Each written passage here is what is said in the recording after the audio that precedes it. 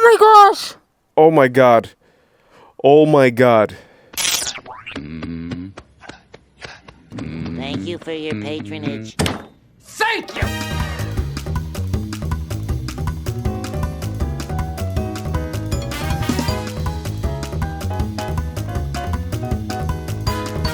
What's up, guys, and welcome back to another episode of Mentally Gone Reacts. My name is Callie Lacerda. And I'm Gabriella Lopes. And today is a monumental day here on the channel because it is our first time watching a horror movie. Scary, spooky, fall, October, Halloween, Callie's birthday. It's cold. It's getting cold in here, man. It's getting cold. And I decided that this Halloween, I'm going to just dress up as a ghost and cut out some holes in a sheet. And that's it. That sounds like fun. And then we can just hand out candy at the door. Yeah. That sounds pretty cool. Like, we could get old bed sheets. Just like an old couple, you know. Like old times. We're Hey, gonna, boom. it's like we don't go to the parties, guys, and we don't go trick-or-treating, but we're going to hand out the candy to the kids. and this is also the first time I am drinking coffee on camera because I need coffee today. It's 7 p.m. My brain starts to go to sleep, and I'm like, wake up, we got reactions to record.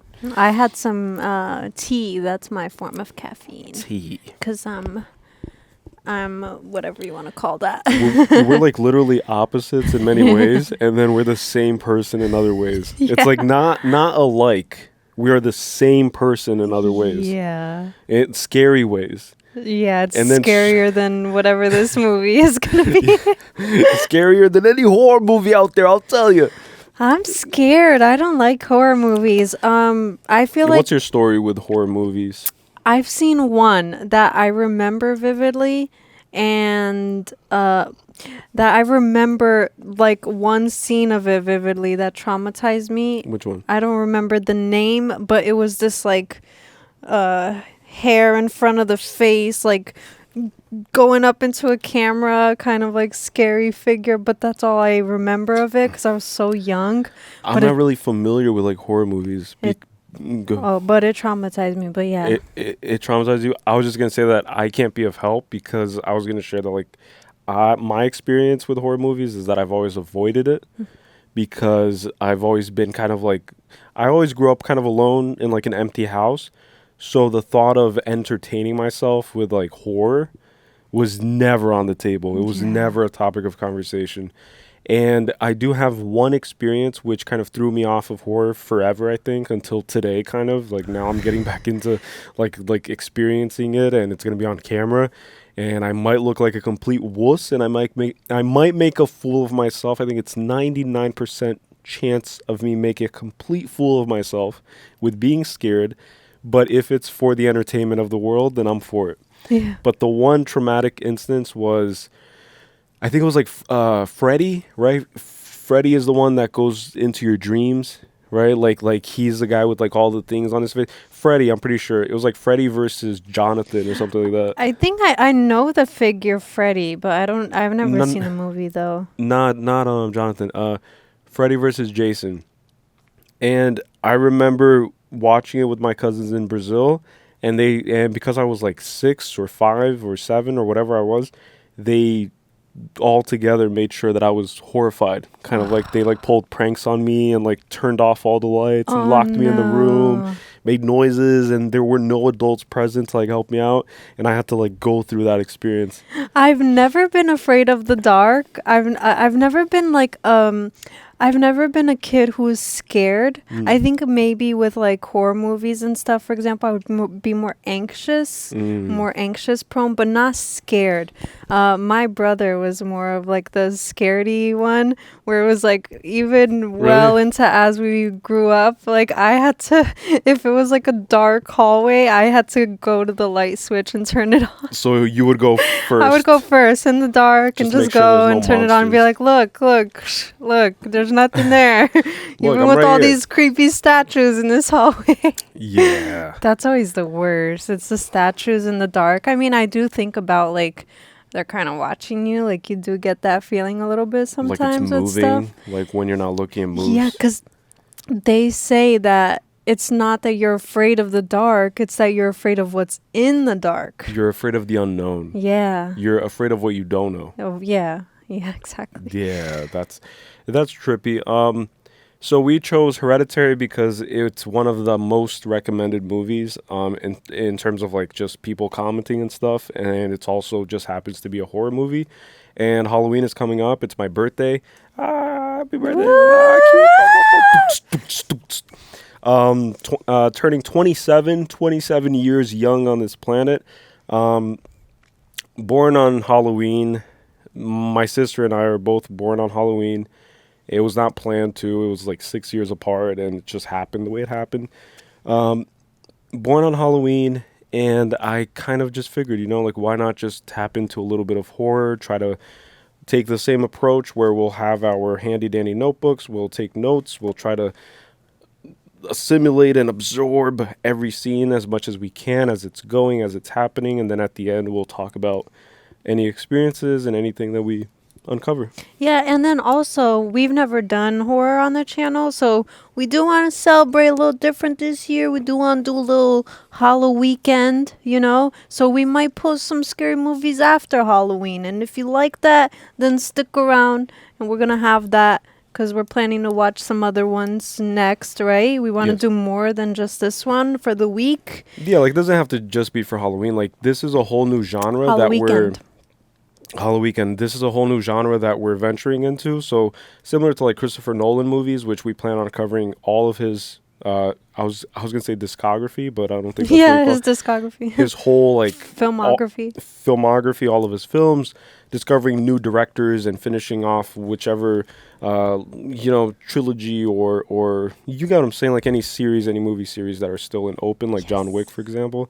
But then horror is another that will start today, but it doesn't end when Halloween ends. It'll keep going, but it's not just going to be horror. It's going to be a mixture. Yeah. And then we'll get into comedy too. Like we have a few comedy movies that we have planned to react on the channel, and those could be fun. It's just us like laughing a lot, and this one's going to be scared a lot and shitting my pants here. Oh my gosh. But it's a good thing we're not in like complete darkness though. That might like alleviate it, but we will try to figure out a way to create like an atmosphere in here. Yeah. So we feel a little bit more spooky, Yeah, but it's already spooky enough because it's already nighttime for me. So I'm like deeply in the effect. Okay. Well, I'm ready. And I thought that you were going to say that it's a good thing that I'm not wearing white underwear is what I thought that you were going to say.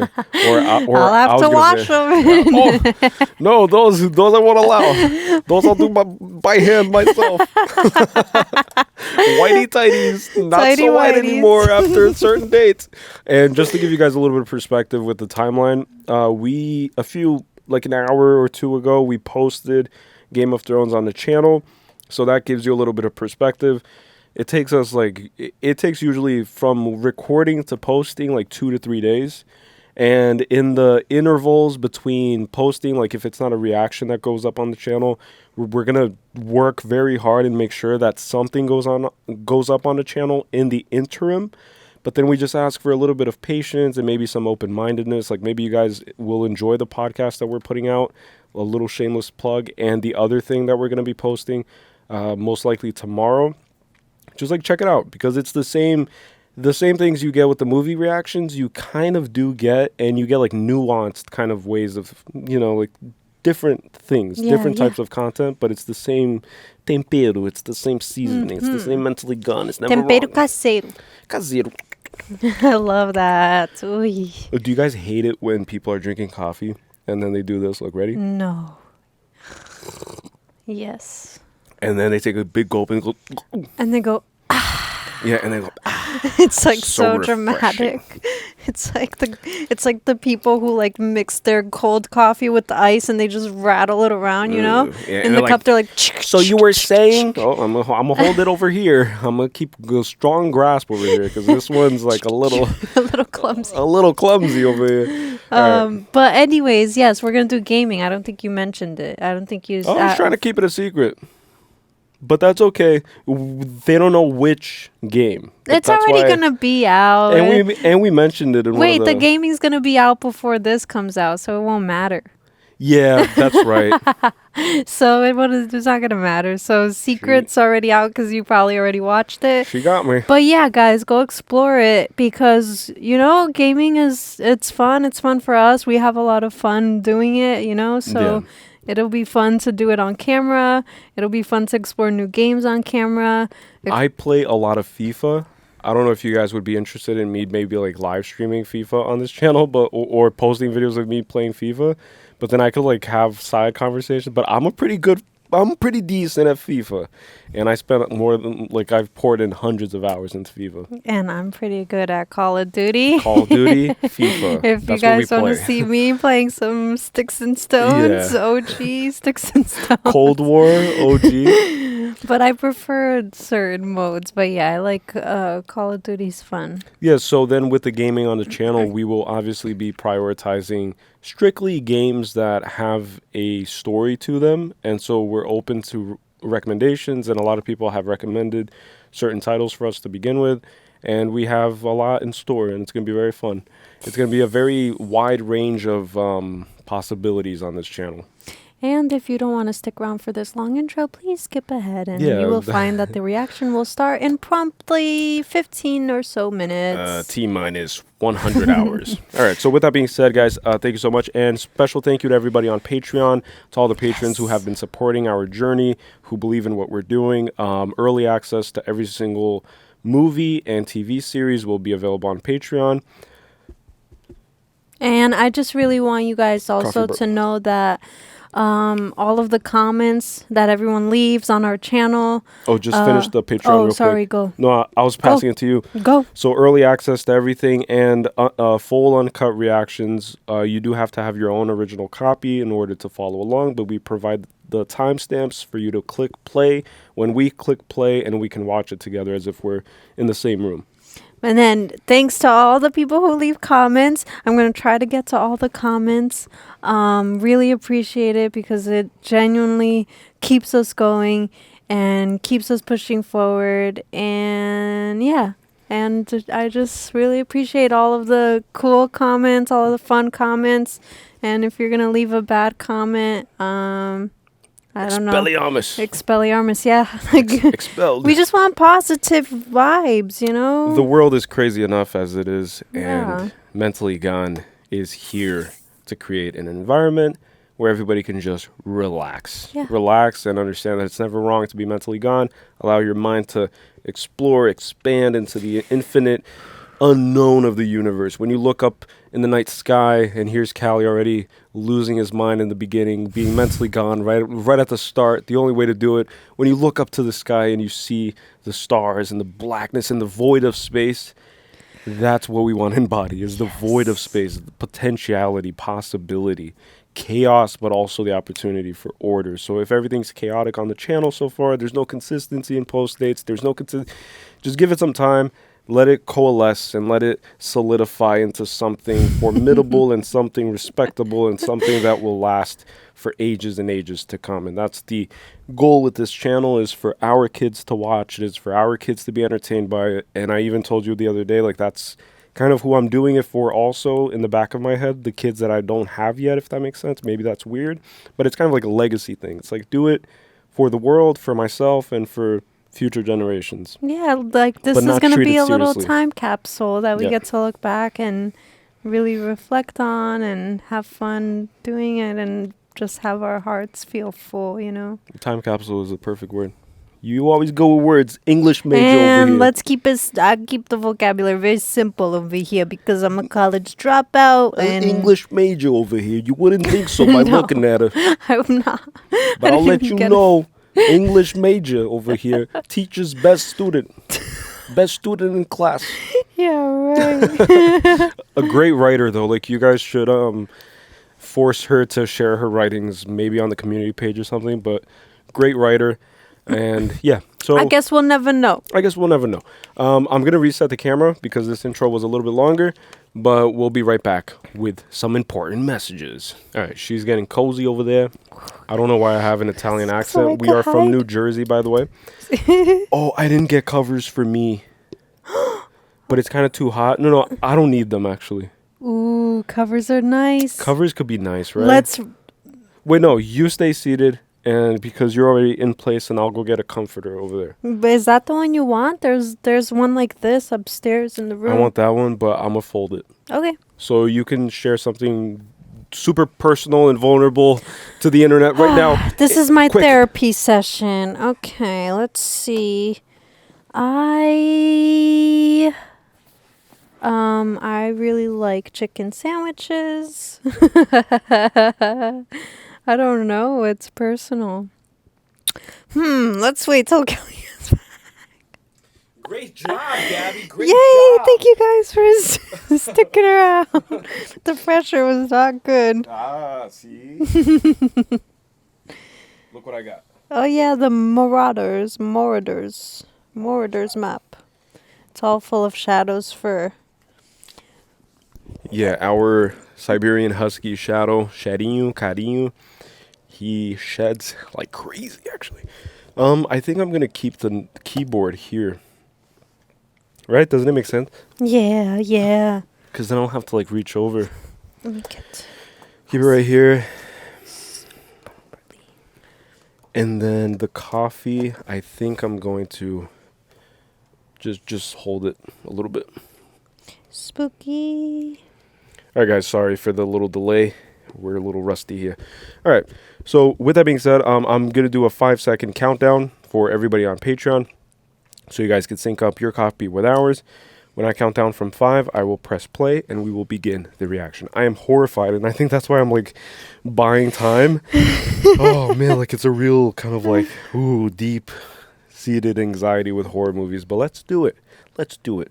And I'm doing it with you guys. So I have you guys, and I have you. And me. Hello. I'm pretty good. You look very pretty today. Very beautiful. Thanks. Not just today, but you're very beautiful. Inside and outside. Thanks. Always, okay? And thanks. Okay. You're so handsome. Okay, now you keep me company and comfortable so that I don't pee myself, okay? Hey, this is PDA over here. Okay. Let's get this rocking and These rolling. are never comfortable. A24.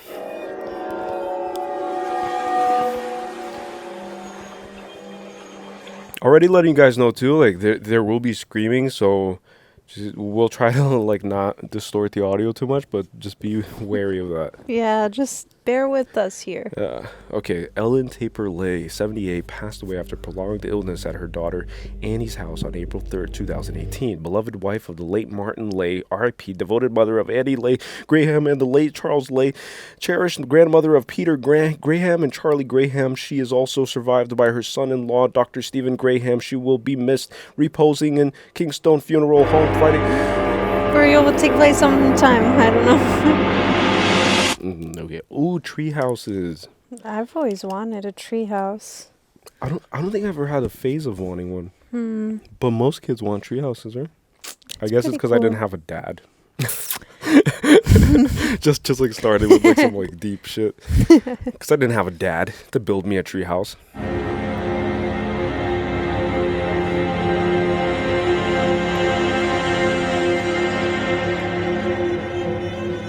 Okay, we have...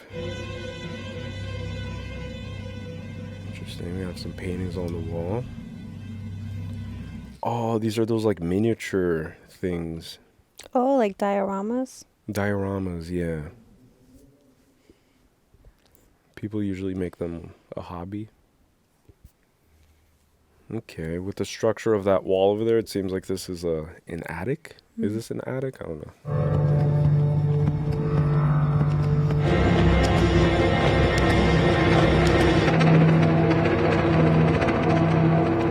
No shot. Whoa, what a transition. Wow, that was insane, actually.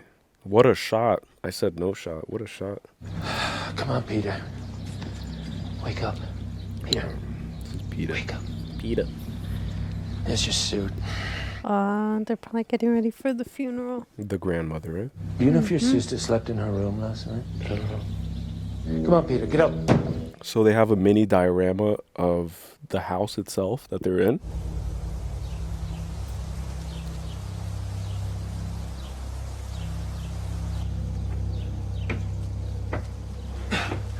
Oh, this is the attic. This is the tree house. Oh, the treehouse. Come on. It was freezing last night. That's how you get pneumonia. Okay, come on, let's go. We're late. Your mother's in the car already. Grandmother. Speaking at a funeral is probably the hardest thing ever, right?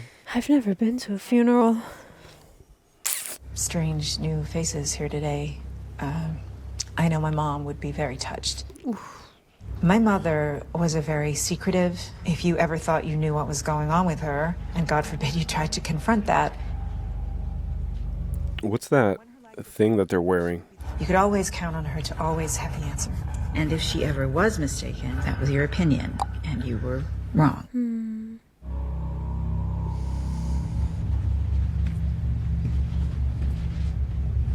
Oh, please don't touch the dead, ma'am. Ma'am, step away from the dead.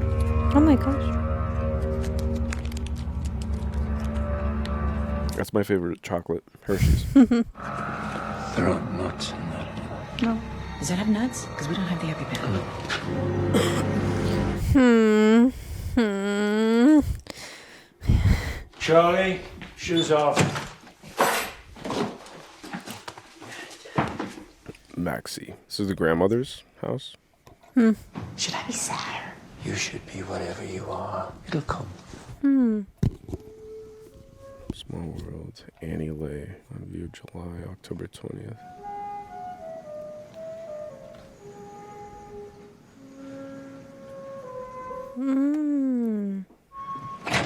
How's it going? Taking a break from avoiding the show. You still toiling away at the hospice? Yeah, between this and the preschool. You could tell that there's like a disconnect between the family members. Good night, kiddo. Night. Are you feeling okay about everything? Yeah, fine. A little sad? I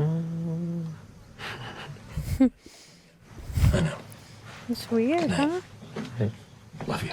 They seem to not know if they're too sad about it. Yeah, they seem to not know how to feel about it.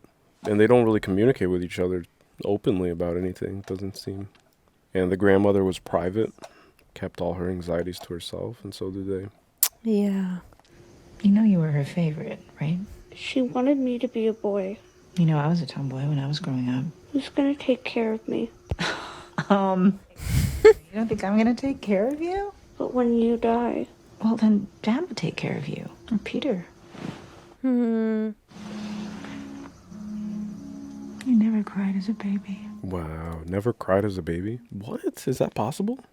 I guess, yeah. What does that say about someone? Did you feel like you wanted to cry today? Do you think that might feel like a relief? I see. Satoni. Satiny? What does that mean? Satany. Satany, yeah. Night, sweetheart.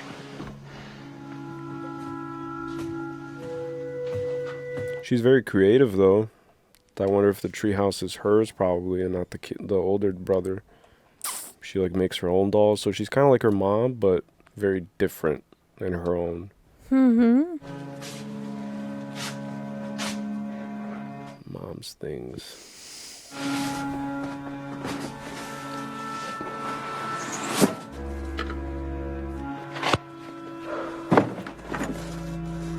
Memories. Spiritualism? We have a letter. A Hogwarts acceptance letter. My darling, dear, beautiful Annie, forgive me all the things I could not tell you. Please don't hate me and try not to despair your losses. You will see in the end that they were worth it. Our sacrifice will pale next to the rewards. Love, Mommy.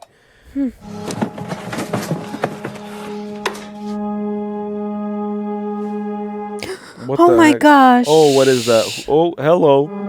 Hello, scared of the dark. Oh my god. Ah, babe, relax. Oh my god. Sorry. I didn't mean to say relax because I got scared too. I'm sorry. You don't gotta relax. You can let it out. It's just you're right in my ear. I'm so sorry. Oh, don't look behind you. I know how these jump scares work a little bit. Oh god. Yeah, horror movies when they get too quiet, right? Oh my god. even as a baby, literally breastfeed. I thought it was like with formula. Wow. Dude, she has a little thing hanging out. I don't know. Put those away, Grandma. This ain't your child. It's already getting off on a weird foot. Critical thinking. Evaluate, understand, apply. Are you done? Almost. So maybe we finish the toy after the quiz. Okay. Her eyes are beautiful, though. Did you see her eyes? Yeah. How like green they are? Oh. Ooh. Oh. She didn't even twitch. Almost as if she expected it. Yeah. Oh my goodness. Oh, scissors. Oh no. Oh no. If we go by the rule that the hero is undone by his fatal flaw, what is Heracles? Heracles? Arrogance? Why? Because he literally refuses to look at all the signs that are being literally handed to him the entire play. Interesting. So he thinks he has control. He's in love. Remember, Sophocles wrote the oracle so that it was unconditional, meaning Heracles, Wanna smoke a bowl at break? right? So does that make it more tragic or less tragic that if he has a choice? Less. Okay. Why? Because. That was me in school. Because. Weigh in, Peter. Uh-oh. About which part? They're all like pawns in this horrible, hopeless machine.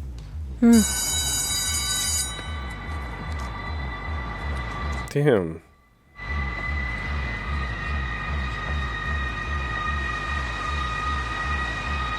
Don't grab it. Oh my god. Oh.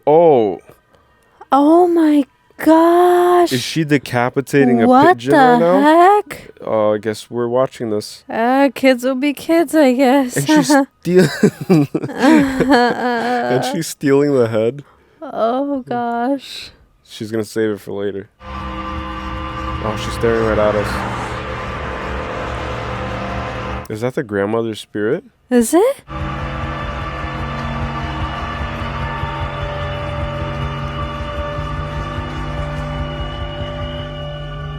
Norms on discerning presumed apparitions. Methods of communication. Oh, she's looking into it. Exploring. Do you hear this like sound in the background going? Yeah. It's constant. It's constantly in the background. It adds to the unease. I don't feel safe now.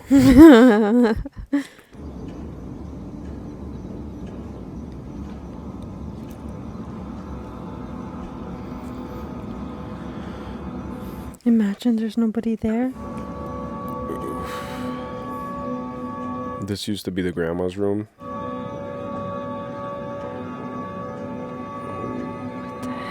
Triangle. Illuminati confirmed. Yeah, I would do the same. Not my business. Go up to my mom's room. No. Door was open. Maybe one of the kids, maybe something else. Maybe the grandma. Hey, Dad, it's a cemetery. About what? Let me see. Hello? Yes. What does that mean? Desecrated. But it's only been a week. Desecrated. Wow. That means it's been vandalized. Okay, yes. Sure. I think. I understand. Yes. Why don't I call you back? Yes, goodbye. What was it?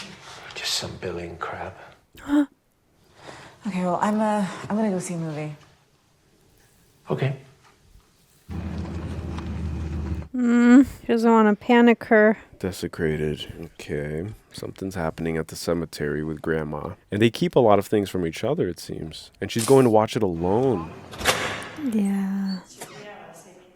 Or she's not going to the movies. And I would tell him no. Oh, this is one of those AA meetings. Losing a loved one. Oh man, it's like a support group. Grief recovery. Set aside some time for any newcomers that might like to speak. Anyone. If it's your first... Yes. Would you like to... Maybe not. Anybody. Everybody's looking at her. Like, now you got to do it. My mom died a week ago. I have a lot of resistance to things like this, but I came to these a couple of years ago. Well, I was forced to come, and I guess it helped. So, and she didn't have an easy life. She had DID, which became extreme at the end, and dementia. And my father died when I was a baby in starvation. What? He had psychotic depression, and he starved himself, which I'm sure was just as pleasant as it sounds. And then there's my brother. My older brother had schizophrenia. And when he was 16, he hanged himself in my mother's bedroom. That was my mom's life. And your life. We lived in our house at the end before hospice. We weren't even talking before that. I mean, we were, and then we weren't, and then we were. Well, my husband finally enforced a no-contact rule, my son, which is why I gave her my daughter, who she immediately stabbed her hooks into. Not that she was really even my mom at the end, and not that she would ever feel. I just don't want to put any more stress on my family. I'm not even really sure if they could give me that support. Wow. And I just sometimes feel like it's all ruined. And then I realize I am to blame. Man. I'm to blame, but I am blamed. What do you think you feel blamed for? I don't know. Wow. Great acting. Great acting, because I felt it. Like, it feels real. It feels like we're getting a slice of life. You know, we're just a passive observer, which is great. Smoking a bowl.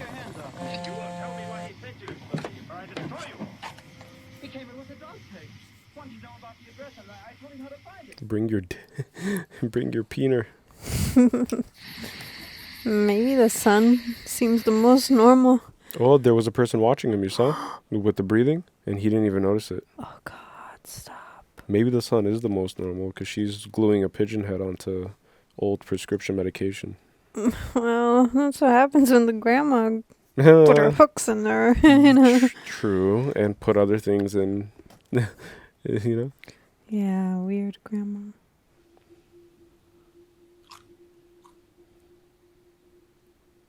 What is that? Yeah, what was that? Oh my gosh. You saw it too, right? Like a little streak of light. Oh. Oh my God. It's pointing towards the doll.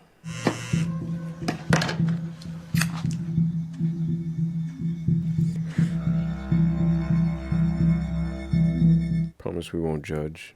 It's the worst thing to tell an artist. It's like, come on, where is he? You know, like rushing, especially after losing your mother.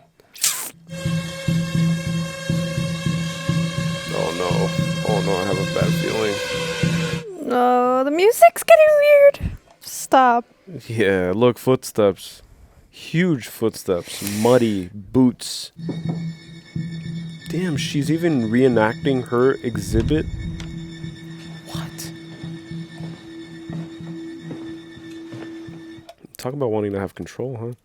Where are you going? School barbecue thing. No drinking? We're not even old enough to get drinks if we wanted to. Well, that's a crock. I'm just asking if you're drinking. You gonna take your sister? Does she want to go?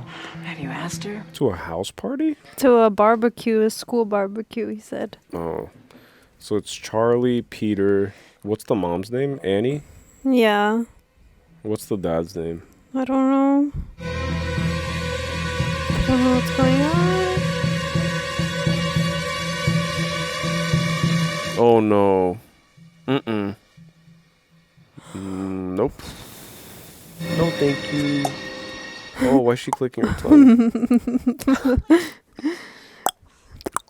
That's it. Leaving the house barefoot. You're some kind of idiot. You can't roam around with no shoes Yeah, and no coat. offense. I wouldn't want to bring my sister with me. That's the worst, right? She's a little bit of a weirdo. Aw. I'm so sorry. I mean, she does carry pigeons in her pocket. Some school hangout with other kids. You're going. Why? Because it'll be fun, because you get to hang out with other kids. With who? And with your brother. With other kids. Look at that droning in the back. Don't. She's going with you. Great. Now this really means no drinking. Yeah, I really wasn't going to. Oh, man, this is the worst when your parents make you take your younger sibling out. I've had that experience with my younger sister. I've never had that with my brother. Like, Do you think he had that with you? no, I'm saying like I've never had like he's never been forced to hang out with me. Oh, look, it's the symbol again. Oh gosh. The barbecue. I know. It's a house party. It's not a school barbecue. I knew it because he's lying to his mom, obviously. We've all done it. We've all been there. And we've all had a super rich friend. I have never gone to a party in high school. What? Never. That's insane. Not one party. Nope. Nah, that's crazy. I was not allowed. Ah, the way she's cutting it, her fingers are so close to the edge. Oh. Oh, you got the girl in front of him. Oh, my God, that's scary. What a cut, huh? It's like, put the grandma right there. It's like, and then grandma. Grandma's still watching. Oh my gosh. Watching them as they sleep. Interesting.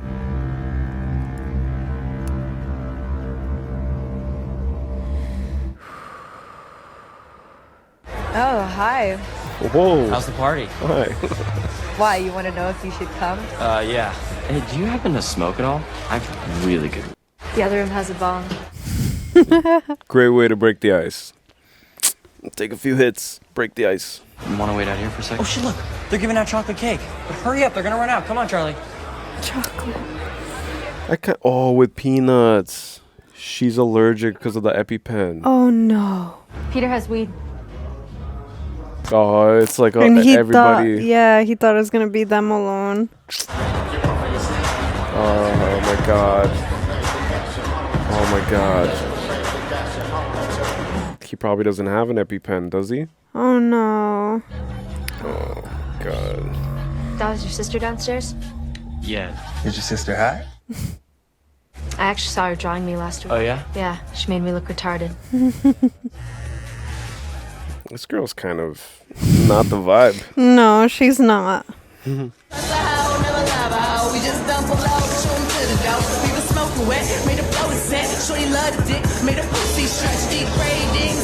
Oh, these lyrics are crazy. Uh-huh. Oh, there's like a dark void in the back, just like with the mom. Charlotte. What's up? Help her. Are you okay? It's hard to breathe. Oh no, chocolate cake. What do you mean? What does she My mean? throat's getting bigger. Oh no. Oh no. Oh man. See, I feel bad for Charlie. I don't see her as a weirdo or anything. I just, Oh, I meant the eyes of the brother. yeah, in the eyes of the brother. But I feel bad. I do too. Because even the mom said, like, are you stupid or something? It's like they treat her as if she's, I don't know. I don't like the way this world is treating her. Oh, babe. She just needs a friendship, a nice conversation, heart to heart. Damn, no lights. Where do they live? In the middle of Dune? In the deserts of Dune? Damn. Oh my gosh. Okay, Charlie, we're almost to the hospital, okay? Eyes on the road, kid. Eyes on the road. Eyes on Oh the road. my gosh. I don't trust this. Help, help. Oh no, oh no, oh no, oh no, oh no, oh no. She's gonna fall. She's gonna fall out the car. Oh gosh.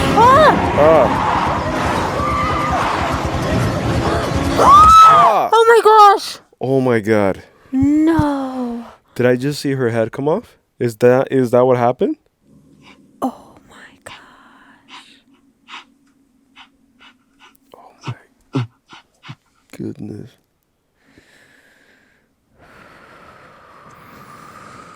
Oh my goodness. Oh my God. It was a dead deer, right? Mm-hmm. Oh my God. Oh my God. He can't even look. Oh my God.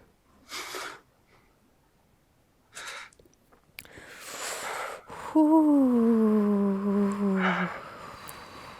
And he smoked weed, so he's high as heck. He's like, oh my goodness, am I tripping? Wow. He doesn't even have to look, he knows. You okay?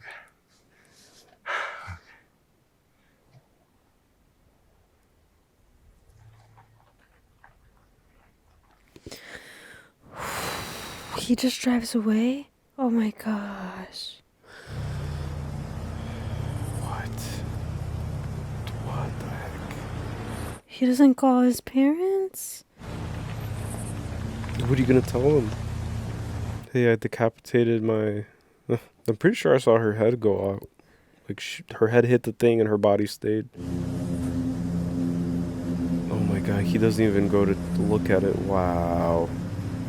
Wow.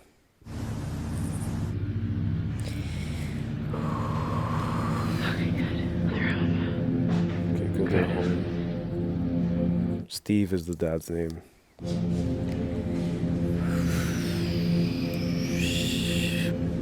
Man. What? That's crazy. This is insane. Oh my goodness. This is really insane. Oh my gosh, I feel horrible for her. I feel horrible for him even still, you know. He seemed like a good kid, right? Like, he seemed like a decent dude. Like, I didn't get bad vibes from him. Wow, it just... Wow. Wow, I can't imagine.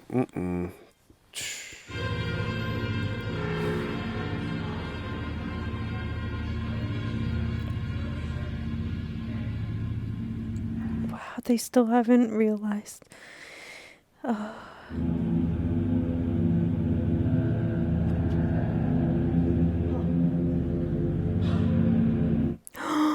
Oh yeah.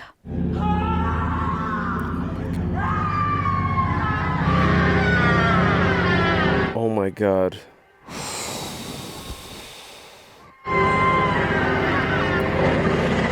Oh my gosh. And he left it there.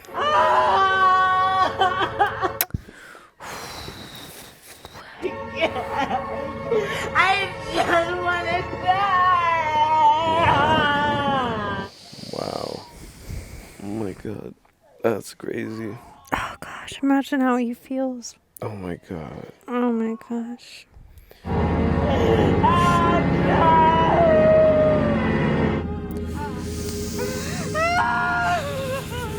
Look at the contrast of how beautiful the mountains are and how green and luscious and filled with life everything is, and then... Wow. Oh my god. From one moment to the next. Oh, I was not expecting this. He can't even go inside. Prescription medication.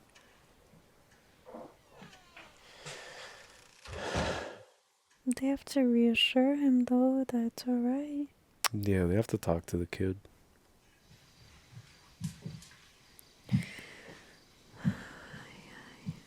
Before it's too late, right?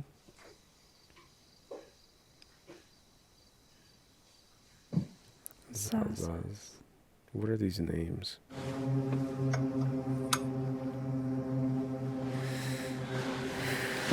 $12.04.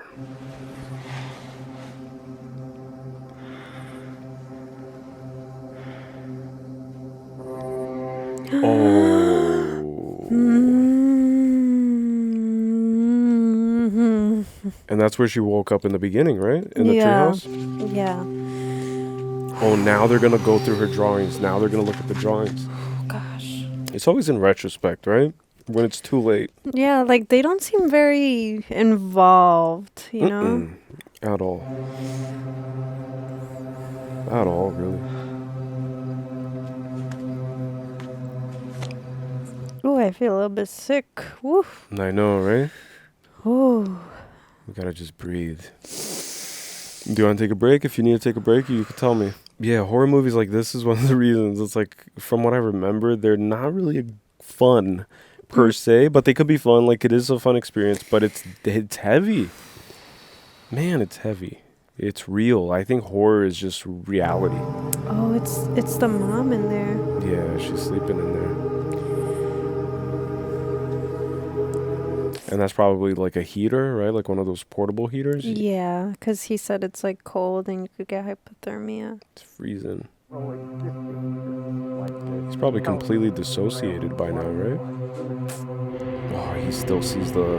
Wow. Oof, what a detail. Oh my god. Oh, dude, what about Brian? Let me hit that. Brian? Brian and his girlfriend. Yeah, dude, he calls her something. Oh, He calls so her long. something really goofy, dude. He calls her Prince. Why does he want friends with these people? His friends just care about using the substances. Coos, what the fuck? It's Coos, pasta. I don't know, brushing with my princess. Oh, he's freaking out probably, right? Who's his girlfriend? Look, they're so oblivious. Yeah, they don't even notice it, right? Oh, hey, dude. You I used to know kids like these. like these kids. Having some reaction. My throat is. I think my throat is.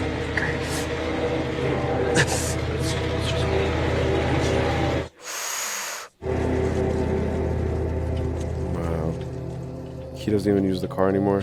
Mm-mm. Can't drive. Oh, there's someone in the car.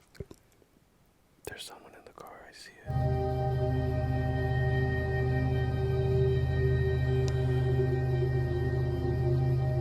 Oh, it's the mom. Okay. Still. What if the mom tries to kill the son?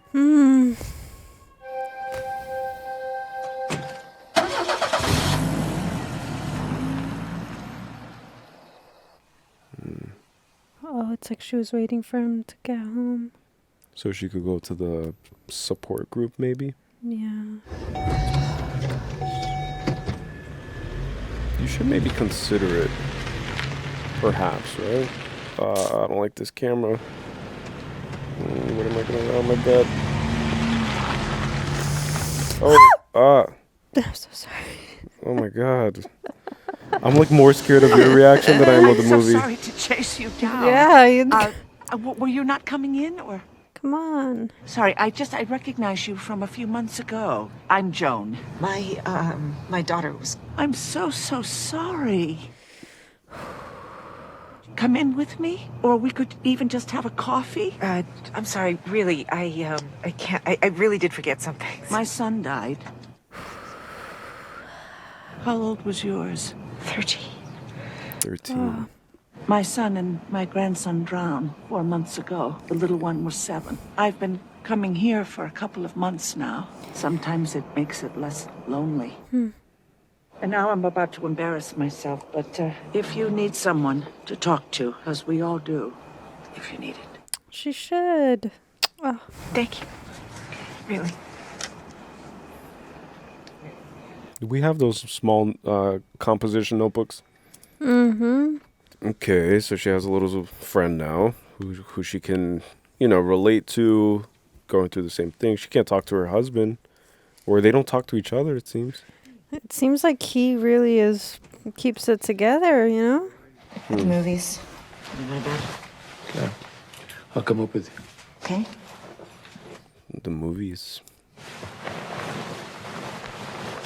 I'll be right back. No, you won't. You're taking the blanket. Wow. It's freezing out there. Well, the heater's up there. Okay. That's it? If it gets too cold, come back in. That's it, right? If it gets too cold. Just need to sleep. Oh, it's sad because there's like a rift in their relationship now. And there was before even, right? Like, they didn't really seem too close. Well, we only saw her after her mom died too, so. True. Very true. Oh gosh, what's going on? Oh my god, she heard the tongue clicks. Yeah, I don't know if I could do horror with I'm these. so sorry. I'm so it's okay, sorry. It's okay. Freaked me out. I know. Oh my gosh. Oh gosh. Okay. Don't. See? It's like don't do this, don't do that. I don't want to see what's going on. I took my glasses off for No, this that's not movie. fair. That's not fair. I can watch it without glasses. Look, Mom, I'm brave. Without glasses, everything's just a blur. It's like you're just watching Blur. No, I could see. It's just less pronounced. Guys, we're now going to keep an eye on her. No glasses off during horror movies. Oh, God, guys. Wow, even the little inscriptions with the names. Well, like, what do those mean?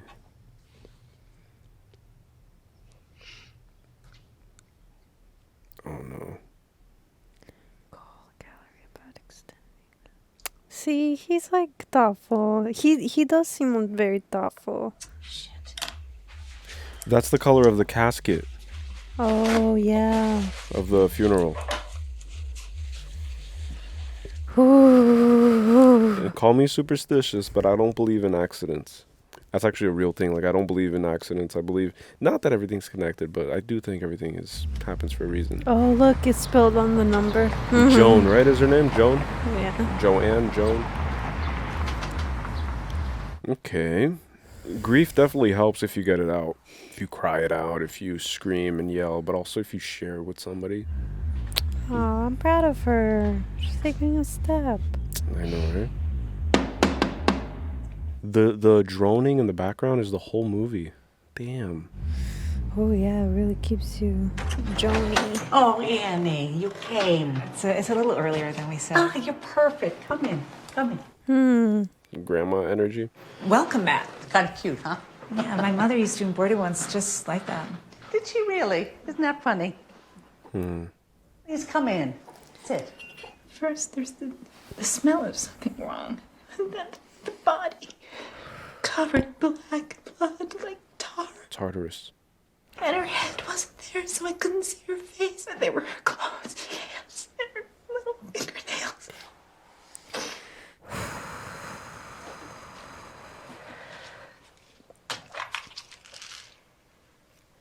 Are those like antidepressants, probably? Yeah. She took it with coffee. What is that? A couple years ago, I woke up and I was standing next to Peter and Charlie's bed when they shared a room, completely covered in paint thinner, and so was I. And I was standing there with a box of matches and an empty can of paint thinner. And I woke myself up striking the match, which also woke Peter up, and he started to scream. Oh my God. And I immediately put the match out. Wow. I mean, I was just as shocked. And it was impossible to convince them that it was just sleepwalking, which, of course, it was. The timing was awful. Peter and I had gotten into this stupid quarreling phase, just forever arguing about nothing, such frivolous stuff. And Peter always held it against me. And there is nothing I can say and nothing I can do because it happened. Sleepwalking. Have you ever known anybody personally who sleepwalks? Hey. I did meet somebody who's would Did you bike all the way? sleepwalk. Not anyone I was like friends with, but I'll explain at the end. By the way, Peter, have you signed up for that SAT prep course? I'll do it tomorrow. Yeah, you know what? You got to do that because it's coming up. I never had a parent like this who would keep me on track of my studies. That's why I kind of flunked school. Yeah, but I haven't seen them talk to him, make sure he's okay. Right, because he's the one who's keeping everybody okay. Who helps the helper? But the son, too. Nobody's like asking about how he's doing emotionally. True. Oh, no. Oh, no. Please, no. Oh my gosh. No. Oh, no. Wow, that's dark. You're not planning on letting him see that, are you? Who? Peter. What do you think he's going to feel when he sees that? What? It's not about him. Oh, no? No, it's a neutral view of the accident. A neutral. How?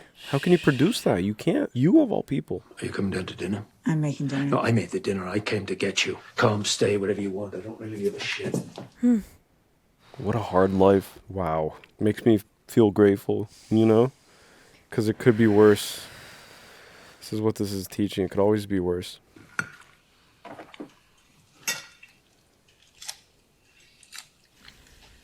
This is really good, Dad. Thanks, buddy. She probably hates him. Has resentment. She does. You okay, Mom? What? Is there something on your mind? Is there something on your mind? It just seems like there might be something you... Gaslighter. I mean, why would I want to say something so I could watch you sneer at me?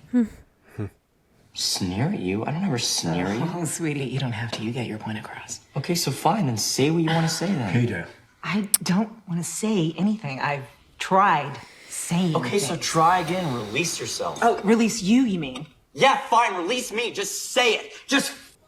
Don't you swear at me, you little shit! Don't you ever raise your voice at me! I am your mother!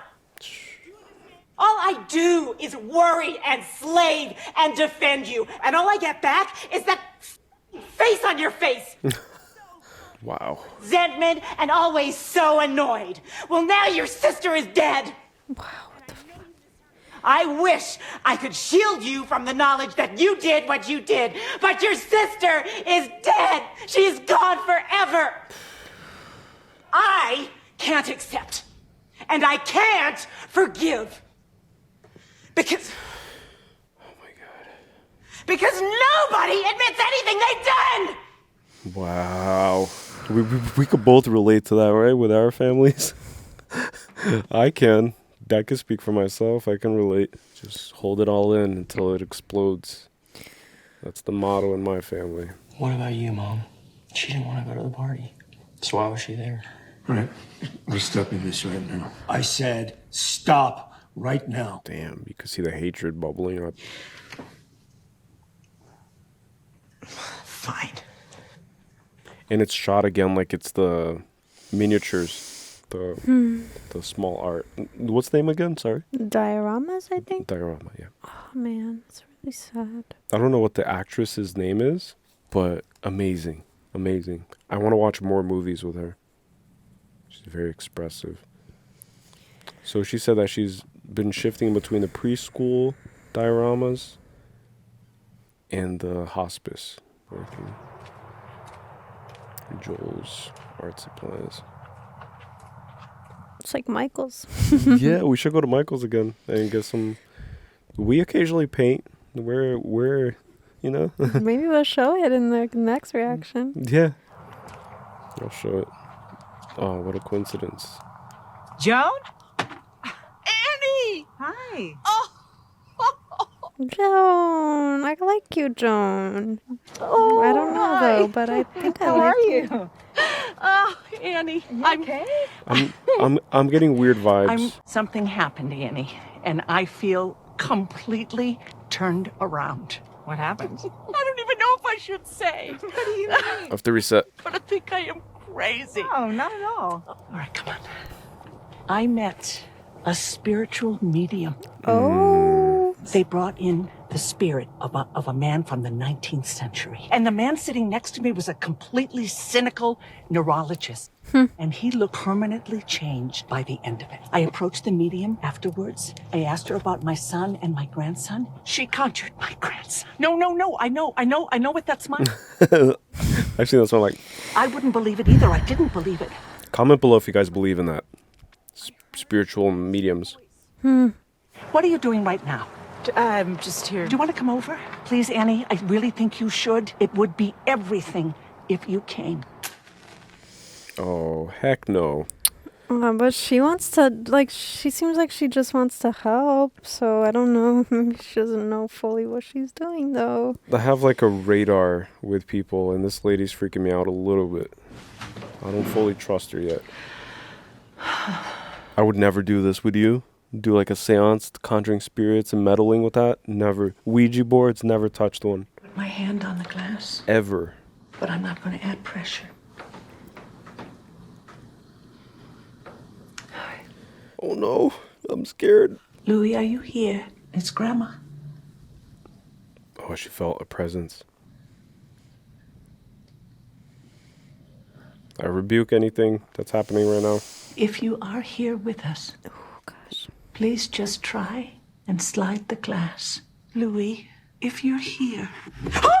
Ah, it moved. Oh my no. gosh. I'm going to ask you some questions, okay, sweetie? Oh no. If the answer is yes, slide the glass to the right. If it's no, slide it the other way. Oh no. The music is getting louder, guys. Ah. Oh my gosh. Stop. Oh, it's so moving on its own. I'm going to move my microphone further away from my mouth, and you should too. Okay. It's because it's getting scarier.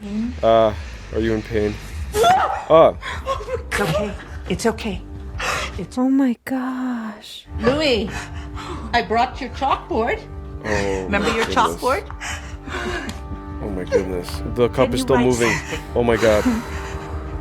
Oh my god. Full body chills. It's writing something. Oh my gosh, oh my gosh, oh my gosh. Oh no. Huh? Love. What? This is a trip. I love you, Grandma. Louis, I love you, sweetheart. Oh my gosh. Louis, we're gonna stop for a second, but I'll be right back. Oh my gosh. Are you all right? I'm sorry. I'm really. I understand. I understand. That's exactly how I reacted the first time. Okay. I'm sorry. Thank you. No, it's okay. It's okay. Yeah. There are trickster spirits too who pretend to be lost loved ones in order to gain to gain access into this world.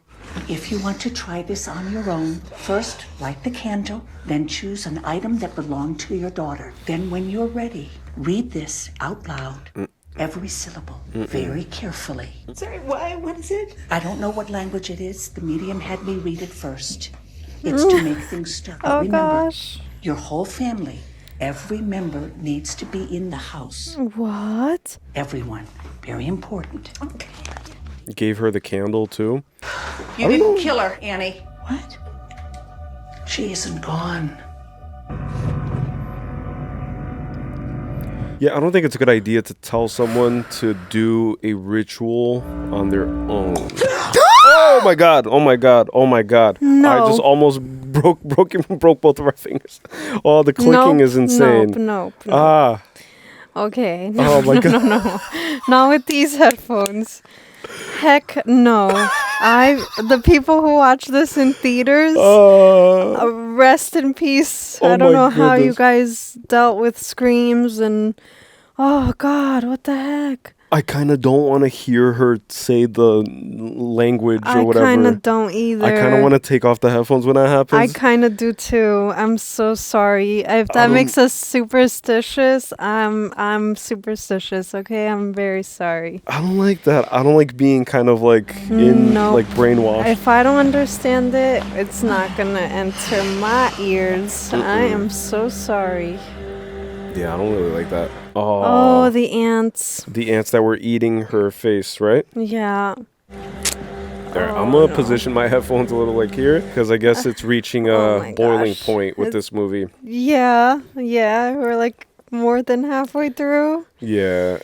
And it's starting to be more horror now than a setup. Oh my gosh. Follow the trail. Guys, I can't. Oh my god. Yeah, this is taking a twist and a turn and a right turn and a left turn and a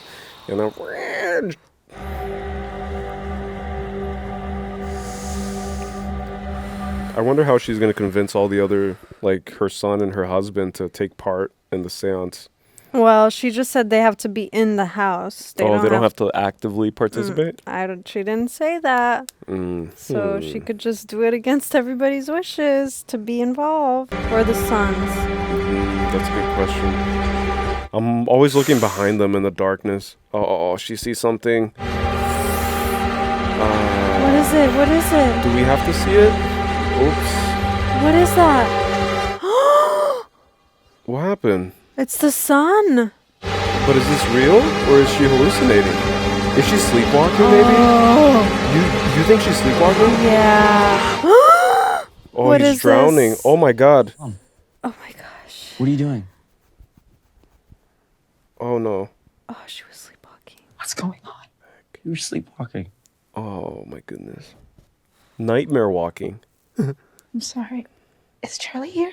Why are you scared of me? What? I never wanted to be your mother. What? Oh, it seemed like she was possessed. Why? I was scared. I didn't feel like a mother, but she pressured me. Then why did you have me? It wasn't my fault. I tried to stop it. Oh my gosh. How? I tried to have a miscarriage.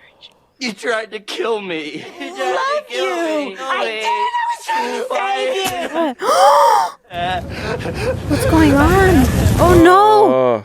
Oh my god! Oh. A dream within a dream? Is this another dream? That was probably the thing that she talked about when what they were reliving with the paint thinner. Oh, she's reciting the language. I think I'm gonna take my headphones off. Uh-oh. Is she? I don't know. Guys, I'm sorry, but I'm not gonna. Peter, sweetheart, wake up. Okay. It's okay. Oh my gosh. Oh my gosh. So sorry for everything. Please, please forgive me. I can't stand the things I said. Can you get up, sweetheart? We're gonna try something. Do it. I figured it out. Come on, come on. Oh, they can't cope with the death of Charlie. Steve, wake up. What? Come downstairs. We're gonna try something together. See, they're all gonna partake in it. It's 1:45. But Steve, they come on, probably let's have go. no idea what she's doing. She doesn't explain what's going on. Oh God. Look at this house built on top of houses, representing the generations. Foundations. Come on, come on. They probably think she's going crazy, right? Mm-hmm. Wait, no. What are you doing? Wait. I'm gonna close the window. No, we can't change anything. We need our palms on the table and our fingers to touch. Please. What are we doing here, Annie? Please, you'll see. Oh my gosh, I'm getting anxious. I know. I'm gonna prepare my headphones so I don't listen to the little Latin curses and spells and. I need you both to concentrate. On what? Think about Charlie, if you can. Sweetheart, please. I tried this 20 minutes ago and it worked. I would What not be bringing you worked? down here if it didn't. She tried it already. Peter, go to bed. What? No, Peter, please. We need to do this as a family. This needs all our energies, okay? Together. All right, I'll stay.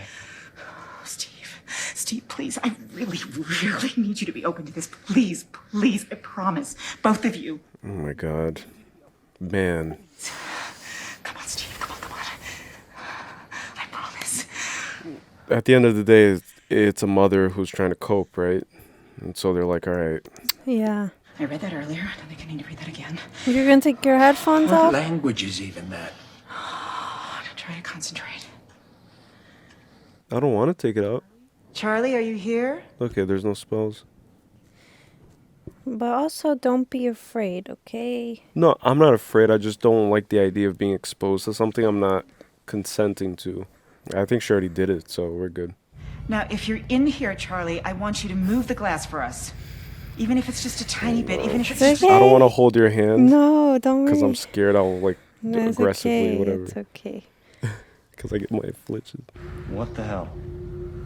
What? You don't feel that? What? Feel what? Like, you don't feel the air flexing? Air flexing. The presence. Oh. Yes! Thank you, Charlie. That was so... Oh, my goodness. Now, Charlie, what I'd like for you to do is I'd like for you to show them what you did earlier. Her notebook. Oh, it picks up the Can pen. you show them what you just did for me before? Mom. Look, she's gonna do it. Mm-mm. That's enough. What? No! Listen. Oh, don't. This manifested on the page. I saw it. No, it's What is it? It's Charlie. Stop it! We need to keep our... Peter, listen. Stop it! Oh, my goodness. Oh, God, what the heck? Oh, my goodness. Charlie? And the dog's barking. What's wrong? The dog knows. Yeah, the dog. Dogs always know. Oh, my God. Mm-mm. It's not normal. Oh, it went back. Oh, my goodness. What the heck is happening to the mom? I know, she just got possessed. You saw that? Yes. Her whole demeanor changed. What's going on? And look at her fist. She's growling. Annie growling. Oh, my goodness. Uh-oh. Hello? Mom? I don't like this. Dad, I don't like this. What's happening? You're really freaking me out. Please stop. Why are you scaring me? Oh my gosh. Oh my gosh. Oh. What the hell? What are you doing? Wow, she's lost it. No, I'm so sorry. They have to put her somewhere for a little bit. They can't. It's affecting the son really badly. It's. What do you do, right? Like, what do you do, bro? You gotta cope. She's not coping. You gotta cope. She thinks she's coping. Nope. Through her art, but it's not coping. Mm-mm. It's just prolonging. It's kind of like enhancing the trauma.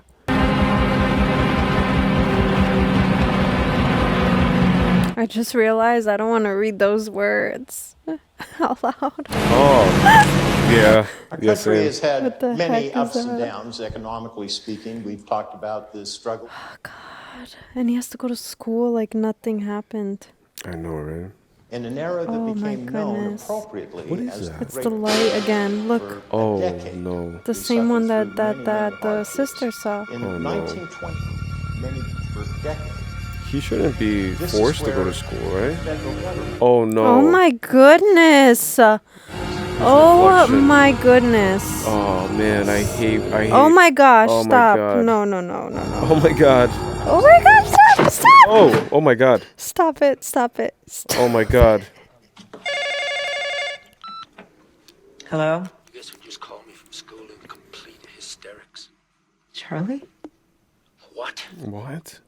Nothing. What happened? Peter just called me, Annie. Terrified, crying in the halls, convinced he's being threatened by some vengeful spirit. Why does he think he's being threatened? I have a son to protect. Yes.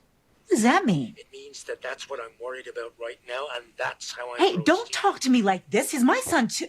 It's true though. No, she's not really taking into consideration her son actually at all. She's being kind of selfish, it seems, right? Like, but can you blame her though? Like, I don't blame anyone in this. I don't blame anyone. Hang up on me again. I am not sleepwalking anymore. You understand? Don't hang up on me, and I hang up on you. You have to be able to admit when you need help though. Yeah, you do. There's a limit to everything. Everything in moderation. So in that sense, like, you gotta... You gotta know. Oh God, I have a feeling that's not him. I know. I have a feeling it's not the husband. If I hear a tongue click, I'm gonna lose it. Annie, hi. This is Patrick. Oh, the Art Gallery. Well, to say first, if you need us to postpone the show or push the date, it's obviously more than okay. Look at her trembling. Hey, or offer supportive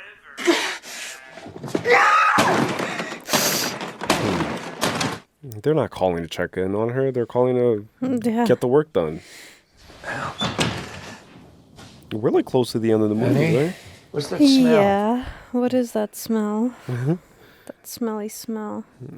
Smelly smell. Oh, she destroyed everything? Everything? Oh, the only thing that was kept was the incident. Look. Didn't feel like looking at it anymore. I mean, it would have... Oh my gosh. Is that Peter's body decapitated? I don't even know. Or his. He's getting scared. He's like, oh my God. They're all on like prescription meds. Never a good sign. He probably thought like, oh, at least she's using her art to channel, as an outlet. Mm-hmm. And then she destroys it all. Scribbling? Oh, gosh. Oh, Charlie used to draw like that, right? Ooh. Oh, man. I'm not ready, you guys. The movie's almost over. Oh, my God. People said it was scary.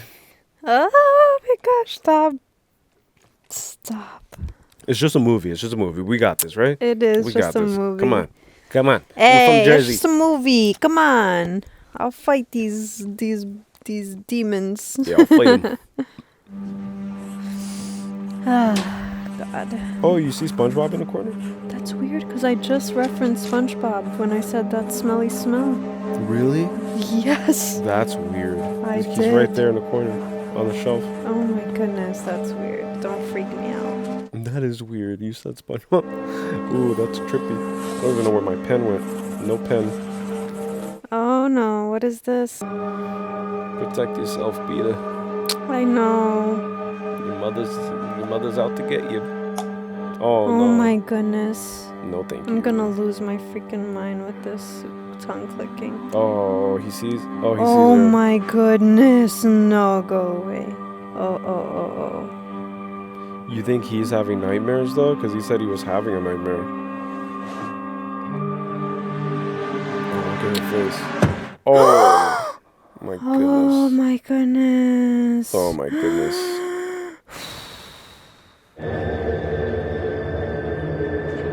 Dogs are sensitive. Get him, buddy. Get it. Go get it. Go get it.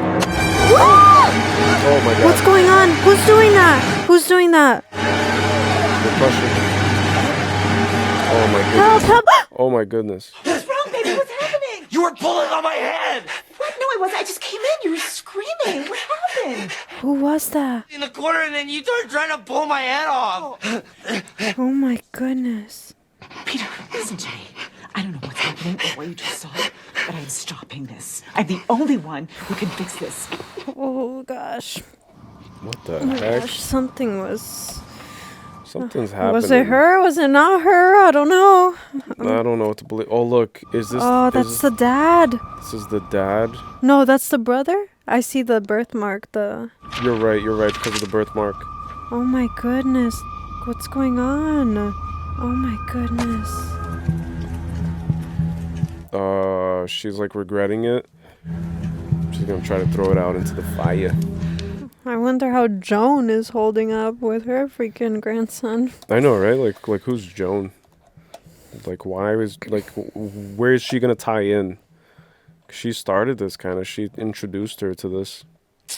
I still think maybe she thought it was a good idea. She didn't know, and then. True. Gosh. Oh, check your sweater. Uh-oh. Put it out. Quicker than that. Roll over. She's gonna have to grab it out of the fire, probably. Drop down and roll. Look. Wait, what? She's gonna have to grab it out of the fire. And then she puts out the... Look, it's like... What? It's a freaking... I could feel the curses. Oh, no. In the name of the Holy Spirit. Yeah, no, thank you. Oh, God. Everybody go seek some help quickly. Like, why are they trying to deal with this on their own? But it's clearly, like, symbolic, right? So once you apply that lens to it, everything loses its power. What is going on? The boogeyman only exists if you believe in it. In this case, it's more of like a energy thing. It's a psychological thing. Oh, she's going back to Joan's house. Good. Get some answers. Find out what's going on with Joan. I know, right?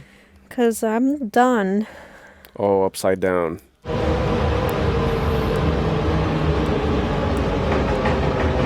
Uh-oh. What happened to Joan? Oh, you think Joan got taken? Oh, my goodness. Look, it's the symbol again. Oh, my goodness. The picture of the sun. No, look. With the dolls of the pigeon. The girl's dolls. What's going on here? I'm telling you. And she said that she had the same thing as her mother.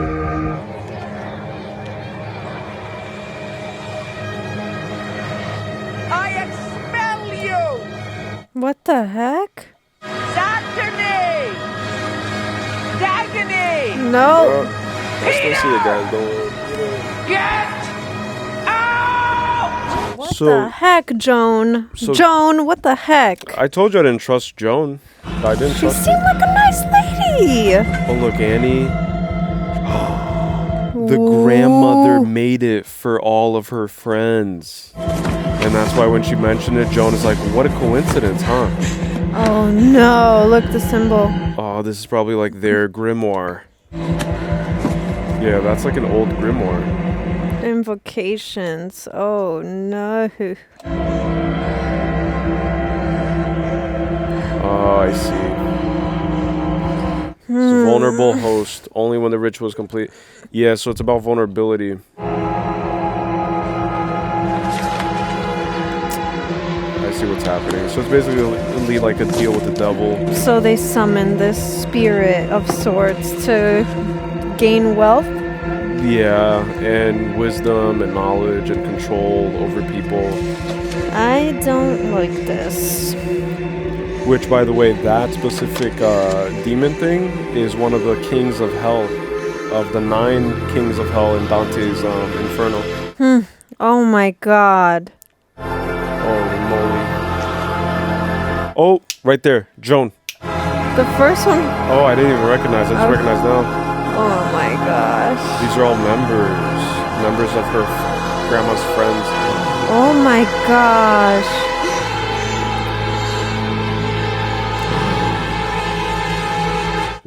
What the heck? Why? Why? Oh, look at the light thing again. The pulsation. It's like guiding him. This way. After we set the camera. Who is that? Oh, they're calling him in there. Oh. I don't know. I said things were right. Bob, but I'm worried that it might be on the Oh, the desecration. Oh, and it was probably her freaking group members. Now we know. Yeah, they probably stole her body Probably back. Joan. She knew too. Like she knew. Oh, addicts.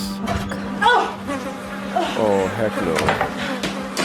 A lot of flies, usually a dead body, right? Imagine she. I'm gonna make a wild assumption. The body that's missing in the grave that was shown is in the attic. Stop. That's my guess.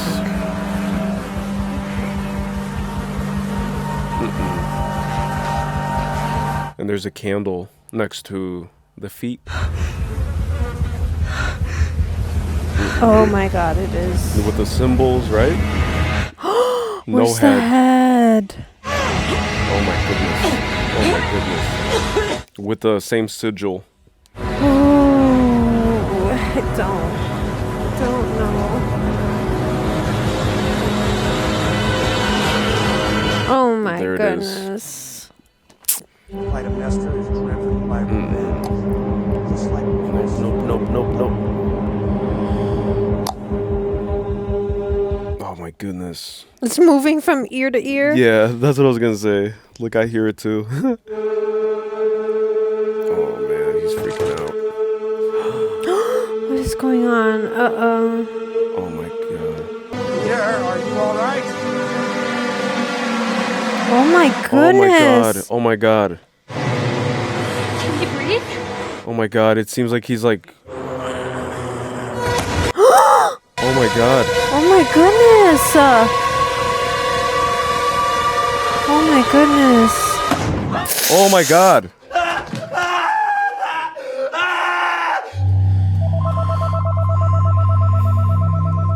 I used to have these like landline phones all around the house. Yes, it is.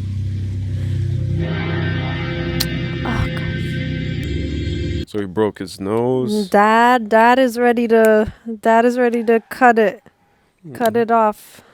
He should, right? He should get his son and dip. Ready to get help, real help. He's already reaching out to psychiatrist.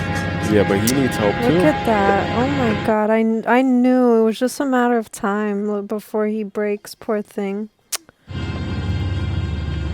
Oh no. Oh no. Oh no. He's so done with her. He did apparently to himself.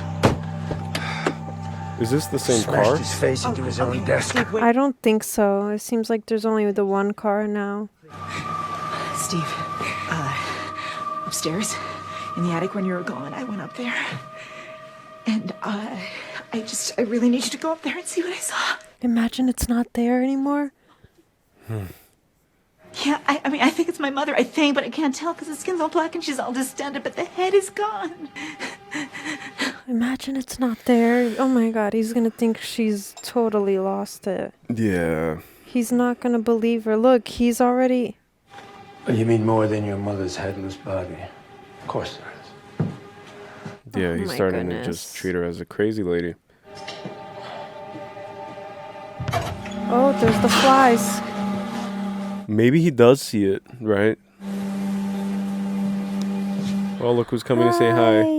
It's the buddy. Hi It's the little there. buddy. How you doing? Alright, just don't take your focus off. Alright guys, so Shadow's watching with us. He's coming around here. Say hello, buddy.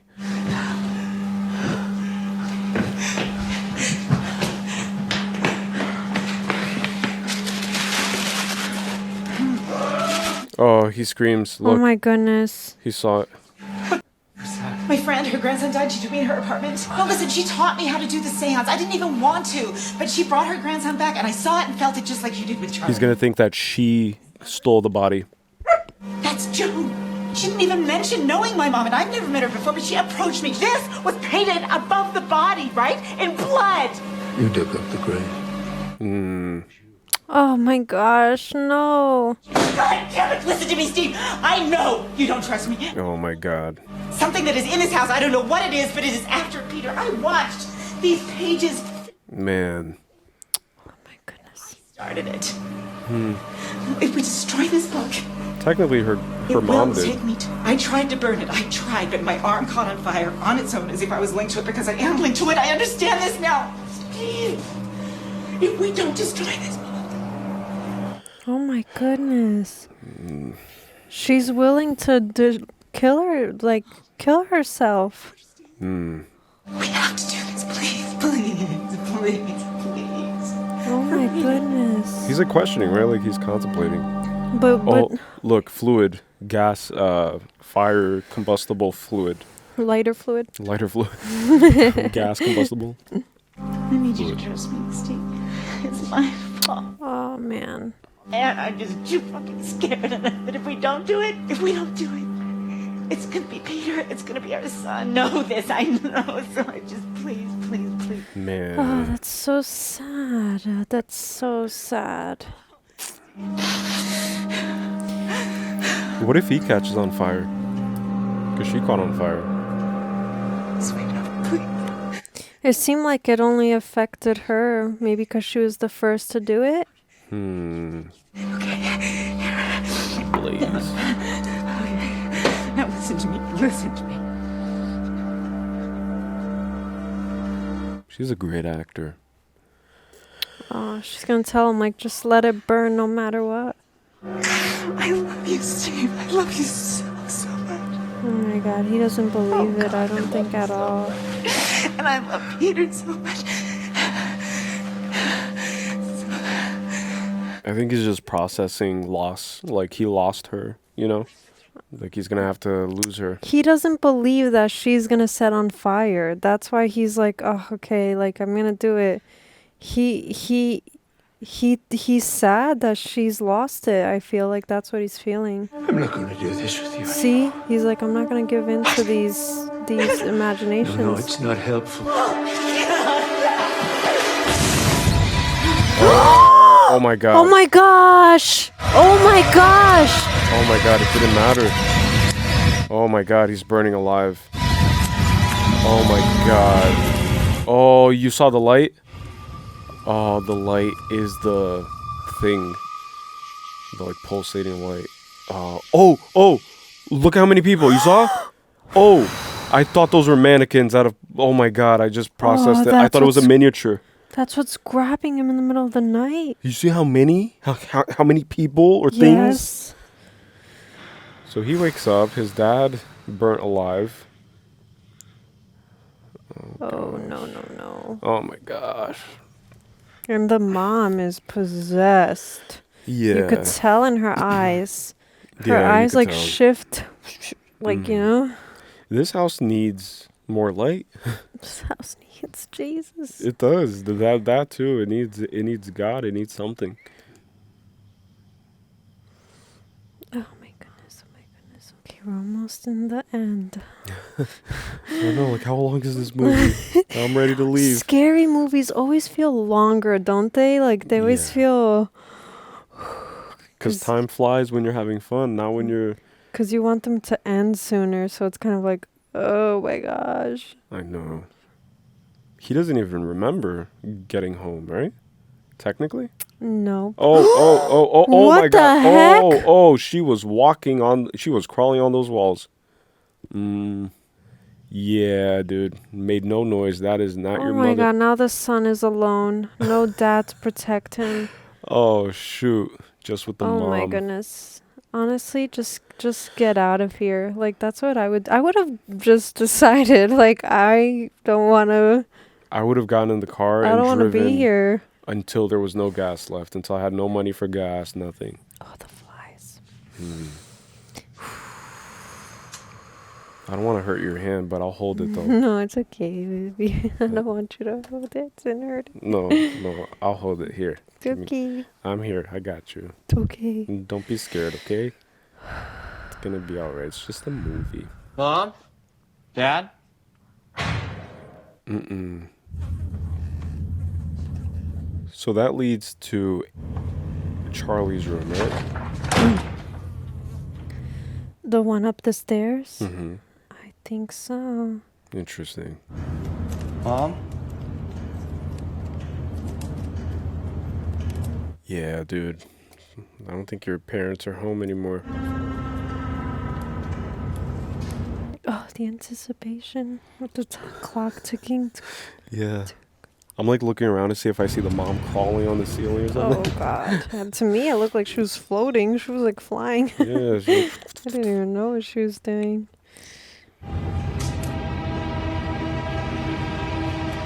Oh, the slow panning camera. Oh, no. I don't like that. Oh, my gosh. Is that the dad? Yeah, crisp. Burnt to a crisp.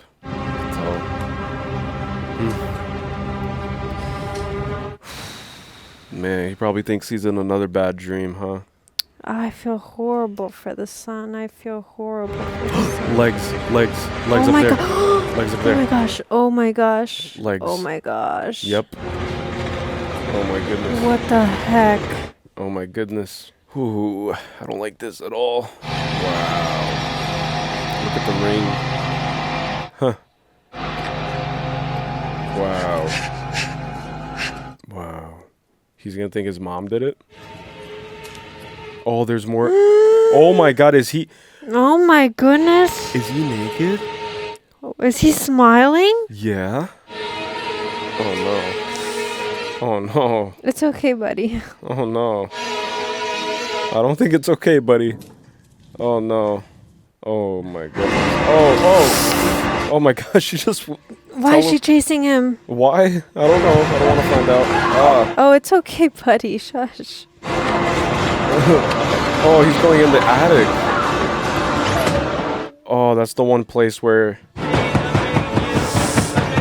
What the heck? Oh my goodness. Oh gosh. And he's up there with the decapitated body. He thinks he's safe. Mm-mm. And who knows what else is up there? Yeah, like who put the body there, right? Unless it was the mom and she sleepwalks a lot. She's living like 2 lives, maybe? They always see something before we do. The slow pan again. Oh, look at that. Where the body was. The body's no longer there. Where is it? Wow. Oh, his picture. His picture? Yeah. Oh, again without... Oh, no.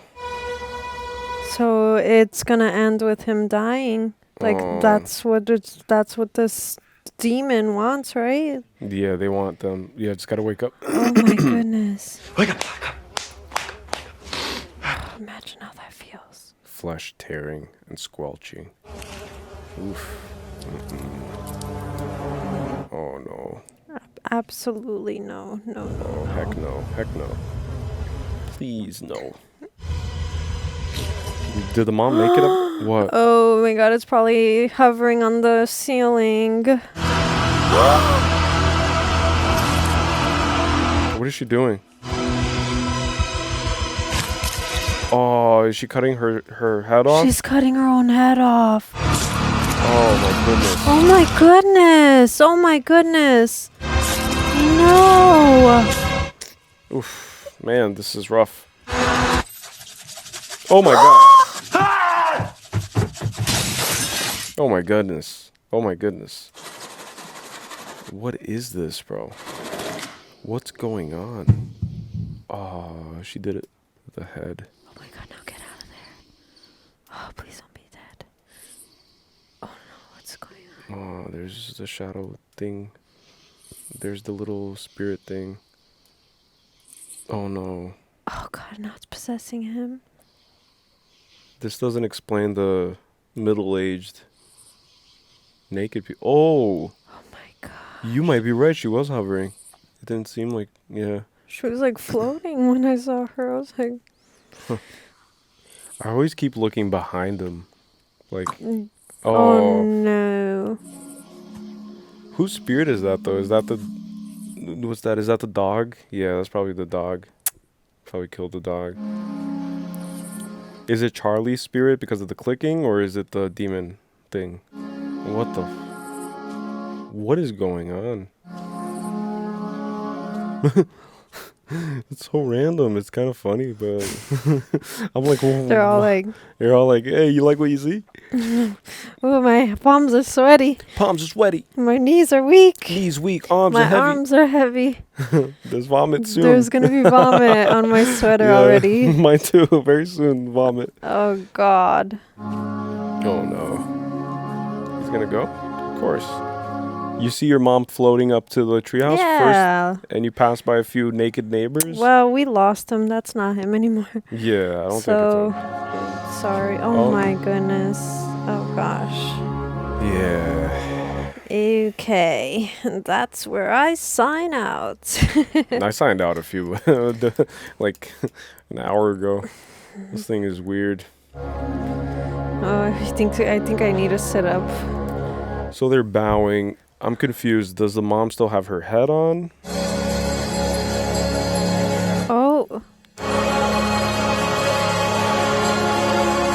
So this is like an effigy of the demon? That's the daughter's head. That's her head. I just realized. I thought it was a mannequin. Oh my god.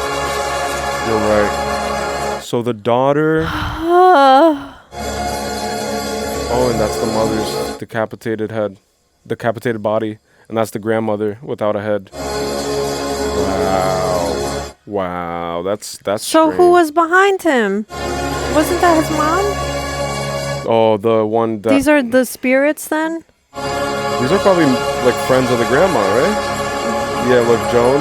Oh my gosh. Oh, I thought that one was the mom. Me too. I thought so too. Yeah. Queen Lay. Oh no. I have a lot to say about this movie, though. It's weird, for sure. Oh, that's right.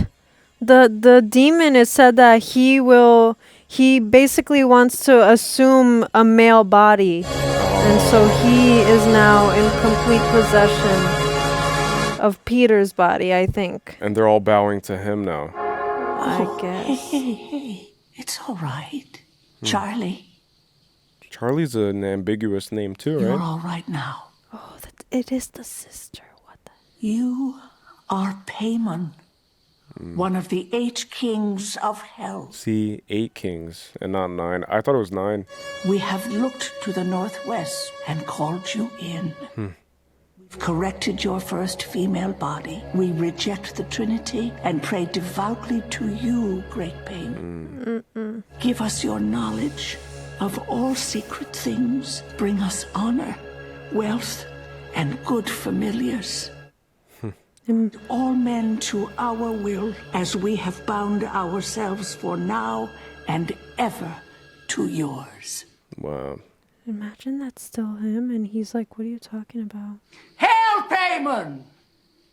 Hail, Paimon! Worshippers. So it is like a cult. It's a cult for this deity. What the heck? That's... Wow, just shot like a miniature. That's how it ends? What? What about afterwards? Oh, it's just a black. Okay. Oh my goodness. Oh god. Oh my goodness. I needed a happy ending. Yeah, I don't think we're gonna get that, sweetheart. I'm gonna lose it. Don't lose it. Oh gosh. Well, that's the end. Oh my gosh. Wow. What a trip, huh? What a trip. My first reaction is, okay. My first reaction is, what the heck? What the heck? What the heck is going on? What the heck is going on with these folks? These folks going cuckoo bananas. I say, oh my gosh, what the heck? Oh my gosh, what the heck? First thoughts. Don't even think. Like, what's your No, first... you gotta go first. I Me? need to take a breath and some water. Okay, I need some water, some holy water. I make this now precious water that's going to wash away all the negative energies. Okay. Okay, reset back. Reset back. All right. I'm so sorry. I don't understand how people watch these for fun. I mean, I guess if you really take yourself out of it and like really kind of dissociate from the physical reactions, because you're bound to get anxiety from it. It's Yeah. like the jumps, the clicks when you don't expect it, and like all of these things.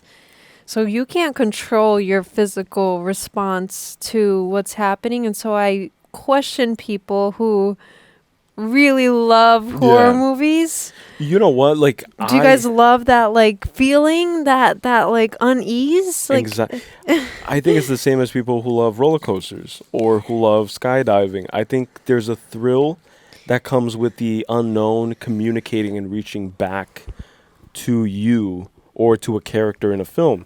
Yeah. Because I feel like we've all had those moments where we're like alone in a room and we're like doing work or we're studying or we're just home alone, and you like hear something or you feel something and you can't really explain it, and it's just you, and you tell yourself, all right, it's not real, it was just the wind, it was whatever. I think we all kind of romanticize about a connection with the afterlife. You know what I'm saying? I think that we all just romanticize that connection while we're still alive. Mhm. And that's why people seek religion and they seek faith and they seek understanding of the other side. They seek esoteric occultism, occult, satanic, Christian. Like, it doesn't matter. It's like you always seek something. Yeah. Right? And some people seek things even knowing that they're not entirely good, but they seek it because the reward. What was the quote in the letter that the grandmother left? Hold on, I have it here. Rewards will far outweigh the losses. So the grandmother wrote that in the card to the daughter. So basically telling her like, hey, like don't be too shocked. Things are gonna get weird, but don't worry because the reward is gonna outlast the losses. Yeah, but But then obviously it's in this perverted way, right? Because Yeah. at the end we see that they are probably clinically insane in the sense where they just devoted their entire livelihoods towards the devotion and the praise of this one kind of like being or entity, this energy. And the energy in the grimoire, when she opens that ancient book of occultism and spells and witchcraft, she opens it, and it said that this specific deity latches on to very vulnerable hosts. And so it's usually the case of the middle-aged woman who loses her children, wants to communicate, and it's the whole idea of denial. You know, it's not really working through loss, but rather denying it, denying that it ever even happened. You know, like is it Charlie? Is Charlie there? Charlie? Yeah. It's like Charlie's gone, but the acceptance of that is a whole different conversation. And I think that like you could also see it as a metaphor for what we see a lot of today in terms of like with the losses and rewards thing. It's like people are willing to lose a lot in order to reap a lot, and they're willing most of all to completely lose themselves to gain a lot. And that's like a common theme like in our reality, like in our real world. Which one example is what people say, which is like selling your soul. Sold your soul, right? Like they see a musician or a famous person become extremely famous overnight, seemingly, and they're all like, oh, like so and so sold their soul. Yeah, and misusing their like their platforms and their fame, right? And starting to incorporate these, because most of the time a lot of the artists and stuff start out just sharing their art, their music, their whatever it is, and then all of a sudden you like see them having these like music videos, which we've talked about on like old podcasts and stuff, like these music videos that are like blatantly like weird. Yeah. Highly filled with symbolism. Yeah, very dark. Like it's like, hey guys, like you're like just make music for fun. Like what happened to the like 70s like Beatles like uplifting like here comes the sun, you know? Like good Here good comes the sun. Do, do, do. yeah, good feeling It's music. alright. And it's so hard to come across now. Sing it. Let me see. No. That was it. Okay. But yeah, sorry. The movie got like just made me so anxious. Like I realized that I have a very heightened sense to physical anxiety, which I was like talking to you about yesterday. Like when I hear like someone like slamming cabinets louder than normal, like slightly louder than normal, or like dishes are super loudly being crashed or whatever. It's like things like that, and it could be just like ever so slightly louder, and my body will like respond to it. It'll in like a visceral way. Yeah, like it's like it'll like kind of freeze up and just up. like and oh man. You know what that is too, because I can 100% relate to that, and I think we are the same person in that sense. Where growing up, to me, it was always like there was always a predictor on how exactly my day was about to unfold, and it was largely dependent on a certain somebody in my house, which in my case was my mother. And if she was in a great mood, then I just knew that it was going to be an okay day. But if I notice like slamming and whatever, and she's stuck in her room, and she's very similar to the whole, like thing in this movie where it's a common trait, it's a common thread where all of them hold everything inside. Hold it inside until it literally burns you alive. It's like you can't, like you're going to drown in the flames of it because it's so intense. And that's what happened to the dad. I feel like, obviously, horror movies, they like people watching are probably like, bro, these are grown-ass adults scared of this movie. Like, don't they know it's Hollywood? It's all fake. Obviously, it's hyperbolized. There's special effects and all that stuff, right? But what scares me the most is being able to tap into what it represents. The psychological and the kind of like emotional, the layers beneath it. The implications, right? Like what is it hyperbolizing to begin with? Yeah. And the dad, you saw that he keeps everything inside. He's drinking his sorrows away. He's trying to stay strong because he's, stuck in that like traditional conservative kind of like way of being a man. It's like a man takes care of his family. A man stays strong. It's a solid rock, a solid foundation. When everything is crumbling, the foundation of your house is crumbling. Everybody in the house is literally crumbling. You have to be that rock. You have to be strong. You have to be there for others. And knowing also, I think that it's part of a responsibility. In his head, I think this is how he was thinking.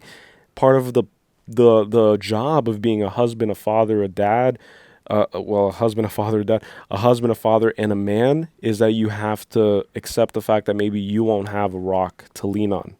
And then that's where he turns to alcohol. He cries in silent moments in the car, makes sure that his son is sleeping, like looks in the rearview mirror, makes sure he's sleeping in order to allow himself that cathartic release. But then it burned him alive, and the tipping point was him arriving home, worried about his son. His son is having problems, psychological problems. He's banging his head in the middle of class. He's possessed by the trauma, the anguish, the man, it's like it's so heavy, you can feel it, and you can feel it, and the whole movie makes sure that you're always on edge with the little droning sound in the background. It goes like dum, dum, dum, dum, dum, dum, dum. It's like it's always there reminding you of the weight of the grief, And one thing that I found really cool too is that when we see them out in the world, it's usually shot not with any color grading where it makes it seem somber and makes it seem sad and dark. It's shot with like green, like live greenery, right? Like very lively colors. There's people, out in the sunlight playing soccer behind him. He sat there, but you can tell that he's in a completely different world. It's like he's a fish out of water. He's not there. He's not a part of that scene. And so if you look at it as a painting, what in this scene is not like the others, and that's exactly what they try to portray. And specifically that scene when Joan was shouting and saying that she expels him. It stuck with me. I'm like, I expel. Like, she was obviously saying a few magical words and she was whatever, but I think that what that represented was she was expelling his soul. Yes. His soul from his body because they need a vessel. Yes. A clear vessel, right? So she was already kind of like fracturing and making him, and he's already being driven insane. He's isolated. He's ostracized. So that's usually when it comes to get you, kind of. And by it, I mean like dark energy, dark thoughts, suicidal ideations, depression, anxiety. These are demons. And while it's also creating a rift in the family. Right. Because it's like, we're going to pin all of you against each other essentially, so that none of you have a stable kind of like rock to lean on. Not just the dad, but the mom is trying to lean on the dad, but the dad just thinks that she's lost her mind, and the son is trying to lean on the parents, but the mom is like completely broken and unraveled and full of like anger towards him, and so it's like they can't even turn to each other. Which is what maybe they were meant to do, and not in a way where they were like joining for a seance, but they were meant to, preferably a little before that. They were meant to cope in a healthy way over what had happened, and they were meant to communicate and kind of like, resolve all of the inner things that they were all holding in. I think that was also part of the lesson. It's like, instead of letting it fester and letting it just, completely unravel them, and rot. It's like literally rotting, right? And then also, look, all of these thoughts are all discombobulated. They're all kind of like mixed directions. There's no north or south here. I couldn't even really get too many notes in. But one interesting thing that I can think of, like right off the bat, that you just reminded me of with the rotting, is the body of the grandmother in the attic. Right, they open the attic, and then what they see is the body of the grandmother, but without the head, right? And if you kind of like look at the house itself, analogous maybe to the human body, like the attic represents the suppressed, hidden, stored, forgotten, right? It's the forgotten kind of recesses within the deep compartments of your psyche, of your deep unconscious, the parts of ourselves that we only access through dreams. Which leads me to, like, I'm telling you, I have so much to say because it's heavily laden with symbolism. Every scene is a painting. It's beautifully shot, but then beautifully and horrifically, like to the point where it's so beautiful that it's unnerving. It's unnerving because at no moment did I say like, oh, you could obviously tell that there's a string on the back of the mom and that's why she's like special effects. It's obviously fake. None of it. All of it felt like we were having like a piece of life, a glimpse into the life of this family. But the attic represents the deeply stored, compartmentalized into the deep recesses of the unconscious. And it's the sleepwalker of the house, the one who walks and sleeps, right? Who acts out her unconscious. She is acting out her unconscious. Her deep unconscious, because she's in the state of the unconscious when she's asleep. And she's walking and she's going to set her children on fire until she awakens. She awakens to the reality that love is what binds her to her children and what keeps her from lighting that match. But then while she's asleep, she has no control. Oh my God. Because the deep generational trauma, right? And there has been, this may sound like woo-woo, but I remember reading an article maybe a few years back or maybe it was more recent. I forget. It was one of those like Google articles, like when you open up Google and it's like right there underneath. But epigenetics, there was like a breakthrough in the study of genetic coding and how trauma literally has been proven to alter the DNA structure. So trauma, but get this, parents experience a traumatic moment before you're even born, before you're even conceived, you're even like growing inside of your mother, years before, they experience a heavily traumatic moment. And then when they have you in your DNA coding, that traumatic moment, that traumatic experience, because of the intensity of it and how much it altered their DNA structure, gets reprinted into your DNA. And then you'll find yourself having these irrational fears, which is usually what happens, right? It's like it's the irrational fears of cockroaches, clowns, demons, heights, bridges, water, skyscrapers, elephants, giraffes. Like it's irrational. It's like you can't really rationalize it. It's like, I know it's just a bug. I know it's just an animal, but it's your ancestry. Yeah, and you don't even know where it came from. You don't. And usually it's the case that the grandparents also don't know. Yeah. And the mother and the father don't know. Yeah. Because they didn't do the work into figuring it out for themselves. So the child has the burden of the unresolved mysteries going generations and generations back in the lineage. Excuse me. And that's kind of what, well, I've mentioned it a few times already, but that's like what the whole theory of like morphic resonance is about, is that everything is connected through a memory field and that it gets stored in DNA and passed in DNA through generations. And so like that's what we talked about with like the whole chicken thing and how you could kind of tap into like ancient wisdom, but it's also trauma. It's everything. It's like it's stored in DNA. And it makes sense too. Like that's why we, you know, like why we have certain responses in like and triggers and stuff. And I think it makes a lot of sense. And I don't know, like I don't think it's irrefutable, honestly. I think it's literally ingrained in the DNA. So at this point, it's not even a spiritual thing. It's not a scientific. It's just a reality of the fact, right? And I think that that's what this was exploring, because it starts, the movie starts with the grandmother. Yeah. The grandmother is the first character before we meet any of the other characters.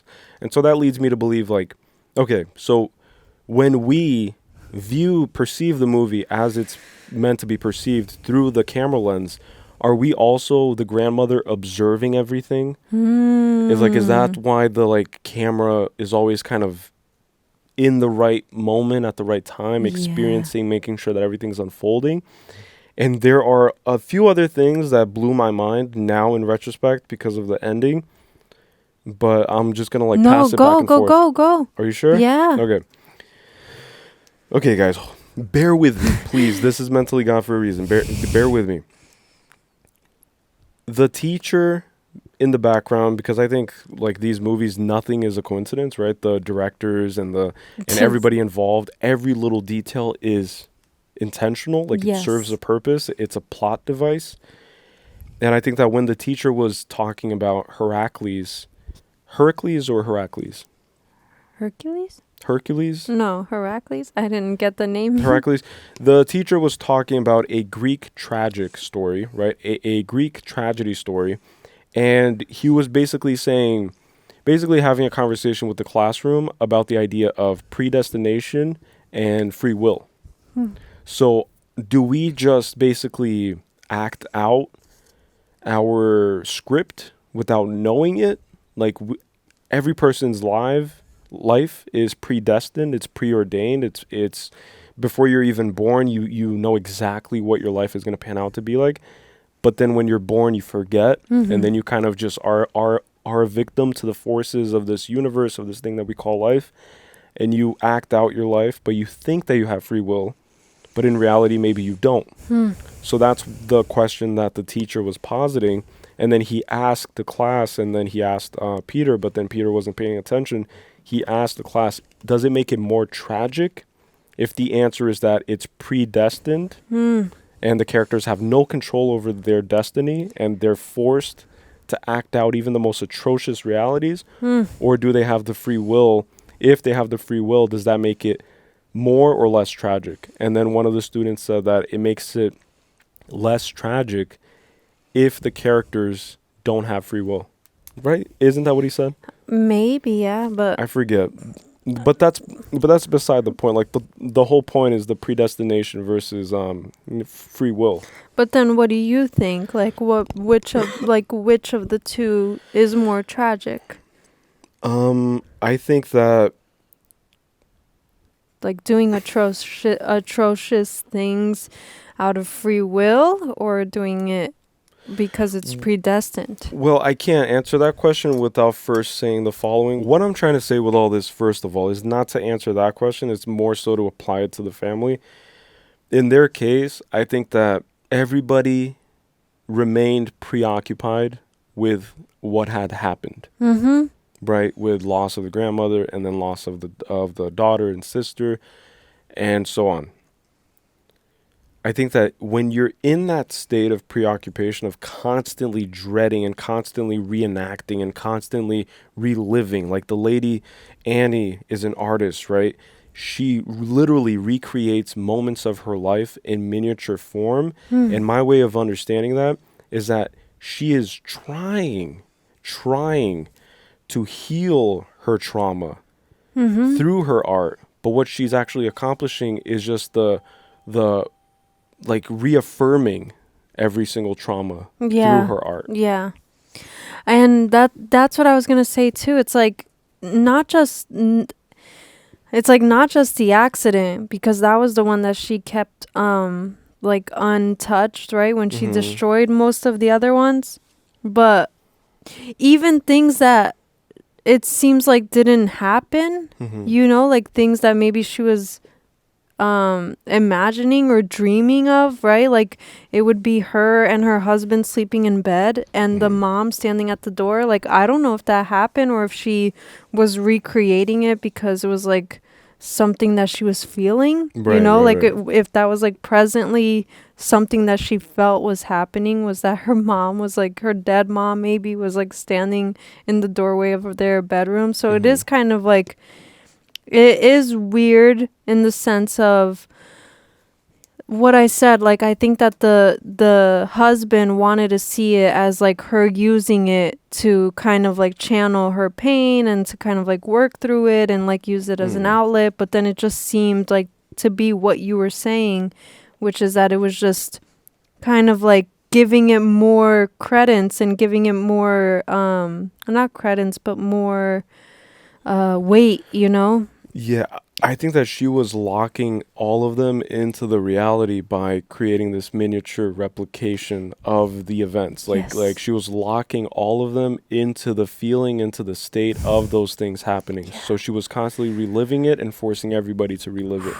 And I think that that's the whole switcheroo of it, because she's an artist and she has to create art through her experiences, and it has to be subjective, right? And the more subjective and the more kind of like personalized and creative and unique to her art is, the more she's gonna resonate with the world in terms of being an artist, right? So that's why when the husband walked in and told her that dinner was ready, she said that she was like what? Like, I'm creating a neutral observation of the accident.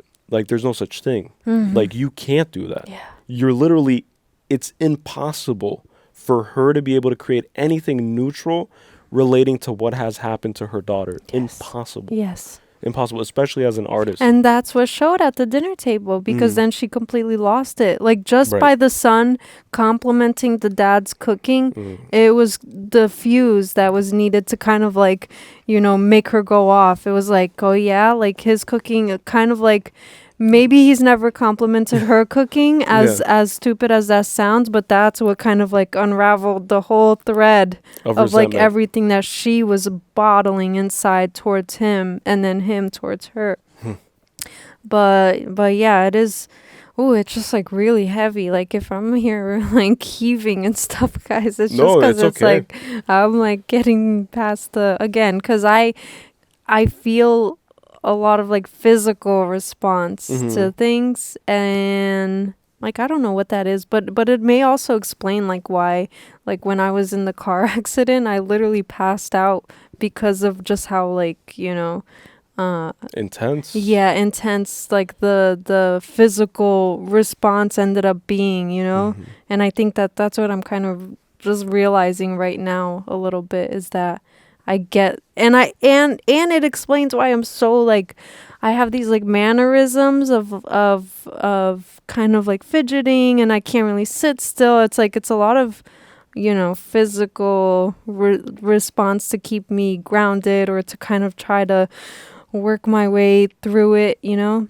You know, it's crazy you say that, because I was reading up on, I think it was earlier, I was like researching a little bit about how interesting it is that like usually it's the case where we preoccupy ourselves with ideas or idealizations of the future or the mistakes of the past, because any of the two, like pick your poison, is better than forcing yourself to live in a reality that you deem unsatisfactory, right? So it's a lot of humans in general, like we want to escape discomfort. It's like we always want to basically work towards a comfortable kind of reality, right? So if you're cold, you're going to try to build a fire, and you're going to learn, and you're going to make a fire happen, and you're going to, that's the adaptability and the ingenuity of human beings. But usually it's the case where if you're fidgeting and stuff, then you're looking for, which I do too. Like I'm always like you can watch any reaction video. It's not that I'm unsatisfied with like sitting here and like listening to you talk. It's just that I get myself caught in these like waves of anxiety also, because then I start thinking, oh, I'm on camera. Oh, that's right, thousands of people are gonna watch this. Oh, that's right, thousands of people are gonna criticize, or they're gonna love what we're doing, or they're gonna hate it, or they're gonna criticize every little thing that we do and don't do. And then I start thinking, and then in some weird way, on a psychological level, the audience morphs into different people from my past. And then it morphs into different personalities, different masks, kind of. And then I'm like feeling that feeling of being like criticized by this high school or grade school person, bully, or this relative who was also a bully, or this parent figure who might have been a bully at times. And so it changes and it morphs. And that's why this camera lens represents kind of like an eyeball, right? It's the whole camera lens thing, and that's why movies are so incredible, because they're told from the perspective it's supposed to emulate you experiencing those things. And that's why we are gravitated towards these things, and that's why movies are so revolutionary, right? Because at one point it was through word, it was through imagination. It's like you're reading a book and you read Harry Potter, which we plan on covering on our podcast, Lord of the Rings. You're reading these beautiful words, and they're written in such a flowy, kind of buttery way, and it's so delicious, and it's so easy to read. It like flows off the page, and you envision everything, and the author knows how to write everything beautifully, and you close your eyes, and you're like, wow, like I see it all, and it's all beautiful. Movies takes it one step further and like shows you it. And that's why these horror movies, like especially modern ones like this, it's like it's pretty trippy. Like it really shows you it hyperbolizes it, but also at the same time, I think it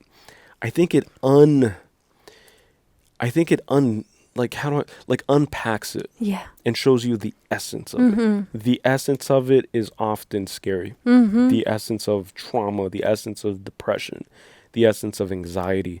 It shows you with sound, music, all of it. It's like an orchestra of sensory input, you know?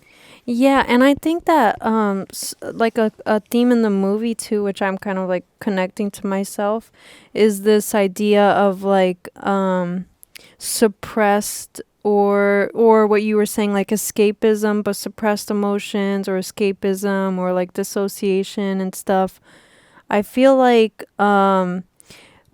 when you don't address those things, like those feelings that most of the time a lot of people bury, right, or bottle in, it can literally make it feel like how do I want to put this? It makes it feel like a prison. Is that where you're getting to? Kind of, it's like you like a prison, meaning the grandmother, she said at her funeral speech that the grandmother was known for being very private and for holding everything in. Secrets, anxieties too, like many secrets, a woman of many secrets.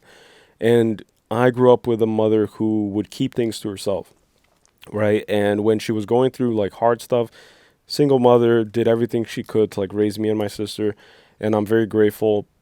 But there were like many moments where I vividly remember where she was going through it, and she would go through it alone. It's like she would close herself in the room, whereas mom, I don't know, all day.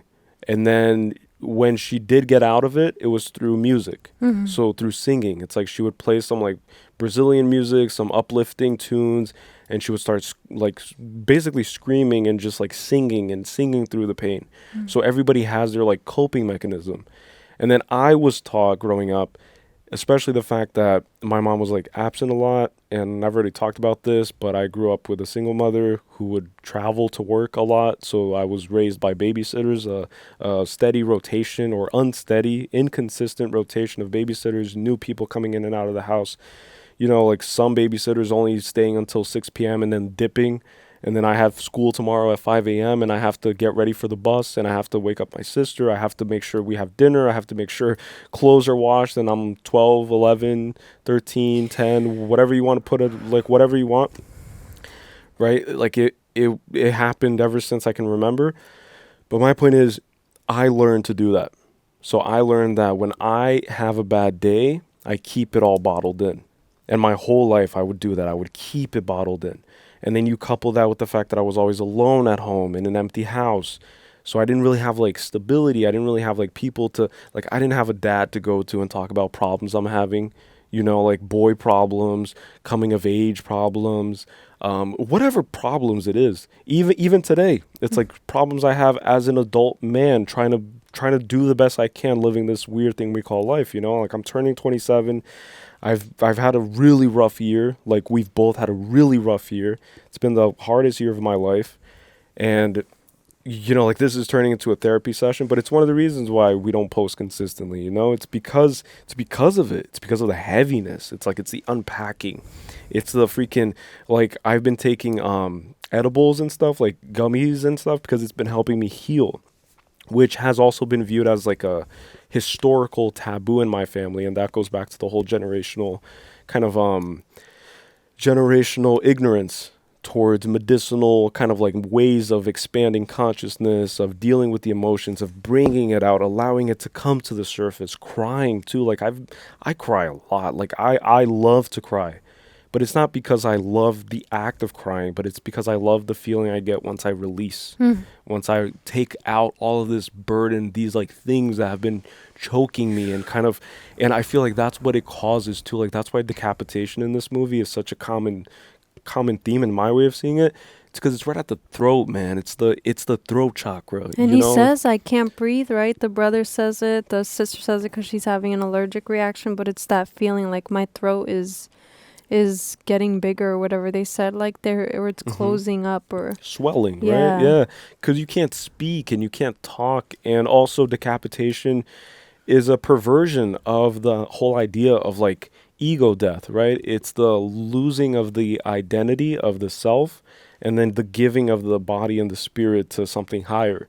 But in this case, it's just being perverted. It's like it's used as a sacrifice. It's like it's kind of hard to explain, but it's like here's a clean vessel, quote unquote, an empty vessel for this demon. Like here's the body. And then they take out the head in order to remove the ego and the identity and the consciousness. But I think that there's something there about the throat, you know, like you have to be able to speak and communicate and have an open conversation. In my family, no open conversations. Ever. Like I can't tell you the last time I had a real conversation with my mom, like a real conversation, talk about like real stuff, like things I'm feeling, hear her out, hear what she's thinking and what she's feeling. I can't tell you the last time. I can't tell you the last time I had a real conversation with my dad or with any of my family members.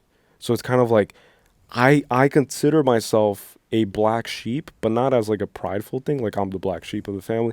It's just how my life has panned out, is that I've realized that I came up around a lot of broken people, and everybody's broken. I'm broken, you're broken, everybody's broken. I'm not perfect, I'm not trying, but I'm working at it every single day. And you've been a witness to that. And I've been a witness to you working at it every single day. And some days it's harder, and some days it's impossible. Some days I can't get out of bed without wanting to just end everything, you know, like for no reason too. Like it just comes, all of this stuff that we're both dealing with, but we're doing it. We're doing it, and we're getting back up now, and we're rising out of it, and we're kind of alchemizing everything and just rising like a phoenix and just rising to the occasion and just sitting down again in front of a camera, becoming more and more comfortable, because the reality for me is the more I know myself, the less I care about what other people think about me. Know thyself is the ultimate rule. It's the first thing I'm going to teach my children.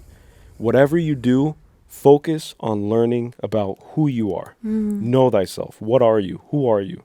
You know, like, what do you want? And then you can do anything. Like, you control.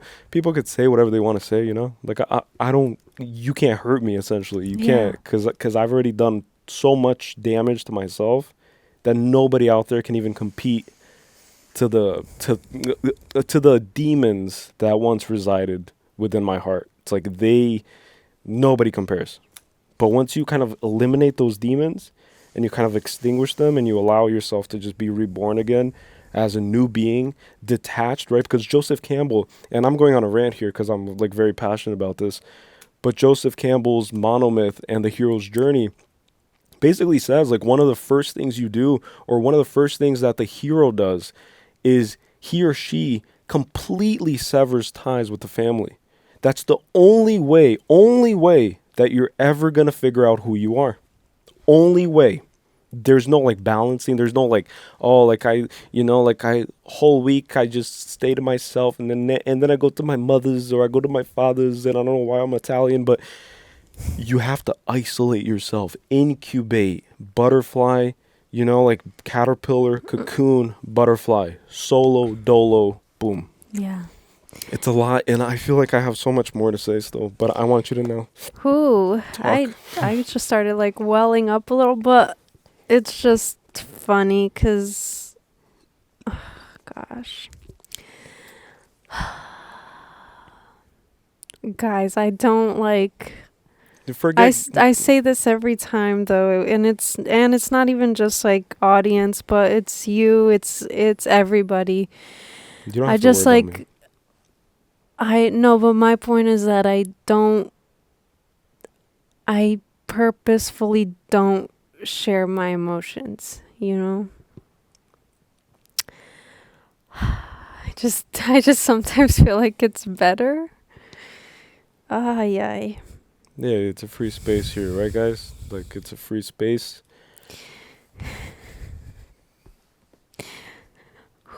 Sorry. It's okay. You don't even have to like smile. See, like, that's all just like things that you've convinced yourself. You know, it's like, I completely get it. I was told my whole life, coming from a traditional Brazilian family, I was told by all my uncles, all my cousins, or not told directly, but I've always like heard them say, it's like, men don't cry. It's like, that's some gay shit. It's like, you don't fucking cry. What are you, gay?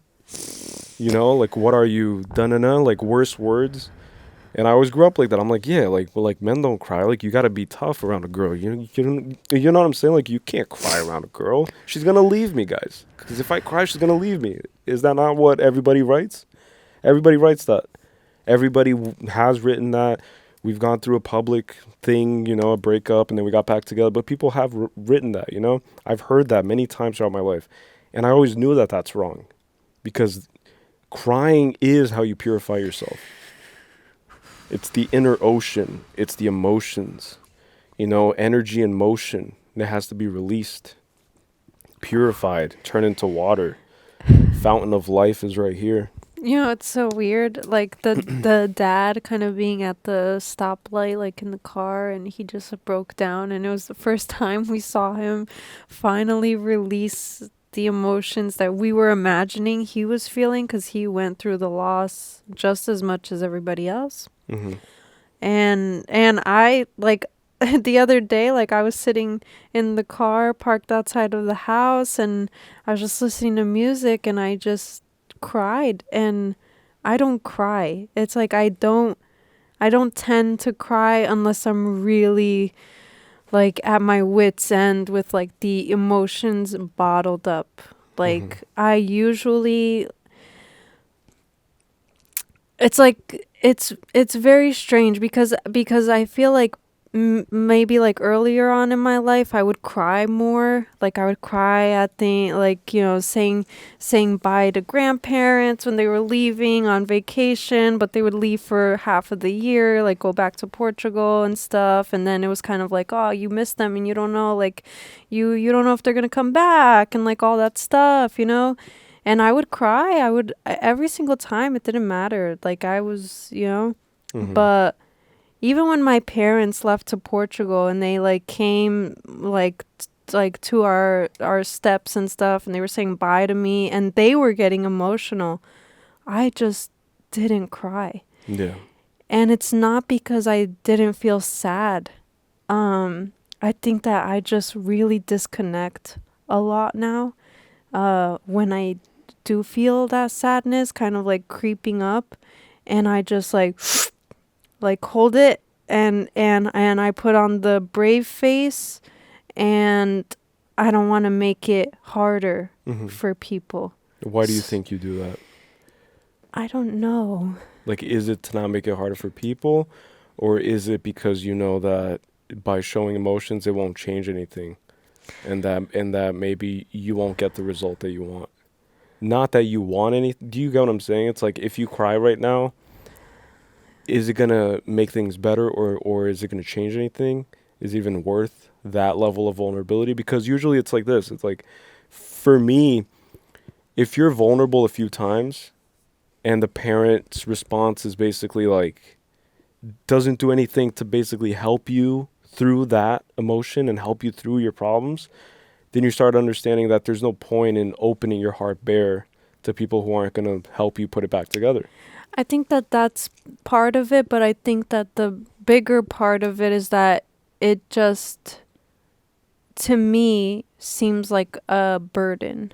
Burden for them. For them. For whoever's receiving. And so your crime. I would rather not put any added weight on them.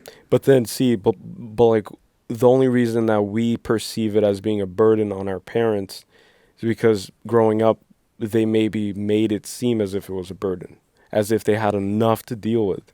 So that's a parent or parents who share too much of their problems with the child, and then assumes that the child has to also carry the weight of the world with them. So there's like a difference in the type of characters, right? So there's like different archetypes too. Like there's a famous one. I believe the archetype is the oh gosh, man, I forgot the name, but it's basically like the opposite of the nurturing mother, and it's like the monstrous mother, we'll just call it, and it's the mother that eats her babies. Right? So not literally, but in many ways, kind of almost literally, in like a psychological department, emotional department. So there are those parents that instead of breathing life and hope for the future, they do the opposite. And that's what this mother is. Like, she's a mother who ate her whole family. Like consuming energy, yeah. Consumed. And which is why she says, we need all of our energies, guys. Like, she just, you know, and she did consume all of their energy because she got, you know, possessed and whatever. Like, it's obviously hyperbolized and stuff, but... And it seemed like she gained powers, too. Like, she became stronger and emboldened by it. Yeah. So this darkness needs to periodically feed on more unhappiness. Yeah. It's like it needs to feed on more unhappiness. So that's why in that grimoire, in that ancient book of spells or witchcraft, it said that it like these dark energies and these demons, they feed off of vulnerability.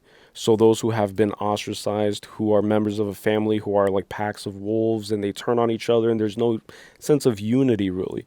So none of them at the dinner table could change the course of the family by saying like, oh, so I started doing affirmations today, Dad, and I've just been like meditating every day, and it's been helping a lot. I've been coping with Charlie more. You know, Mom, like, you should try it out. Like, we should all meditate together. We should all try to, like, go to church together. Like, we should find a religion, find a, whatever it is, right? There's none of that. Yeah. There's only, like, the you know, like... Yeah. Furthering it. Yeah. Furthering the energy. Perpetuating is the word I was thinking about. But then also, it's the darkness from the grandmother that's passed down to the daughter, and then the daughter passes it down. Yeah, unresolved issues, which it just goes and goes and goes. And I feel like I do, like, like I am aware of whatever it is like in my family, like the kind of unresolved stuff. Like there's definitely like temperament issues, you know? And that's kind of like something that I'm like realizing and learning and stuff. But I think that that's part of it too. I think I'm sorry, I'm like just connecting stuff, and I am kind of using this as a therapy session. Yeah. But I think that part of it is that I don't allow myself to feel fully because I don't want to be an explosive person, because that's what I'm used to seeing. And so and I won't, it's like, and then back to the whole burden thing too. It's like, A, would it just make it worse? Like, B, is it gonna just be like kind of turned on its head and then not really like, or just like thrown back in my face, or is it gonna like, it's just all of these things. So, or is it gonna just be an added weight? Like people have enough to deal with in their own lives. So like what, like, you know, I have to be able to handle myself. I have to be able to take care of the things that I'm dealing with. And, you know, it's like a whole kind of thing. But, yeah. Yeah, which is just interesting too, because like maybe there is a version of you in the future, you know, like who knows, only you know, but maybe there is a version of you, and I have like faith in it too, that will transmute and just use like different vehicles of expression, and not explosiveness, you know. Yeah. Like I think that people also, like the thing for me about families in general and my family is that my family's really good at not addressing the elephant in the room. So my family's the type where there could be this heavy unspoken burden and just huge elephants, multiple elephants in the room, and my family will find a way to tiptoe around them and just pretend like, hey, so you want barbecue, you want some food, you want to order pizza, you want to whatever, and then it's just like putting on this mask. And ever since a child, I would always tell all of my friends, I can't be fake. It's like I can't fake it with people. I couldn't fake it in high school if I didn't like somebody, if I didn't like their energy, if I wasn't just like, I just wasn't a fan, I thought they were fake or whatever, I would show it. It would physically manifest. Yeah. And then I wouldn't like surround myself with these people, you know? But my family, it's always been about secrets and trauma, heavy trauma that none of the adults have really kind of dealt with. All of them still live a reality where they're running away from it. Yeah, and I think it, like, to me, it's just like, it's not even it's just sad. To me, it's kind of like I don't know, like a part of me thinks that they don't really fully understand the misery that they put themselves through a little bit. By choice, you know, because like, yeah, by choice, but I'm saying it because they're so used to it. Like, that's how I see it. It's like it's so familiar to them, like, especially you know, with like the older generations, like my grandparents and stuff. They very much live in like a struggle mindset, because that's how they grew up. It's like they grew up working on the fields and stuff, and so there's that struggle mindset, and there's that kind of like pessimistic attitude towards things, like always thinking the worst, like always kind of like predicting the worst will happen, but the worst outcome, and that kind of thing. And I don't think that it's like, it's so hard for them to imagine being optimistic because they've never been. Like, that's how I see it. So it's like, unless they really put in the work, then that's just going to perpetuate itself forever until the end of your days, right? So it's always, you know. And there's also the families who believe that like family gatherings and a lot of drinking and partying and festivities is a sign of a solid familial bond, but in reality those are the only moments through substance that the patriarch and the matriarch are able to kind of loosen themselves up enough to establish any connection with the family members. And that was the case with my grandfather. It's like he would try to kill his children, essentially. It's like it's so wild to like think about. But my mom grew up picking beans in the field. It's like picking whatever in the fields. It's like literally working on a farm, like no childhood, one of 8, you know. And her father tried killing them. Every now and then he would come home drunk with a gun and a pistol loaded and saying like, hey, like, where's so and so, I'm gonna, you know, do it tonight. And so I think that that's what you're saying too. It's that you live a life for so long that you believe that there's nothing outside of that life. It's like if you've never known abundance, or if you've never been open to the possibility of abundance or the idea's possibility, right? Being open-minded. Yes. Most people who are locked in a certain kind of like survival instinct and a certain survival mindset, those are the people who are the most closed-minded to possibility, to change, to kindness, to humanity. And they just incubate themselves in these little isolated worlds that become grayer and grayer with every second, you know? Because I've also thought about that too. Like I've tried reconciling kind of things with my family. I've invited a bunch of my family members to do a podcast with me, even back in the day, years ago, when I was trying to build a podcast show, and I was, you know, and they all heard me, but none of them accepted me, and none of them saw me for what I was trying to accomplish. And so if they had taken that opportunity or that invite, then things could have been different. Like a simple 1-hour conversation, be it on camera or not. You know, if it takes the camera and the prospect of exposure, clicks, and like people seeing it, and wow, I feel famous, I'm on a podcast. If it takes that, then fine. Yeah. Because a lot of people, like, you know, like they act first on a superficial, and then you kind of like lure them with the fishing line, and you're like, all right, finally, I brought you into some depth. Yeah. It's like I gave you a little bit, like, yeah, come on my channel and whatever, and people will see it, and then finally I got something. Yeah. Yeah, because I mean, I had the same experience too. Like a lot of my family was like, oh, you know, you got to get yourself a real job and stuff, and just completely dismissed this as being my passion. It's like my thing. Yeah, it's like it's my thing. This is what I'm doing. Calling. Yeah. But them a normal job is what? It's working for someone else, right? It's picking up a jackhammer, right?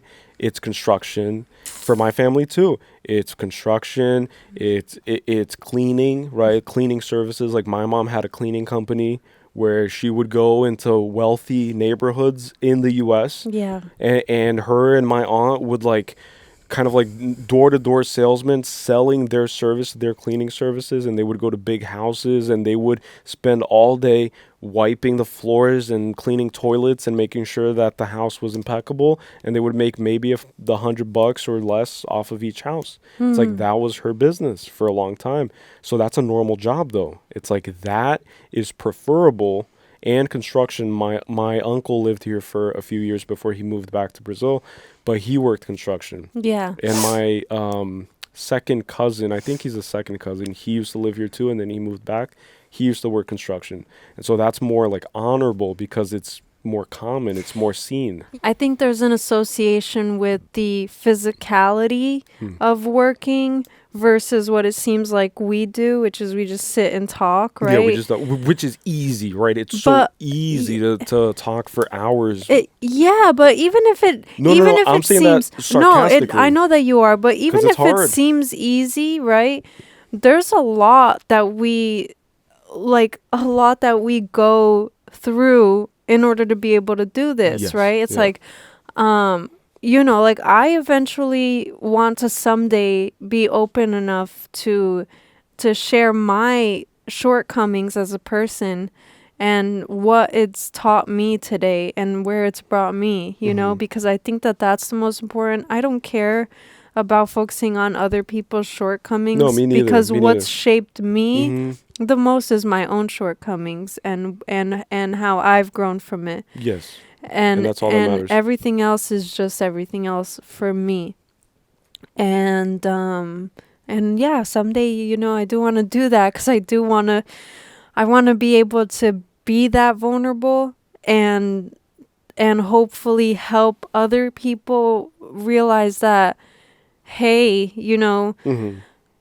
it's okay that you maybe weren't perfect, but like just to give them some kind of hope of like hanging in there and not spiraling and not dwelling, because I think it can very easily become that when when you fail and when you fall. Yes.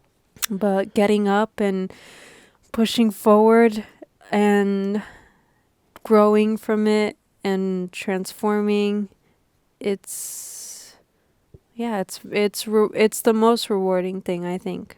And I think that at times all it takes is one person in a long line and a long lineage to kind of break out of the mold.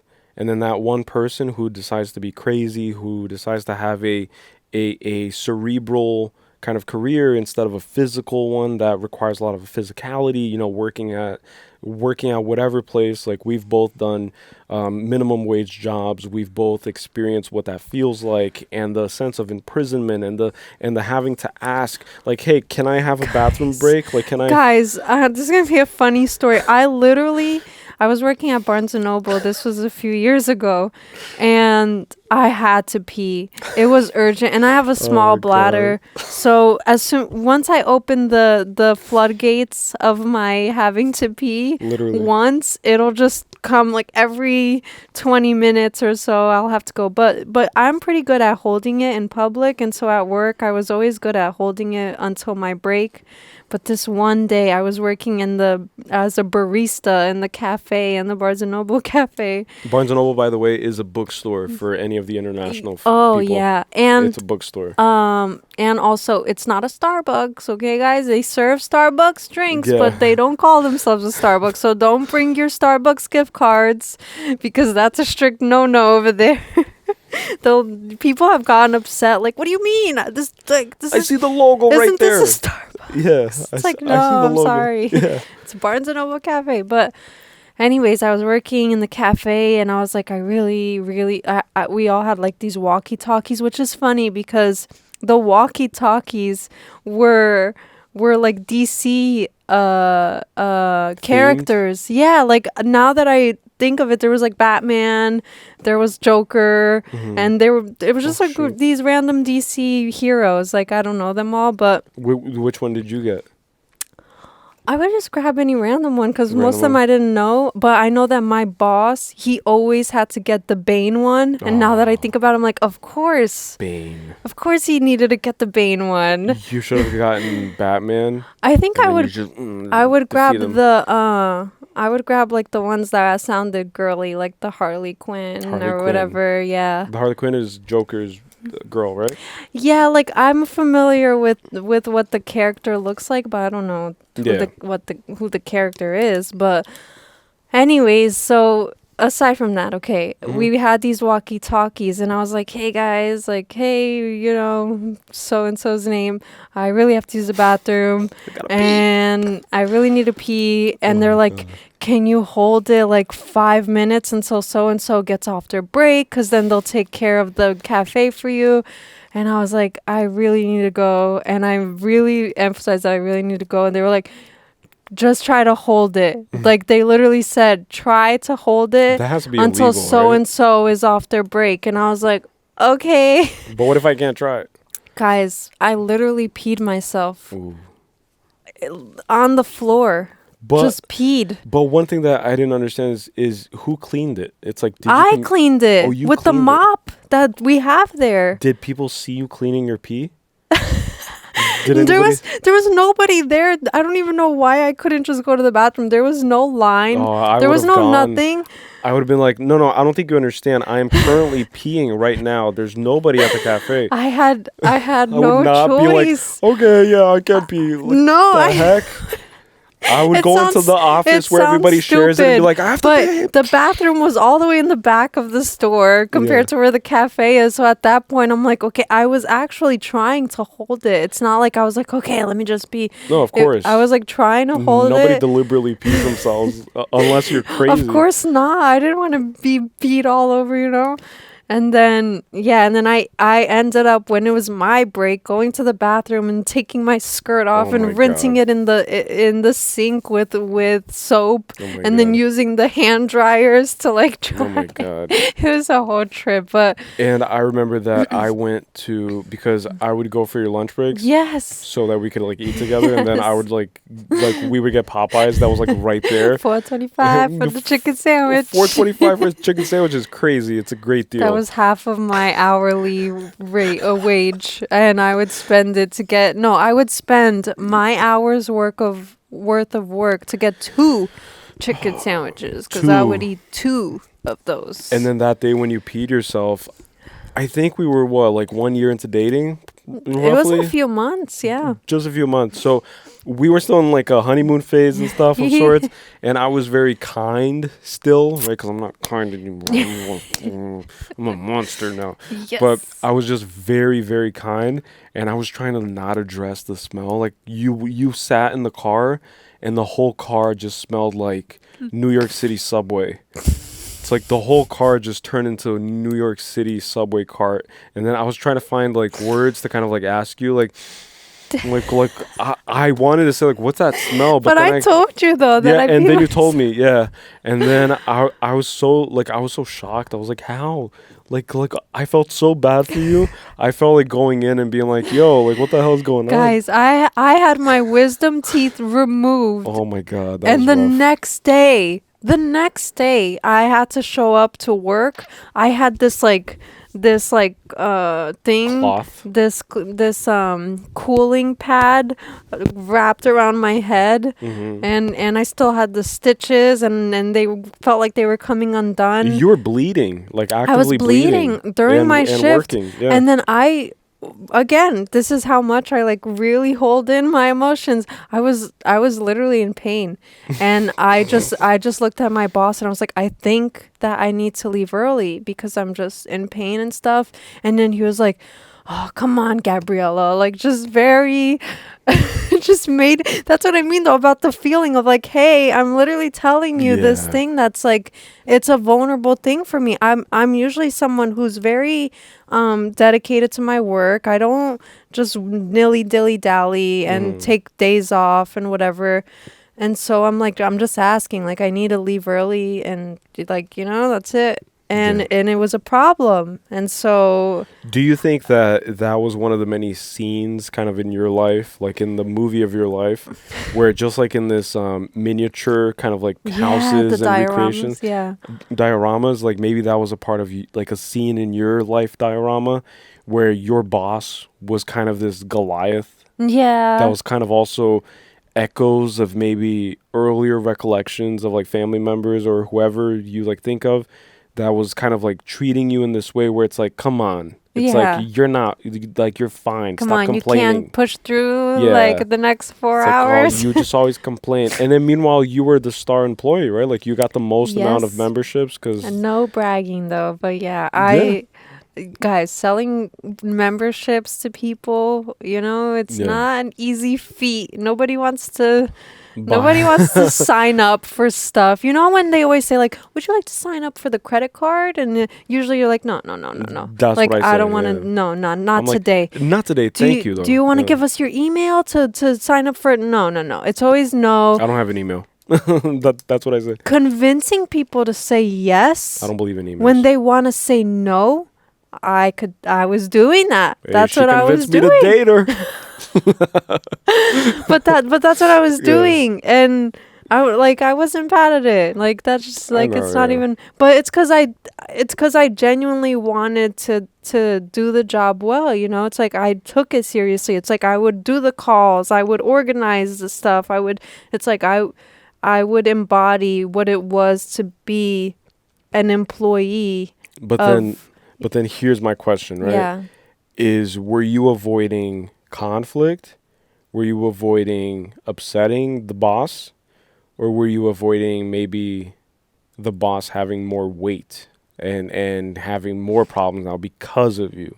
I think like you don't want to Inconvenience. you don't want to step on toes, because then you're gonna have to show up for your next shift, and then you don't want that to taint now the illusion. working environment, you know. But that's an illusion that Yeah. most people get captivated by. It's like, I secure this job, it's probably the only job I'll get because jobs are hard. So people have that like projection of reality, but in reality, like, that's just one bookstore. Yeah, exactly. So if things don't work out there, there's a Barnes & Noble every 5 miles, 10 miles, you see a Barnes & Noble. So you could go to another one, and they're probably hiring because they could use the help, especially now. Like, I remember you saying that they took on a bunch of temporary employees. Yeah, because of close to Christmas. Yeah. Yeah.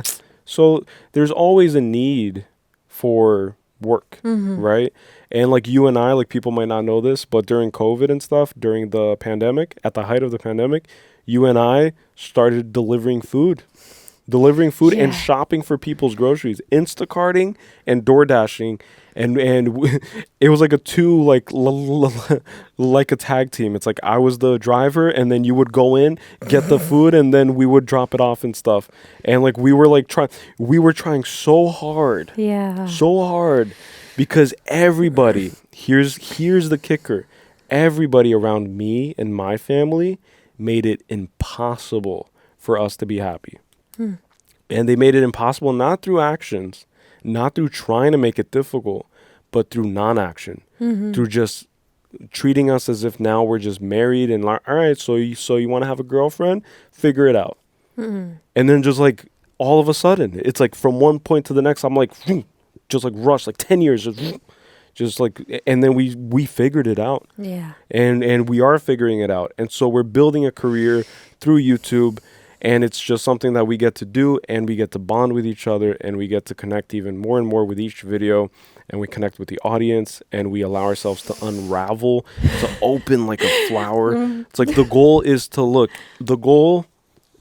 for me is for you guys to know my heart. Yeah. Inside and out. It's like, I need you to at least have the opportunity. You don't have to. Like, you could be like, oh, nah, that's weird. I'm just here for the reaction. Like, fuck that. It's like, fine. But for those who are interested in a more human, kind of like real connection, which is lacking nowadays on the internet, especially on YouTube and TikTok and Instagram, and we've experienced TikTok fame, right? Yeah. Like, we have videos with tens of millions of views on TikTok, almost 1 million. We never talk about that. I've never talked about it until now, like 40 plus reaction videos later. It's like, we have a TikTok that's almost at 1 million. We've had it for a few years now, and I rarely touch it. Because like that, if that's not a testament to where our values stand, because I could have like taken that and just like ran with it and said like, now I'm going to be the conspiracy guy, and I'm going to post a lot of theories, and I'm going to just, millions and millions and millions brand deals, and I'm going to just buy the house and just live that way. Right. But I just like, I took a step back, and we took a step back together, and then we like went through all the work, the inner work, and knowing who we are. And now we're back. Yeah, and I think that's like that's something that's really important to me too. It's the idea of connection, and not just people connecting with me or us, but for me also being able to connect with others. And like that's why, I want to read the comments, because there's a lot of times where we have those conversations of like, oh, don't read the comments because there's going to be the negative ones, and it's going to kind of like weigh in on like what we do here, because we have to kind of be emotionally and mentally okay to sit here and show you that we're doing okay, because you don't want to come here on those days where you're completely out of it and then not honor the thing that you're doing, watching the movies and talking about them and really diving into it and giving people your best, right? The goal is to always be a conduit for passion. Right. Right? Because I think passion translates anywhere, right? So if you have passion and you're passionate about something, it translates. Yeah. It doesn't matter how many reaction channels there are. If I speak with passion and I'm actually like exuding it, and it's real, it's palpable, you can feel it, I'm talking directly to you, I'm breaking the mold of like, should I sit like this, and then we should talk like this, and we should always like do this and this. Like, if I always stay in that, then I lose myself also, you know? Yeah. And then what I was Hey, going to say is buddy. that I genuinely like to read the comments. It's like I like to see what people are sharing, what people are feeling, what people are thinking. It's like I like to respond to them when I can. And most of the time I really do respond to them. The longer ones I'll respond 10 times as long so that you know that I'm hearing you, I'm reading your thing, Yeah. and it's like because it's making an impact on me as much as whatever impact this is making on you, Right. if any, you know. Exactly, right. And I also read the comments, and I always try to focus on the good. There was literally a comment that you printed out and framed Yes. and put Yes. in our studio at some point. Like Yes. it's somewhere. I don't remember where we have it now, but we had it here, but we moved it because of the podcast and stuff. But had a framed comment, and like that's how much the comments. I don't ever say it lightly that, oh, like this means so much, thank you, no. I genuinely mean it, because the truth of the matter is that I don't have that. I don't Yes. have that in my like physical life. You know, it's like I don't have people saying that, people even Supporting. watching, people Yeah. even taking any time Yes. to see what I'm doing That's the key too. at yeah. all, and that's okay. It's fine. People have their own lives, whatever. That's what the peace that I've made with it. I'm not expecting, I'm not hoping, I'm not gonna project anything. It's like, okay, like to each their own.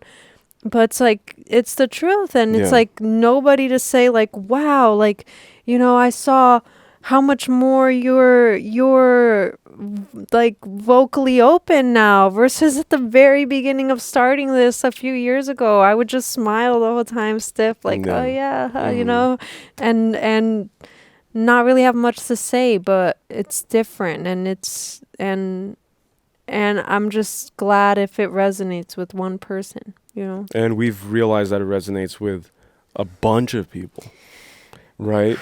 And we completely derailed from the movie. Which is mentally gone. It's never wrong to be mentally gone. I know, but you're here for the free therapy sessions. You know that what, we though? are using here. Again, movies as catalysts. Yes. Right. So this, because look, the reality, and I'm not going to sugarcoat this. When I needed help the most, right? Nobody in my family ever batted an eye. Nobody ever asked me anything. Nobody wanted to talk to me about anything. None of that. No one. No one from my family. The only person who's been consistently here for me has been you. And even that had its like trouble parts and stuff and its turbulence. So it resulted in a moment when I had nobody. It's like I had nobody really. And my point is, what is my point? My point is that doing this is what has saved my life. And it's corny to say. It is corny to say. It is kind of like, I feel a little kind of like residual, kind of like, cringe, right? To say that. It's like, you guys have saved my life. It's true. It's true for me. It's like, this has saved my life.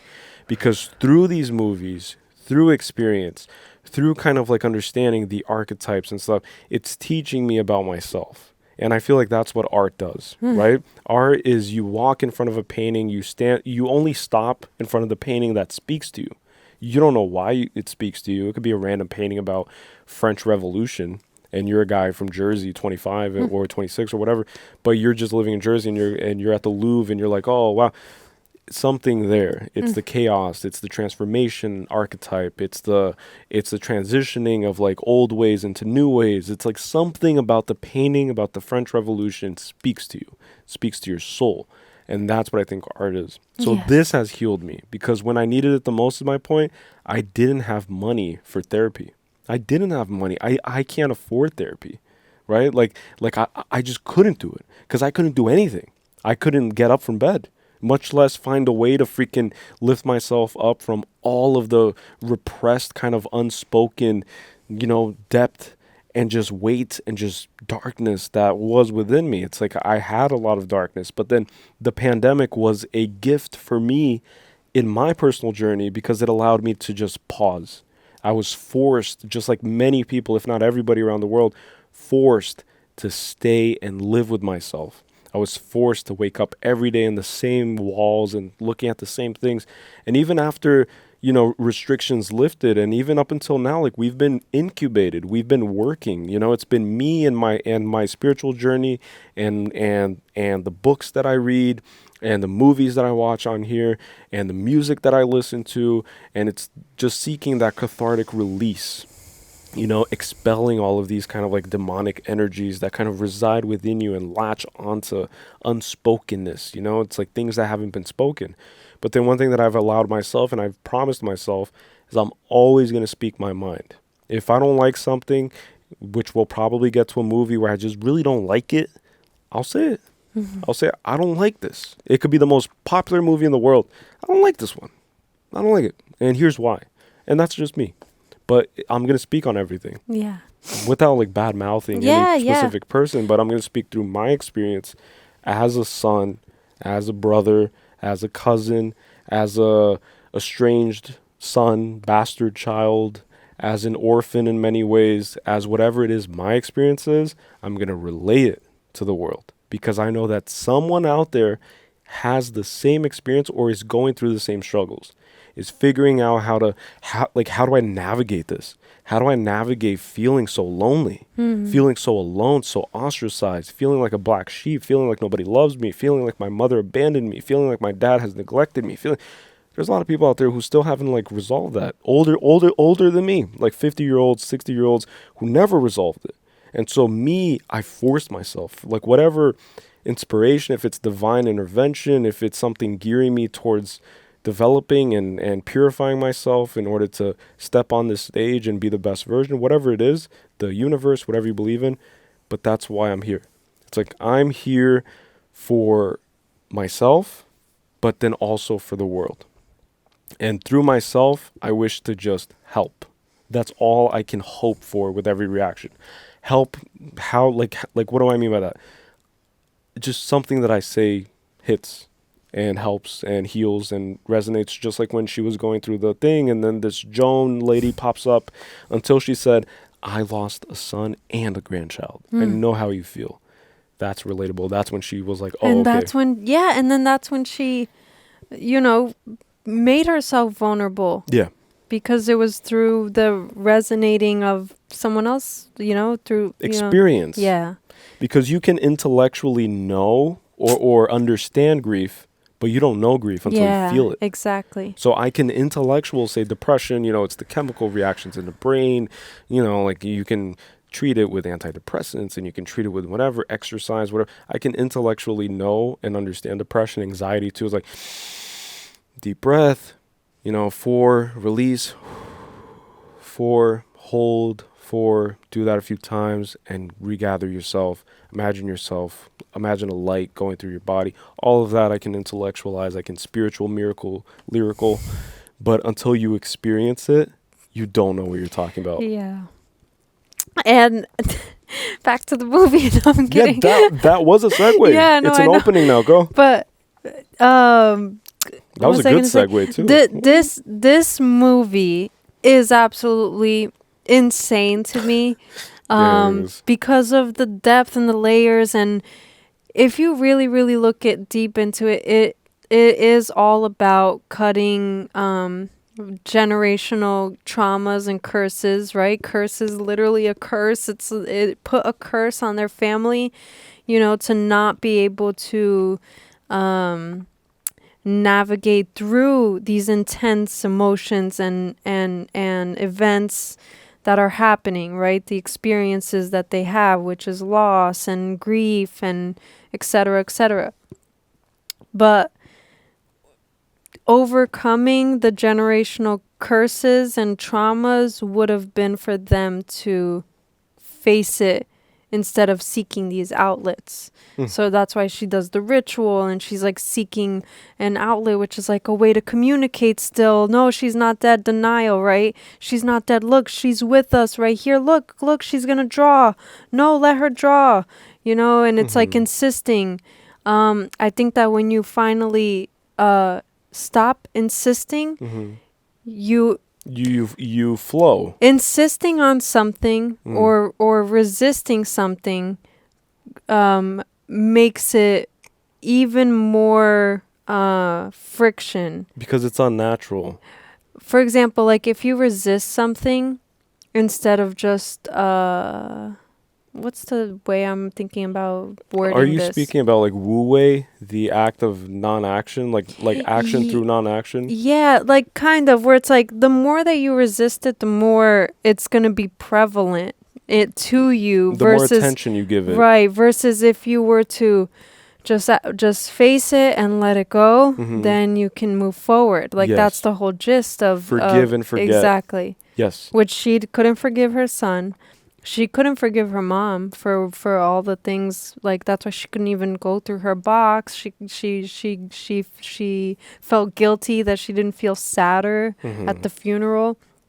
She couldn't forgive whatever. But it's like all of these things that each of them didn't release and didn't confront and release and just, you know. And so it haunts them. Yeah. Yeah, but and it became so like prevalent and so out of control. Out of control, yeah. Yeah, to the point where you can't kind of put the genie back in the bottle. Right? Like somebody has to put the genie back in the bottle. And I think it had to be the mom because once her mother passed, she sought out a support group. And it was in the comfort of others, in the comfort of like other people willing to listen and willing to understand and maybe relate to a lot of things that she was talking about. She released all of it. It's like we saw what the darkness was within her.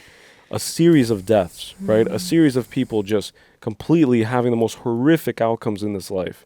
And she was surrounded by that. And then we see pictures of her grandmother kind of relishing in the fortune and the fame that this demonic entity has brought her and her fellowship and cult, right? And they're a cult. And so you understand this.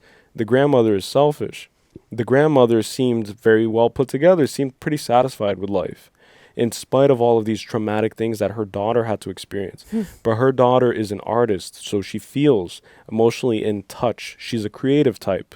A creative archetype, right? A personality type, like a creative person. So she's in touch with her emotions because it's the energy in motion. That's what you create. So you allow yourself to be inspired by your emotions, by your sadness. So so imagine this is like filled with black paint and there's like a canvas. And so today I'm depressed, I'm angry, I'm sad. So I'm gonna, like slash at the canvas and I'm gonna create this thing. And the end result is literally a projection of what I felt inside. So when she vomited all that, it's her showing us, the audience, these are the demons. But then you see the grandmother and she completely just went deep the other way, like went deep into hell essentially. And she lost herself and she gained the world, riches, in exchange for her devotion to this thing, but she loses her head. And so the mother also loses her head. And then somebody in the family lineage has to take on the burdens of all the unspokenness. Someone has to. Everybody watching this, if you're not the one, chances are somebody in your family already did it. Kind of, you know what I'm saying? It's like if you have somebody if you are watching this and you have somebody in your family who's vastly successful, like in life, and they seem like they're happy all the time, like successful, happy wise, then that person has dealt with it. But if you come from a series of people who are just always finding ways to run away through materialism, through consumerism, through, pseudo spirituality, religion, devotion, then you know that you are probably the one who has to take on the burden. And it's a heavy burden because then you have to feel all of the epigenetic kind of makeup and the transformations and the distortions in the DNA. You know what I'm saying? Like it's felt like you feel that shit. Yeah. And you know what I was going to say is this. What the mom needed to do, Annie, is that she needed to not feed into this. She thought, she knew that she had to be the one to break it. That's why she was pleading to the husband, like, hey, Steve, come on, please. We have to burn this thing, even if it costs me my life, even if it destroys me, because she genuinely believed, she saw the fire on her. She thought that burning the book would burn her alive and that she was willing to sacrifice her life. She wasn't. If it meant... Her thing is that she played the role that her mother did. She tried to keep her head. So she tried to get her husband to solve her problems, because the only way to solve that whole thing and to save Peter No, was yes, for yes, her yes. to sacrifice herself and to allow herself to burn completely. Because if she's out of the picture, then the father could, like, it ends there. Mm-hmm. But it continued because the father was the only obstacle impeding it. And Mm. so I think that even in her, like, please, like, throw it in, it was her already being possessed, because she's been possessed. Like, we saw her being possessed. Yeah, but I guess I was just thinking it because she was saying, like, I can't do it. Like, because it's kind of like, it's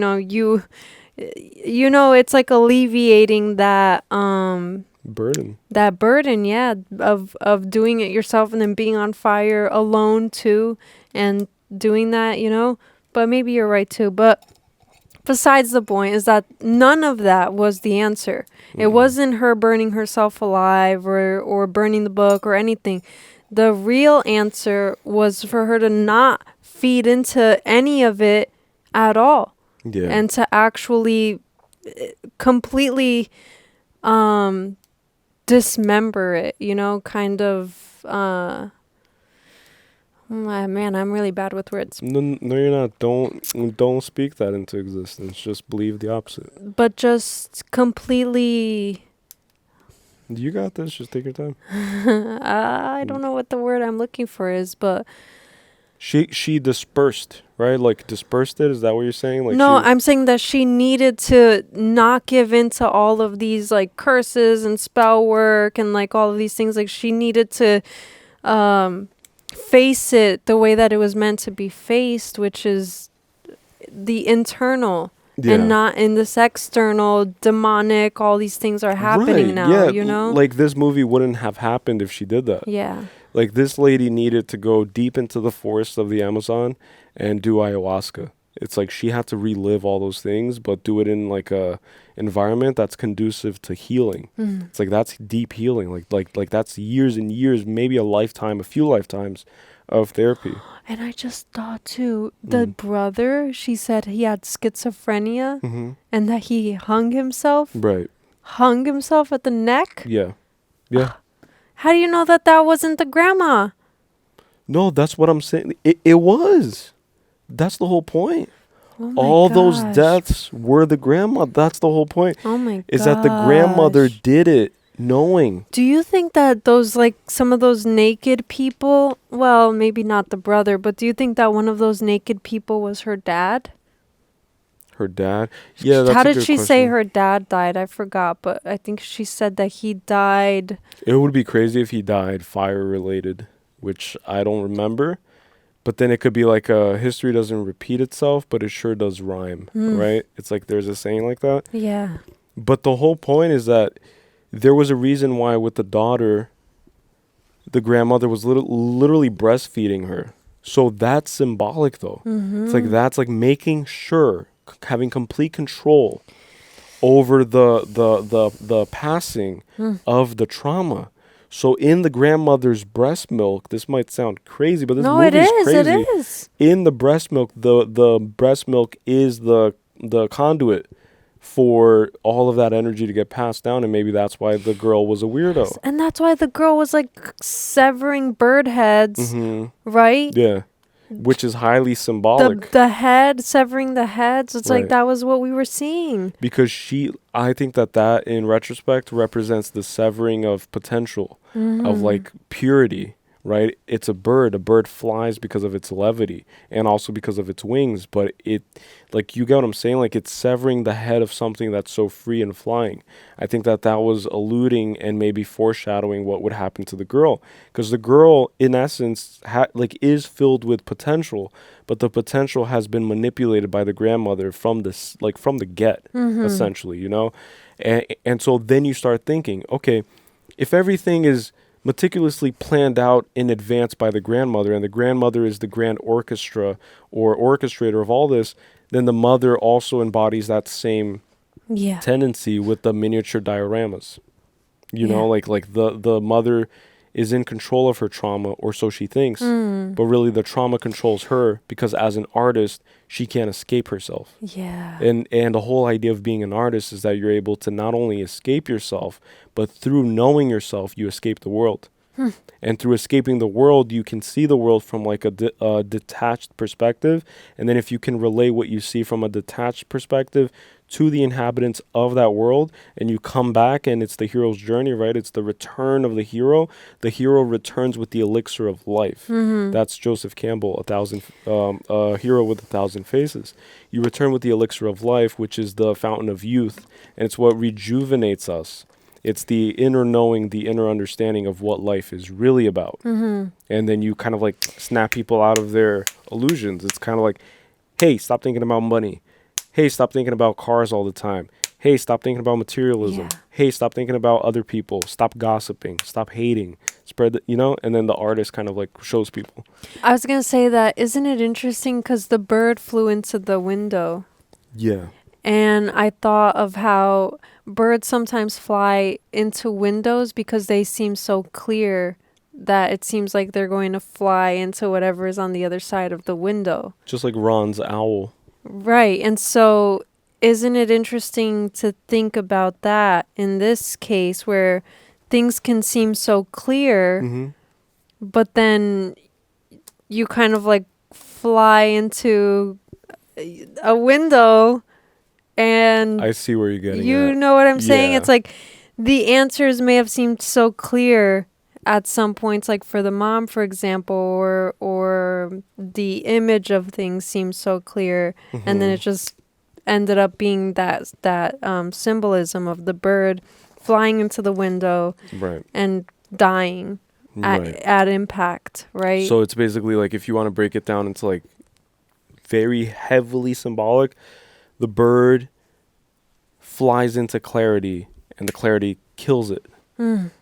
Yes, that too. The clarity is what kills the bird. It's the clarity of the window, of the glass. The clarity of it creates an illusion. So maybe it's the illusion of clarity is what deceives the bird to lose its ability to flight and to live. And then human intervention, but in this case the family, a member of the family, a female successor of the family, intuitively knows to grab a scissor and to decapitate the bird. Because that's what the grandmother has been teaching.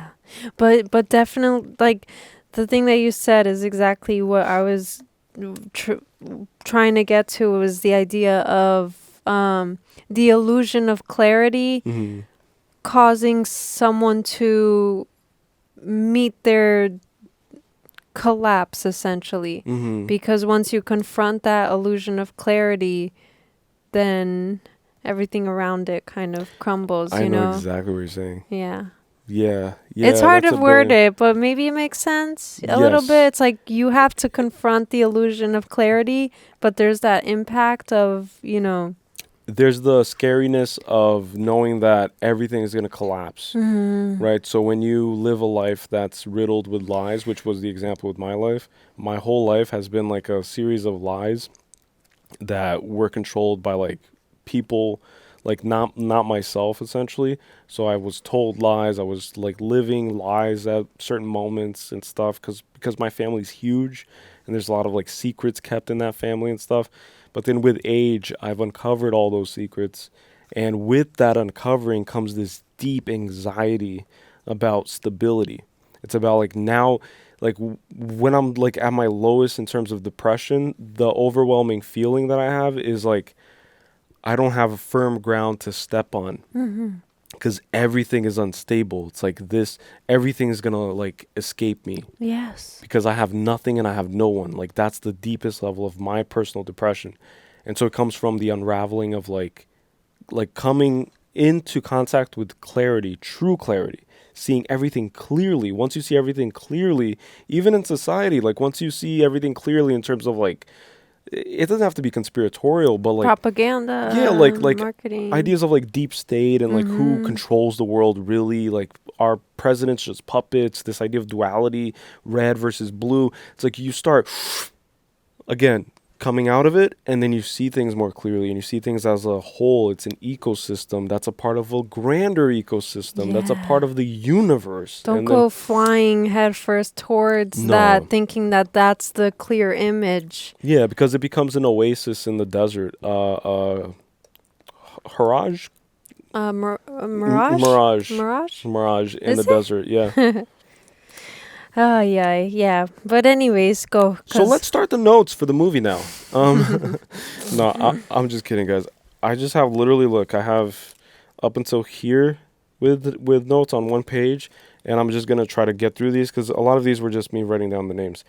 Private individual's grandmother. So we talked about that, how she kept everything inside, harbored it, kept secrets, and that with the death of a person like that, what's left is what we see the mother becoming, right? Like Annie slowly descends into chaos, into madness, because she can't find the answers, and all she finds is more of the same. And so then she just loses it. Art to overcome trauma. Usually, art is made as a means to overcome trauma. In her case, she uses her art as a vehicle to perpetuate the trauma even further and to enhance it and to reaffirm it every second of her creative journey, which is supposed to be a liberating journey. It's as if I got my deepest traumas and then I said, we're going to watch 100 movies just about that specific thing that I'm hurting from. Yeah. And then we sat here and every single movie is the same thing. Yeah, you manifest it into your reality. Yeah. And you solidify it. Yeah. Never cried as a baby or when born. Yeah, see? Like, so that goes back to the whole predestination versus free will. The way that I interpret that is she didn't cry when she was born because maybe she already had like such a deep understanding of what her fate would be. I don't know. I don't know what the psychology is in terms of like crying and not crying. Obviously, there's a biological component. Doctor slaps you on the butt. You're supposed to cry to show that you're alive, breathing, and that your lungs work properly and all that. But I think that there's like a deeper thing. It's like children who are born stoic. It's kind of unnerving and creepy at times. Yeah. Because, you know, like everybody's known that like weird little kid that's just always kind of like serious and just very contained. It's like it doesn't even seem like it's a kid. It seems like it's a grown-ass 40-year-old, 50-year-old that's been reincarnated and trapped into the That's samsara. what I was gonna say. That Charlie, she's just a grandma reincarnated. Because if you think about it, like it genuinely is. I think it genuinely is because the breastfeeding could have been the conduit too, but it's kind of like my milk, right? My milk is within you, right? Before I die, so that when I die, I will literally live through you, right? Which is why it's like what the mom said, like she doesn't cry, like she didn't cry when she was a baby, and then on top of it, the severing of the heads, like that action, you know, it's like, it's all of the things that the grandma would do. And then what was I going to say? And then at the end, right? Aren't they kind of worshiping Charlie? And they're saying, Charlie, you know, I forgot what they say exactly, but we couldn't make it happen, but now we did with this male host and stuff, and Paimon or whatever the heck the name is, demon. But they said Charlie, right? Right. They also referred to it as Charlie. And they also said that they tried perfecting the female form, but then now they have a male host for it. So they tried perfecting it through the daughter. Yeah, I think that it might have been the case where the grandmother said to the daughter that to Charlie that she wanted a boy. Yeah. It's like that's what Charlie says. Wow. So the idea was to use Charlie, and they probably tried, but then the demon or whatever rejected it because it wants a male host. And then that's why I think that it's good though for them, like in whatever happens after the credits roll, because I'm just like assuming that this was all real life and I just experienced it. But Peter, maybe he has a better chance at like overcoming the inner possession kind of, because he's been less like ingrained in the whole ritual leading up to it. You know what I'm saying? Like he wasn't breastfed by her, and I don't know. And key, this is a key, which is why I told you, it seems like he's still there. Like, it seems like he's still there, even though at the end he's possessed by whatever it is. But the key is that the mom said that she did not let her mother near her son when he was born. See, so she knew something. So there is a connection with him. I think it's implied that he'll be able to break free, even with the. It's like, if you want to have the happy ending, then it's going to be implied that he's going to break it. He's going to break free from it. He's the one that's going to put an end to it. But what's weird is that it makes so much sense, because I didn't even piece together that she wanted a boy and that whatever, and then that's why it's like she was estranged from Annie, and more specifically when Annie had Peter, right? Until she had Charlie. But then what pieces it all together too is that when he becomes possessed, he's clicking the tongue like Charlie would. So he is embodying Charlie, but Charlie was embodying whatever they had already done to her.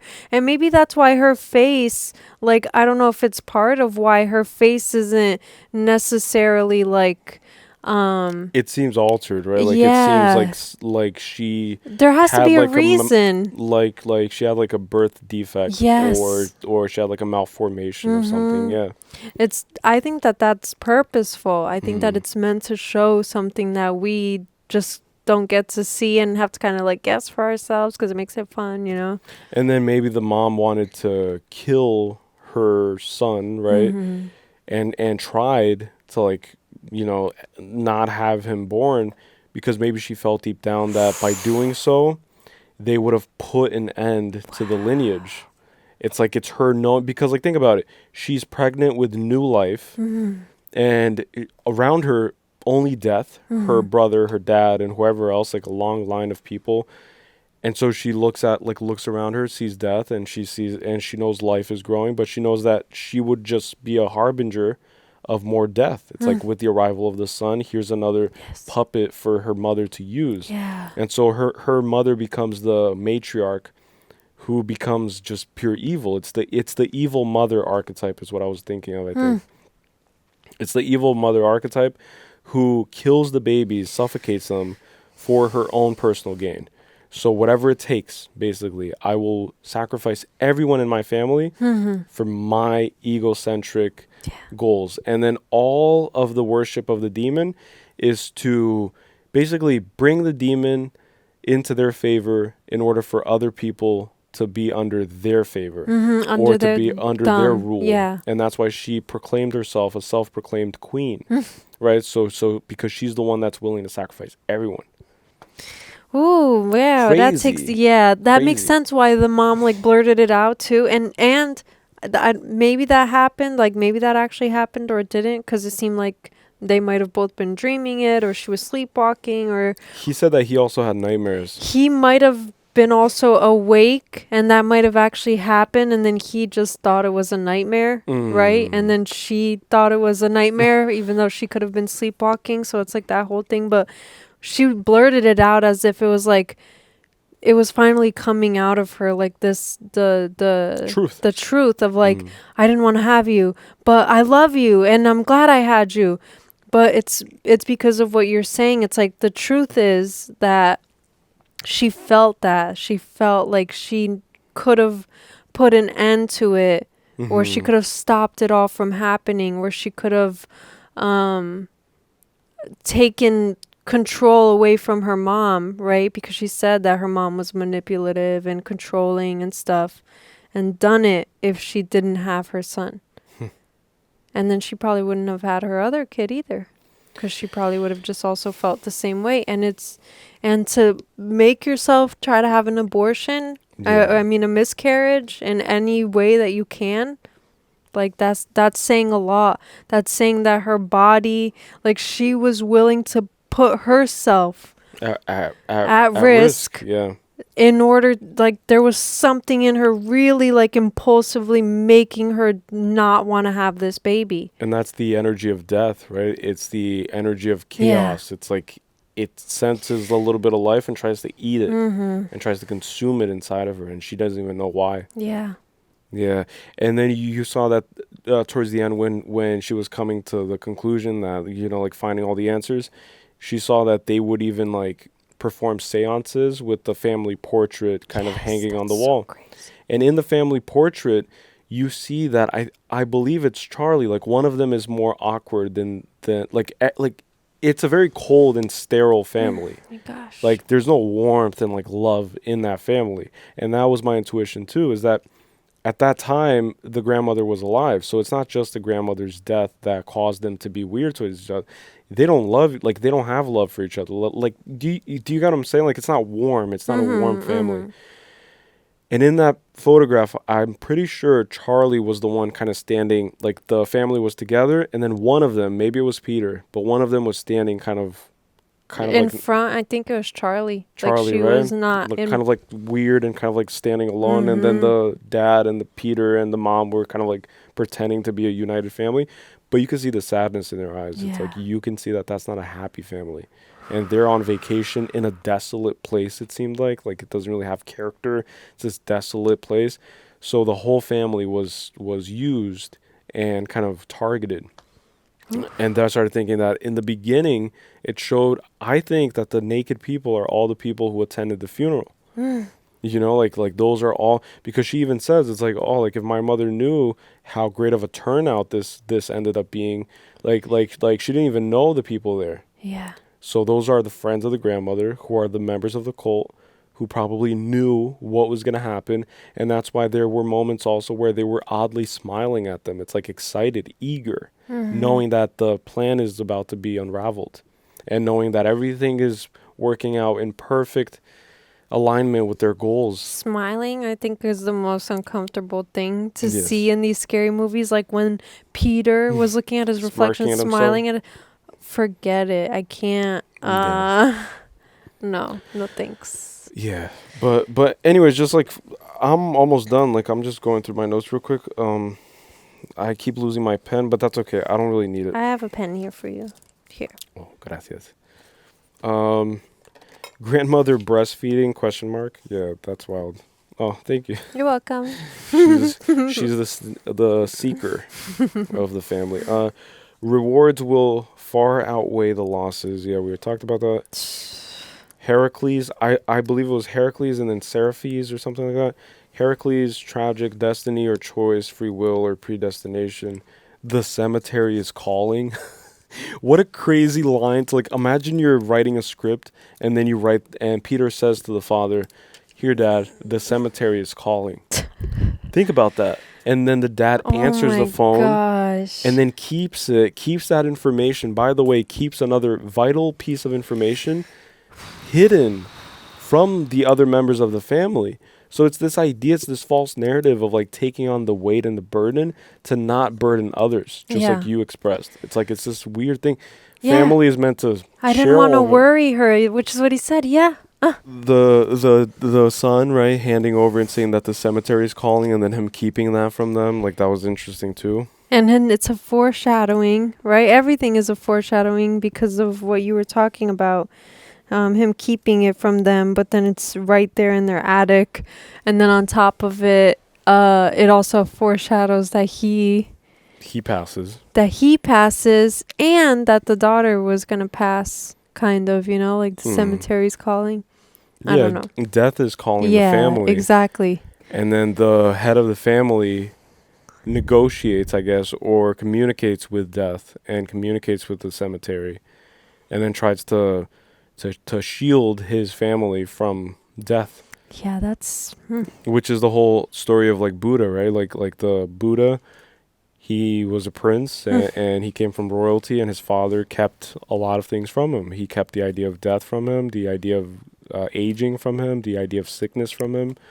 So he made sure that he was always surrounded by young, youthful, people, and just always just thriving and partying. But then one day he ventures outside of the palace and he sees an old man, then he sees a sick man, and then he sees a dying man. And then understands the gravity. And then clarity, right? Clarity comes and it dissolves his whole idea of reality, because it's really just an idea.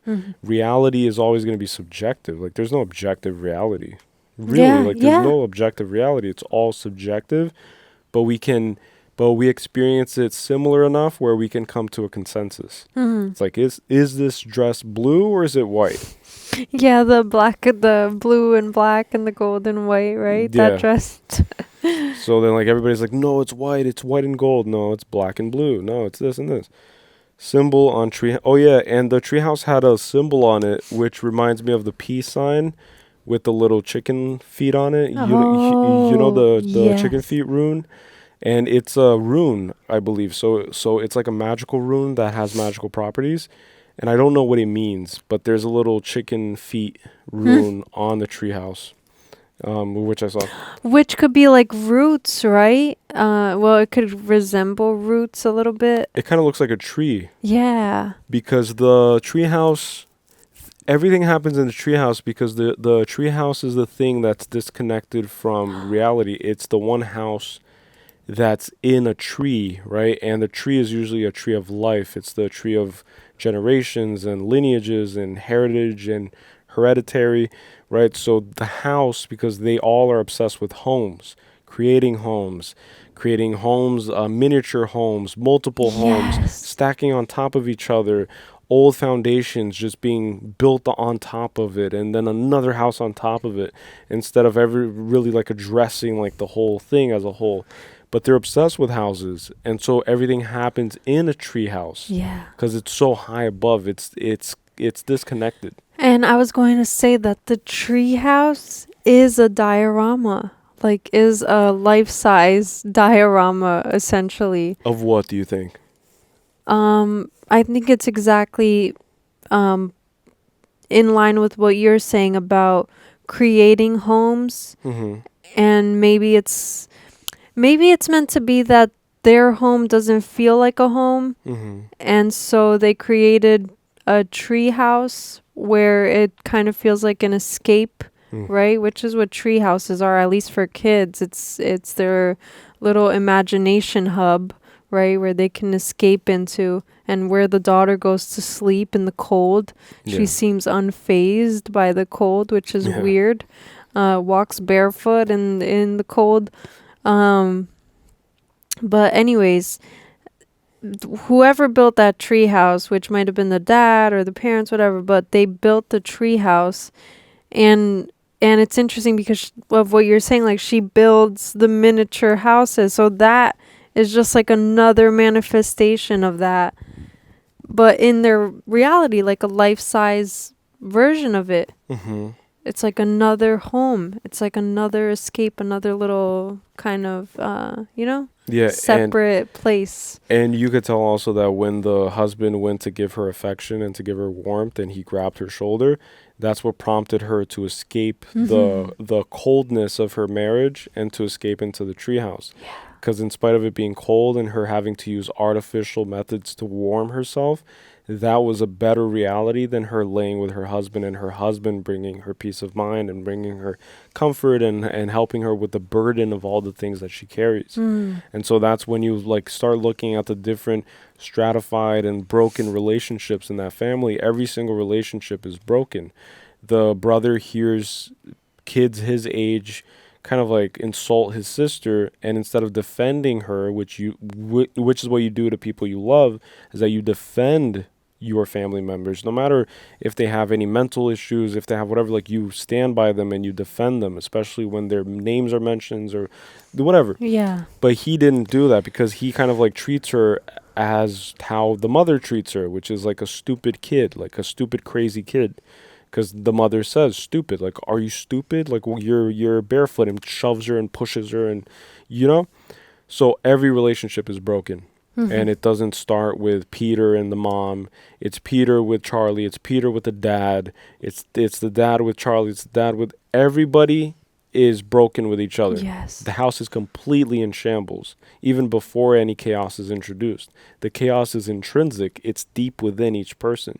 And so then you have different personality types. You have the avoidant father type, which my grandfather from my dad's side is that type. Like he's the avoidant kind of like husband and kind of grandfather and kind of father to my father. He's very quiet, avoidant, skittish even. Like if things gear up to confrontation, he exits the room and he goes work on like does like work, and he like owns his like auto body shop that's right next door to his house. So he goes out and he just avoids it, escapes it.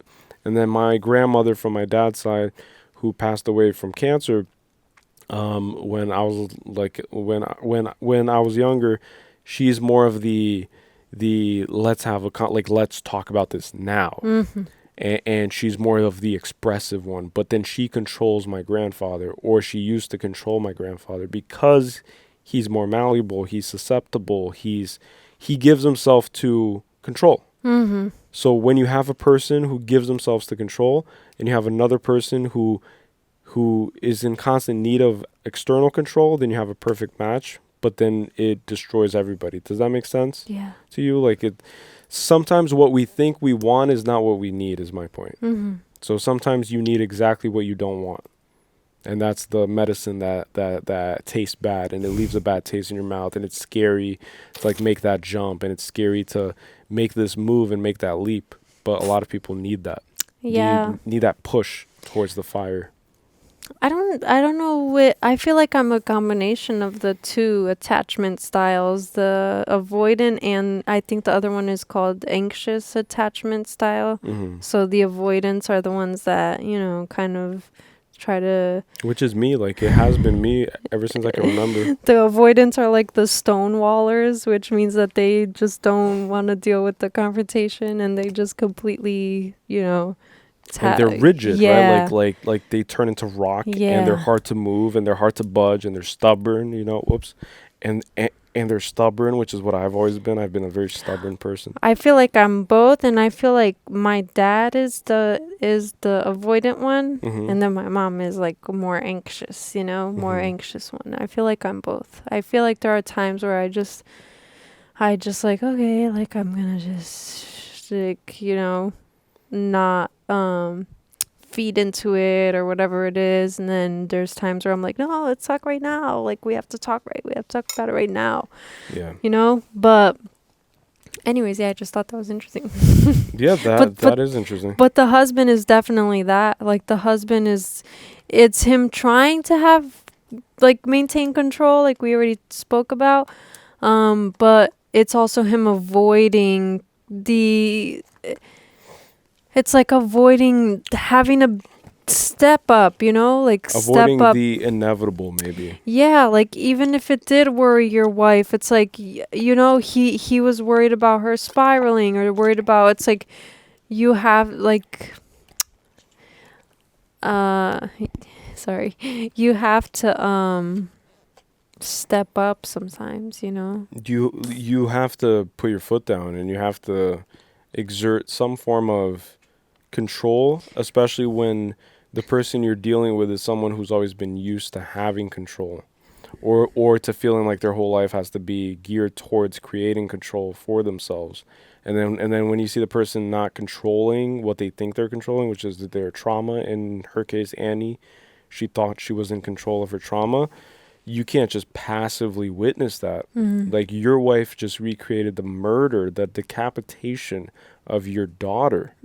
You're not going to just say, hey, dinner's ready, and like, okay, or whatever.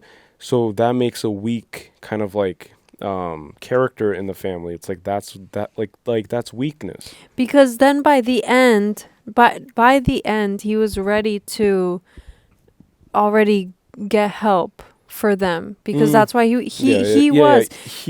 was at his wit's end with his wife. That day that the son bashed his head into the desk, he brought him home, right? He cried for the first time in the car on the way home. She was like running towards the car saying like, I know what we have to do, and like, what happened to him, oh my gosh, like whatever. And he was already over it, like he was ready to now take control of the situation. And then when she proposed the idea of the book, he affirmed it even more. He was like, I'm not gonna give into this. I'm not gonna give fuel to your fire, right? I'm not gonna feed into your imaginations a little bit, right? Like he showed it, like she was saying it as if it was like, you know, because it was her truth. She saw the body or whatever. He saw the body, and he believed that it was her that stole it, right? And she was like, no, like you don't understand. And she's like losing it, and she's living in her own truth, but to him it's all this like imagination, and it's her completely losing her mind. And then to my point is that he was already at his wit's end, and he was ready to seize control of the situation, and waiting for the son to just rest probably and get ready to take care of things. I think that's what happened. Like that's why he cracked and why he cried and had that release, and then was emailing psychiatrists already, you know. Can I play the devil's advocate? Yeah, go ahead. But I think that he was, and then, you know, she killed him. I'm not disagreeing that he was ready in that moment when he started like thinking and piecing things together about the body in the attic and stuff. But the only reason I'm saying, like, I'm pushing back a little bit is because when he was sending the email to the psychiatrist, he was drinking. He was mustering up the courage to do anything about everything that's happening. Well, yes, but then you have to think about, like, it's his wife, you know? He doesn't want to put her in, like, a psychiatric ward or something. Yeah, it's like, it's also... But then what's holding them together? Like, what's keeping him from... Because, like, sure, it's his wife and stuff, but then also there's growth that has to come from his end in terms of, like, realizing from the get that my son needs help, my wife needs help. Yeah. All of us need help. Sorry. I don't know, like, I just view him as equally broken, if not more broken than some of the other characters. Yeah. In some ways. It's like he's avoiding it. So he's already given up, is my point. He's given up with the wife. He's given up with the family a long time ago. When the movie starts, like, you can tell by the way that they interact with each other. It's like all of them have given up. Like, there's no sense of unity there. So then you ask yourself, like, okay, like, yeah, like, he's being a little sentimental because it's his wife and, oh, my God. But I don't think he's there. I think he's felt that years ago. I think that it's just the point of, like, him being a coward and then him having to be what he has been his whole, like, the opposite of what he's been his whole life, which is an activator, a person who activates change, who becomes the not the crucible, but the catalyst for change. Yeah. It's like he's the one that takes initiative. And I don't think he's a guy who takes initiative. No, I don't think he is, and that's not what I'm saying, but I'm saying that towards the end. Sure, yeah. He seemed towards to the end, be... when he sees a dead body, I know, he's like, yeah, I think my wife... But it took him having to see the body in the attic. Yeah. In order to believe anything, in order to muster up the courage and to have the, like... Because in that moment, you're right. He probably was about to walk out and then call help and then have the wife in a straitjacket and stuff. He was going to do that. But then that's why the demon that was possessing the wife, that manipulated him with the, like, oh, you have to help me.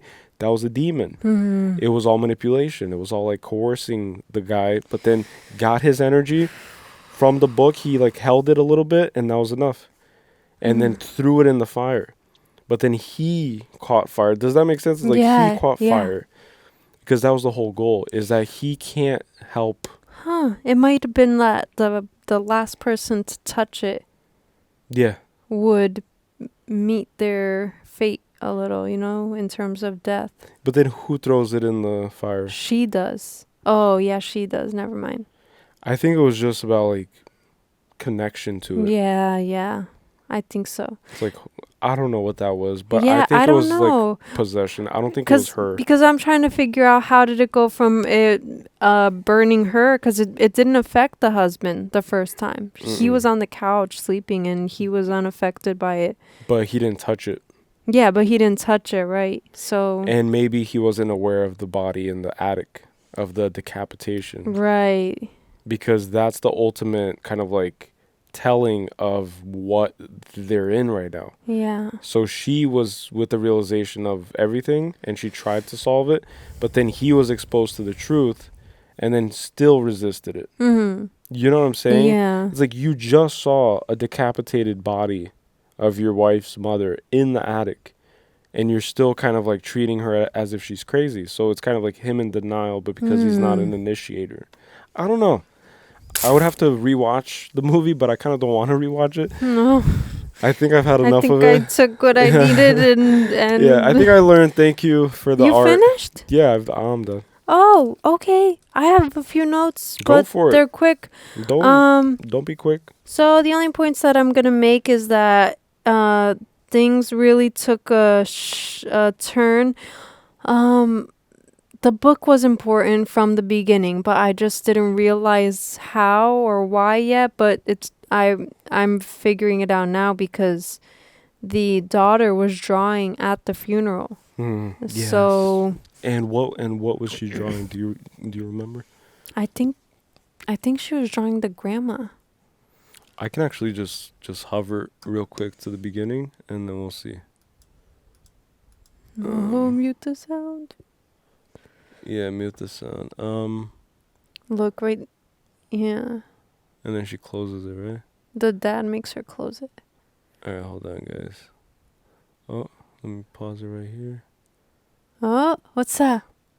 The mom talking, right? Oh, it's the mom on the podium. And she's clicking her tongue, too. And then the dad closes the book. No. Okay, and then, again, all the people in the background are members of the cult, I can assume. Imagine we see Joan there. That's what I was wondering, too. I was like, is Joan in there somewhere, like, hidden? Oh, gosh. Anyways, the drawing was important from the beginning.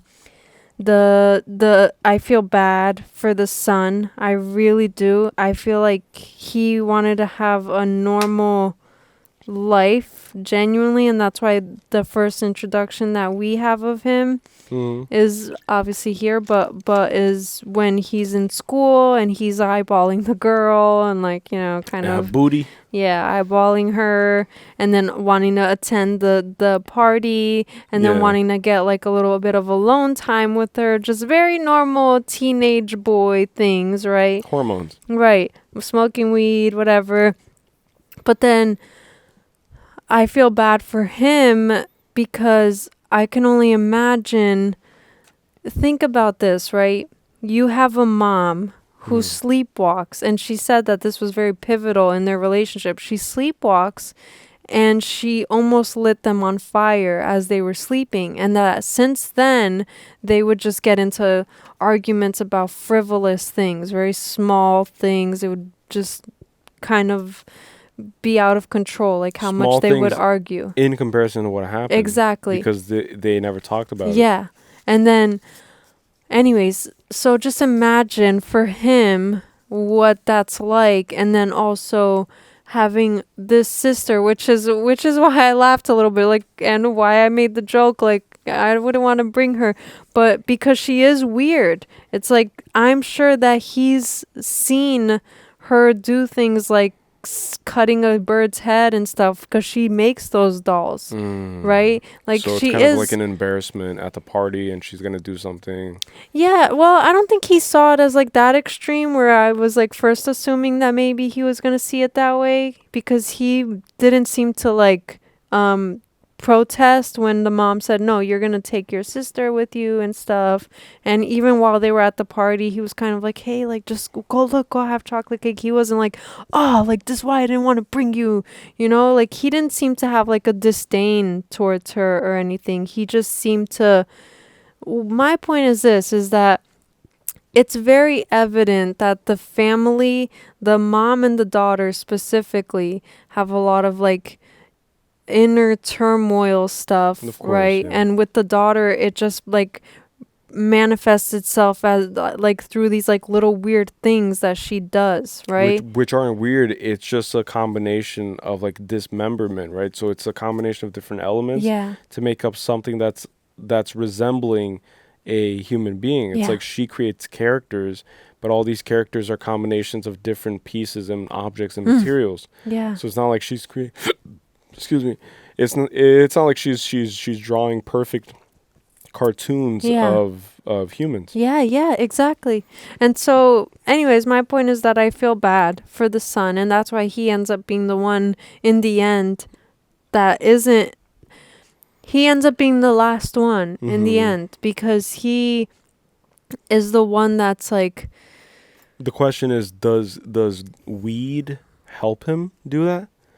Is like, does that make him the one that like transcends boundaries? Because weed has been used as a substance for millennia, right? Like it's age old, as old as time, and it used to be used a lot in shamanic rituals, Yeah. right? Like the shamans would use of substances, of natural substances, and they would establish connections and bridges with the other worlds, which we've experienced with Thor, right? It's the whole rainbow bridge, the Yeah. Bifrost bridge between Midgard and Asgard. yeah. So that's the key to the door to expanding your consciousness. So do you think that that's what makes him the one? It's like he's because he's the only one who smokes, right? So maybe he's able to exit a lot of it. Yeah, because I'm trying to connect it with the dissociation too. But the point, I think, also Sorry, with yeah. what you said too, is that I don't know. There's something that makes him different, and it could be that, like, it could be that he has this kind of form of escape that doesn't ground him in this weird, strange reality that he's in, right? Where it's like the mom isn't really sad about the grandma dying. He's not really sad about it. It's kind of like this strange estrangement and distance, like you said, that's established within the family. But then whatever. I'm like just making the point too that he's like the odd one out. I think from the beginning. He's the more normal. The more normal one, Yeah. but it's odd out in this weird family, you know? Him and the dad.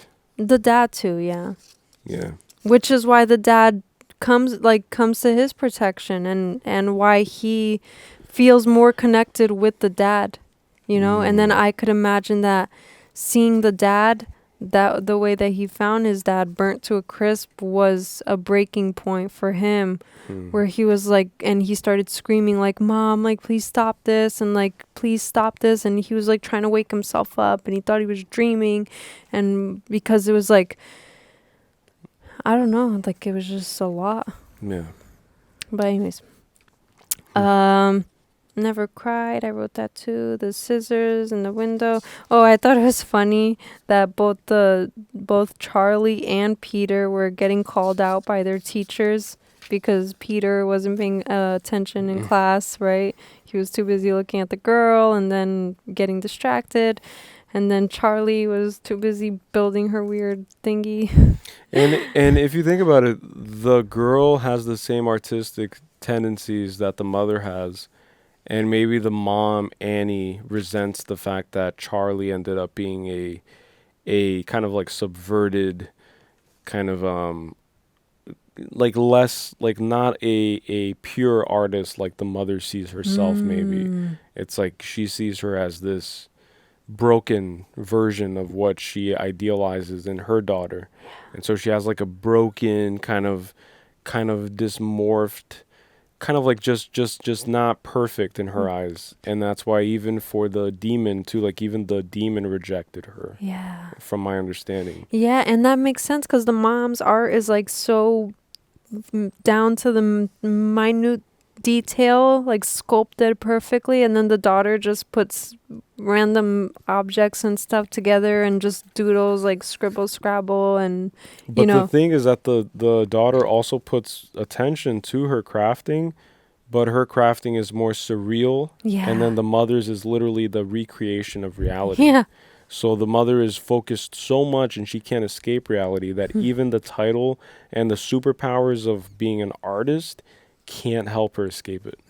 But then this girl is trying to make sense of stuff. Like she's trying to just feel her way through life. And so she draws what she feels because maybe she has a speech impediment, maybe a communication issue.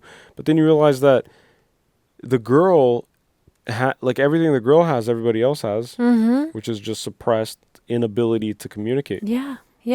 And then that manifested in like when she was even born, like she couldn't communicate. The boy smokes weed, she is an artist, and the dad drinks, and the mom is an artist. Yeah. And the grandmother had a cult.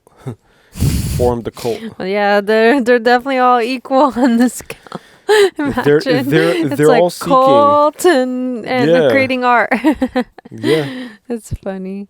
But yeah, they're all seeking. No, I'm not making fun of it. I'm No, just no, saying no, it's I'm not funny making how fun. No, I'm how they not. all Yeah. have like these weird outlets, and then Yeah. the grandma's is the most extreme. It's like I'm gonna make a cult, and I'm gonna have my family like inherit my some dark shit. Oh gosh. Da, da, da. Estranged with her mom, she said, right, when she had her son. And then Mhm. she said that she feels like she's the one to blamed because she is blamed, and that her mom Made it clear that it's her fault. yeah, but look, even wow, it's weird that they all said it because she pointed out that she didn't want to put any stress on others. And then that's why she doesn't like open up to anyone, and why she was there at that, thing. And that's a weird coincidence. Like they all were like, "Oh, I didn't want to worry you." Yeah. And hey, I was just talking about that. The brother driving, that was like a weird scene for me to watch. I think that like watching that, I don't know. In the moment of the movie, it triggered it, so I don't know that I'll be able to like recreate what it felt like while watching the movie and watching that scene specifically. But when the brother was driving, and he was like going faster, and the sister's like in the back, and she's needing to urgently get to the hospital or whatever, and then after the fact, like after the impact, after the collision, and after her being dead, he's just there sitting stilly and dissociates. And then the other thing that I was going to mention is later on, the mom confronts him and says that you didn't even apologize or take responsibility for your actions, which I thought was like very insensitive, because I thought he obviously didn't mean for that to happen. And I don't know, to have to expect an apology, From an accident. from something that he's enduring, like the struggles from. It's not like he's happy-go-lucky. Like he just now shared a slight smile with his dad over a meal. Yeah, but then it turns into like, how dare you be happy? Exactly, but when I'm drowning in all this sorrow. But then that's something that I was gonna say, is that forgiveness doesn't demand an apology. You don't give forgiveness on the condition of receiving an apology. It's unconditional love. Right, and especially in a parent dynamic, in a parent-child dynamic, which should be the one safe place for all human beings to be able to kind of go back to. But then most human beings don't have a stable place where they can source unconditional love, and not just source it, but then like learn it so that they can give it to others. Like most people believe that it's me, limited, everything is limited, survival instinct, survival state of survival. It's all like fight or flight always, and it's always like, how dare you be happy in the presence of my misery? How dare you take the liberty to grow yourself and to escape misery when I need you to sit down and be my company and be the company for my misery. Yeah, and then also like your misery is not as not as heavy as mine, or it's not as deep as mine. Yeah. So oh, you think you're depressed? You think you have it hard? Try being 21 or 15 and pregnant or whatever it is. Try doing that. It's like, and then it becomes a competition. Yeah, when it's... You know why it becomes a competition though? Can I like tell you why?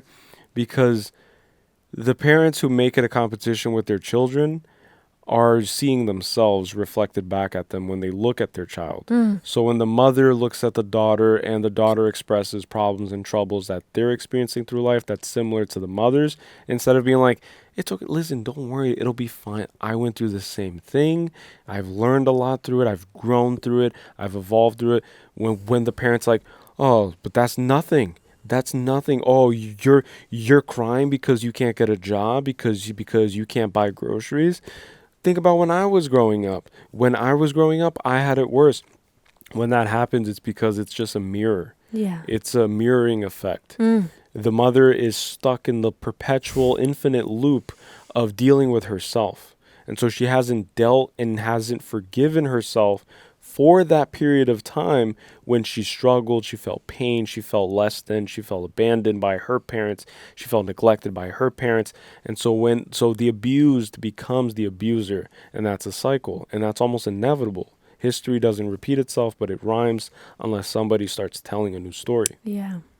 And then like that's I feel like that's exactly what it is. It's that you see, like, it's just so weird because it's what you're saying. It's like it's a projection of what they've been taught, and then they project it instead of doing what feels right and what is different and what would have helped them, and like they know what would have helped them, and so it's like instill that now into the next generation, and so on and so forth. It's like I know what would have helped me in these hard and difficult times, and so I'm gonna know that for when I have kids, and then I'm gonna try to prevent that. I'm not gonna want them to suffer, go through it, like to learn something. Suffer. They could just learn from what I experienced, and that's it. It doesn't have to be that they have to go through it in their whatever, it's like. And that's not to say that you're going to remove the privilege of pain from your children. No, they still will have to. Pain is inevitable. Yeah. Life is suffering, right? Like life is beautiful, but it's also suffering. And it's beautiful in spite of the suffering. But the kids will have their pains, but it just doesn't have to be the same exact thing. Yeah. And you don't have to wish that on your child in order for you to feel okay with your life. Because a lot of these parents, they feel and they know deep down that their life is far beyond them. It's like far behind them. Yeah. It's like life has escaped them because they fell asleep at 20 something and woke up at 40, 50 years old. And they're like, where has my life gone? And then they look at the daughter or the son, and God forbid the daughter or the son is doing a little bit better than them, or any amount better than them, because then that'll be a reason for them to go and try to chain and try to like restrict their movement.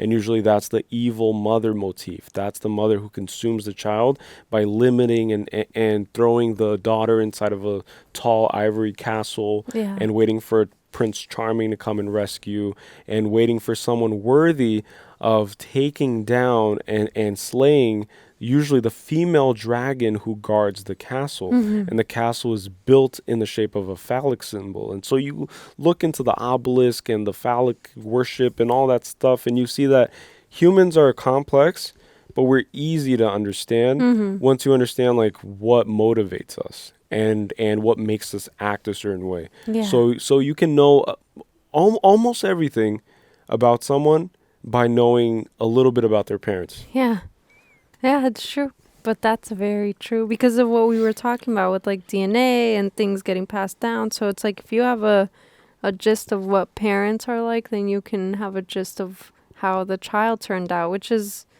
most of what people are discovering now. And that's why there's like gentle parenting, and that's a thing now.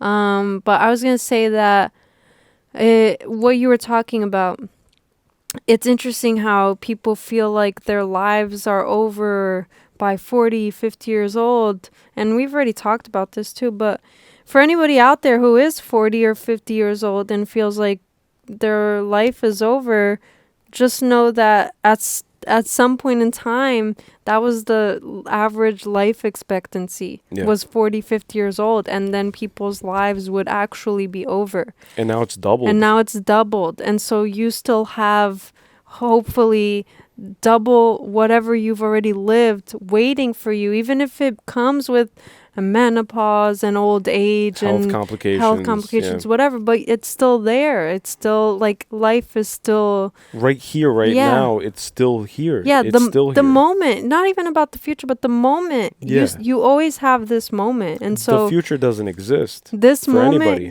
like you can literally change your whole reality in this moment if you wanted to. You can start getting yourself physically healthier, working out, exercising, whatever it is, doesn't matter what age you are.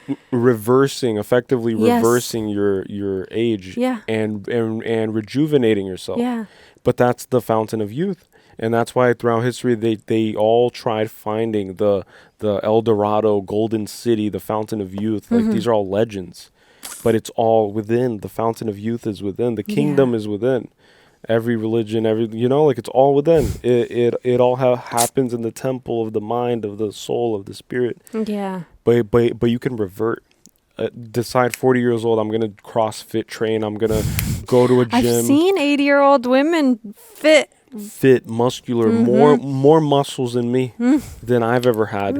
Even in my prime, prior to COVID, when I was opening a gym, I was like shredded. Like Yeah. even then. Yeah.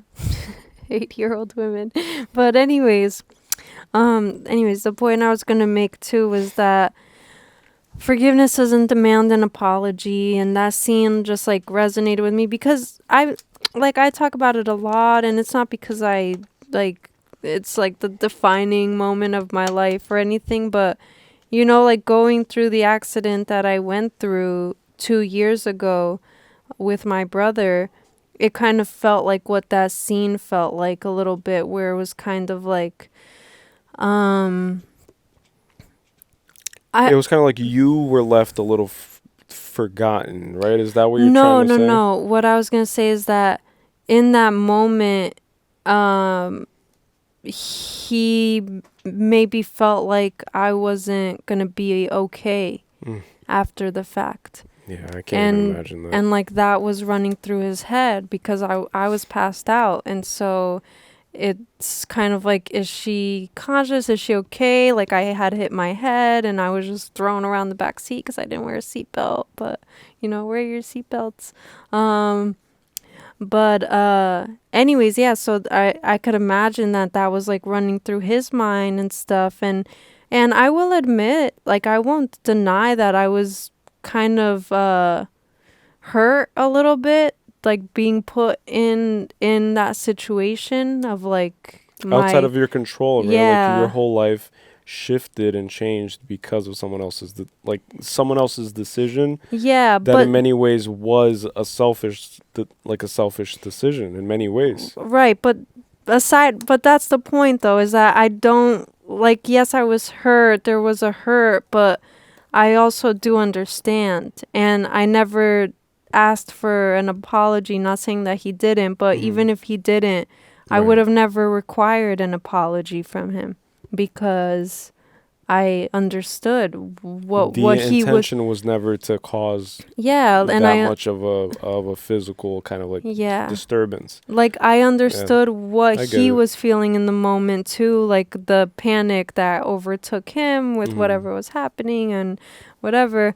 And so that's what was happening with this brother. It's like, it's not like he meant to.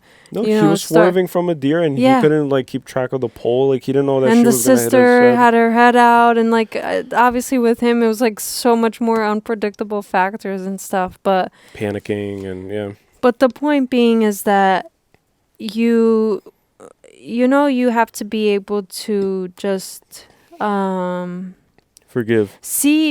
And also like truly empathize with people, not just say that you understand and not just say, oh, I could see it your way, but like truly empathize. And the way you do that is through experience, is through like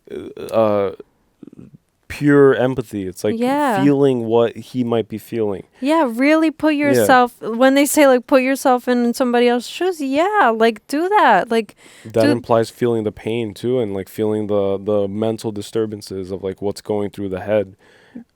Because I feel like that's what the mom was completely lacking. Like she was lacking empathy towards her son. She was lacking empathy. She said that he was, but she was. Right, because she was preoccupied with her life. Yeah, because her own life. Sorry, I'm just trying to like pitch No, it's all we could just flow. It doesn't have to be like a thing. I know, it's because I get so jumbotron, like so. But yeah, because she didn't understand what it felt like to be the one responsible, and so she she could have worked harder in doing that and like trying to understand what he was feeling and how he was navigating through his guilt, like the guilt that was eating him alive, especially seeing how it affected his parents and seeing how it affected the mom specifically. Like he was standing outside of the bedroom, hearing her wail and cry and not making anything about himself. Yeah. And like that's hard, you know? He probably really wanted to just completely end it for himself. But he pulled through, and he was pulling through. He was still going to school soon after. I don't know how much time passed, but was still going to school, pretending like he was okay. How was school? Fine. Don't forget to study for your thing. And that's it. And still like real life responsibilities, SATs. And this whole thing is about how they try to avoid burdening each other. But then it's like, hey, maybe you have to face the burden together. Maybe you have to have the difficult conversations. Maybe you have to. You have to. There's no. Go it's through not the maybe. fire. Yeah. You have to go through through the fire. Yeah, you have to. Yeah. You can't because then this is a cautionary tale of what happens when you don't treat those like deep unconscious. And then it just happens to have like the whole plot device is that the grandmother was literally a part of a satanic cult that conjured up a demon, but it's all symbolic and can be applied to everybody's life, and because everybody has a grandmother. Yeah, it's like everybody has had a grandmother, has one, and everybody has grandparents, and everybody has a lineage. Everybody comes from somewhere or from someone, you know. Like you come from something. Like you come from your dad's balls and your mom's eggs, and then you just, and then there you are, whoever you are. Yeah, you know? but see, like unresolved stuff, like don't leave things unresolved. No. Don't leave things. Don't sweep under the rug. Don't unresolved. Don't worry about walking on eggshells.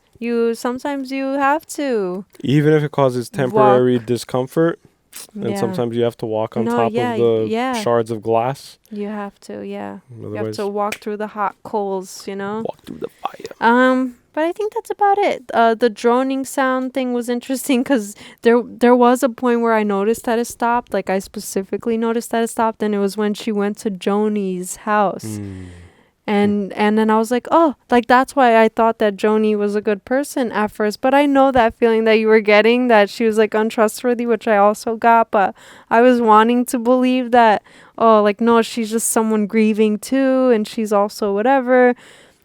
But that's my like skepticism too, like towards people. Like I was projecting it because I'm always like not skeptical towards people's intentions, but I'm always like, I need to conclude the full image of what the intention is. Yeah. And that's probably a negative trait of mine still, but it's not like that's a precursor for me to do anything with that person. Like for me to collaborate with that person, have a conversation. I just always keep my antenna out for like cues and clues. It's like, why is this lady so insistent on connecting with her? Yeah. And why is she so observant and worried about how she feels? And, you know, and also like, how to win friends and influence people, right? Like there are books, 48 Laws of Power, books that are made on how to manipulate people. And one of the most obvious ones is that you say something that's relatable. And the more relatable, the more like the stronger the connection. And so I was like, you know, it's very Machiavellian, but then it's also good for you to keep your antenna open. Yeah. And I had like a weird kind of like guttural feeling with that lady. I was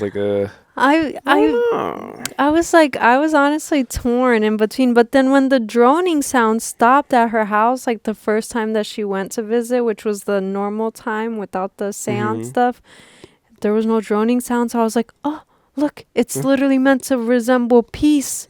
It's like, wow, like someone, you know, like now it just stops. I get you. You know, like it was kind of like this nice little calm all of a sudden, but then that changed and then it got crazy. Yeah. And then I wrote like the tongue clicking and then seeing the rear view mirror, the, you know, trauma just continuing because he didn't seem like he started therapy, which is weird. You know, that was the first thing that they like asked my brother after his accident was like if he wanted to start therapy, and I think he did. Like I think he mental did. therapy? like like someone to talk to Okay, after I feel to you. deal with like the Mhm. emotional turmoil or whatever. The trauma, right? Yeah. But then that I'm just wondering why the brother didn't get any of that. They were so preoccupied with themselves. Yeah, each one locked in their own little world. Yeah, but that's all I have. That's it. I think that we could call it here then if you want. Yeah. Because we did a lot. We did a lot of talking. I do want to point out that we still, obviously, I don't think we even got to half of what this movie has packed in it. We are open. If you guys, like, if this video, for example, becomes one of the most popular videos of all time on our channel, and people are like, oh, you have to talk more about Hereditary, then we'll talk about it on the podcast. And that's just me kind of like plugging in the podcast to let you guys know that that's where we'll kind of resume our conversations for certain films, like films that have left an imprint and an impact on us, and we'll dissect them and talk about them, theories or whatever it is. You can find those also on the channel, the podcast, weekly podcast. But then for this video, I think that I got everything out, or everything that I can remember and muster at this point. Yeah. And I think you did too. Yeah, I'm also like tired and hungry, so Yeah. always tired and hungry around this time, like towards the end of the reaction. But me gosh. too. So we're gonna eat something and then sleep and get some rest. And then tomorrow we are gonna record something. So if you're watching this, either hopefully it's on Halloween. If not Halloween, then a few days after. Either way, happy Halloween. Yes. Thank you in advance for any happy birthday wishes. And happy birthday, babe. Thank you. But thank you in advance for all the love and support. And just know that this channel and being able to do this and have a purpose through YouTube, as superficial as that sounds or as cringe, has allowed me to get to this point. Yeah. And I appreciate it, and I couldn't have done it without you guys, couldn't have done it without you, and I couldn't have done it without Shadow, and without God, and without everything else in between. And then, guys, last thing I want to say is that I don't care about you talking in between me talking. I'm just a little bit, what's the word I'm looking for? Acoustic. And so I literally, I'm also acoustic. Guys, if you can't tell by I'm now, definitely acoustic. I have a hard time. You flow your thoughts. You could go forever with flowing thoughts. Yeah. Me, my thoughts are like, oh, here's the thought. Like, wait, I'm over here, and then it's like, I caught one. I caught a thought. It's like that commercial with the old man, which I still haven't showed you, but he was like, you got to be quicker than that, and he's like reeling the dollar bill, and the girl's like trying to catch it. He's like, you got to be quicker. Yeah, those are your thoughts. That's my thoughts. Yeah. When it's not the monkey symbols, it's the sorry. It's the thing. When it's not the monkey symbols, it's the gotta be quicker than that. I think it's a gift and a curse, and it's a curse a lot of times, and it's sometimes a gift. But yeah, like I have this, I don't know what it is. It's just years and years of being repressed in terms of like expression, and being able to talk to somebody who cares and to somebody who actually cares and is interested, but then to other people in audience who shares in the same passion. Like, it's all new to me. And the fact that this channel is becoming popular among people who are passionate about the same thing as I am, that ignites a fire inside of me where I'm like, oh my God, I finally found like a tribe of people who love to just talk and discuss the most crazy miscellaneous things, I guess. Yeah, the best comments are the ones that are like, keep up the long hours of talking. It's I just finished watching the whole thing. Like, when we get those, like, deep end and stuff, like, what's the word for this one? You choose. It has to always be aligned with the movie. What's the word you said? Which word? For the miniature houses. Diorama? I don't think people are going to be able... I can't even spell that off the top of my head. Listen, like, that could be a cool thing, though. No? We could do, like, mini house. No. We could do... Headless. Headless, yeah. Headless. Yeah. Okay, so if you made it... And be honest, guys. Come on. Like, don't skip to the end of the video. Skip through. Yeah. But if you've genuinely made it up until this point and you watch the whole thing, comment headless. Headless or headless Nick from Harry Potter. Headless So Nick. if you're a fan of Harry Potter, then you do headless Nick. Nearly headless Nearly Nick. headless. So either headless or nearly headless Nick. And you can do a variation of those. But just let us know. Something with headless. Headless has to be the key word is headless. Yeah. Okay, so if you comment that, then you just know that you'll fill me up with whoa, you'll fill me up with joy and happiness because I'll see the comment and then I'll just think to myself, wow. Yeah. And you'll be the reason why I get more motivated to do the next one. Yes. All right. So anything else before the timer That's runs it. out? That's all. Okay. You spoke beautifully and you're so Thanks. beautiful. No. And you're so courageous and you're so No. brave. No, you. And it was so nice. It was so nice seeing you just talk. No, you're. And just express yourself and your little emotions, even though you have a hard time with the emotions. It's okay. Guys, eventually I'll get there. I Eventually cried a you'll get little there. bit. You did great. Guys, eventually I'll get there though. I think that it's just a matter of time before we just completely just let loose 100%. 100%. Yeah, I'm telling you, it's just consistently do it. You know, also sharpen my speaking skills because I like writing more. I'm not really a speaker. A great writer, this one. You know, my family talks like whatever, you know? That's why I say you know a lot. I always say you know in between what I'm saying, but that's how I grew up talking, you know? You know? You know, whatever. Whatever, you know? All right. So with that being said, guys, don't forget to, the best way to support this channel is by letting us know that you enjoy it, by leaving a like, subscribing if you haven't already, turning on the notification bell so you never miss a reaction video, and also sharing the video with any fans of movies or any fans of long form discussions, podcasts, geeking, nerdy conversations about anything and everything in life. Don't forget to check out the podcast, check out the gaming series on the channel, everything right here on Mentally Gone Reacts. If you haven't checked out the other types of content, please do so. You won't regret it, I don't think. Hopefully, if you do regret it, call us, let us know. And with that being said, don't forget that it's never wrong to be mentally gone. Peace to the world, guys. Take care.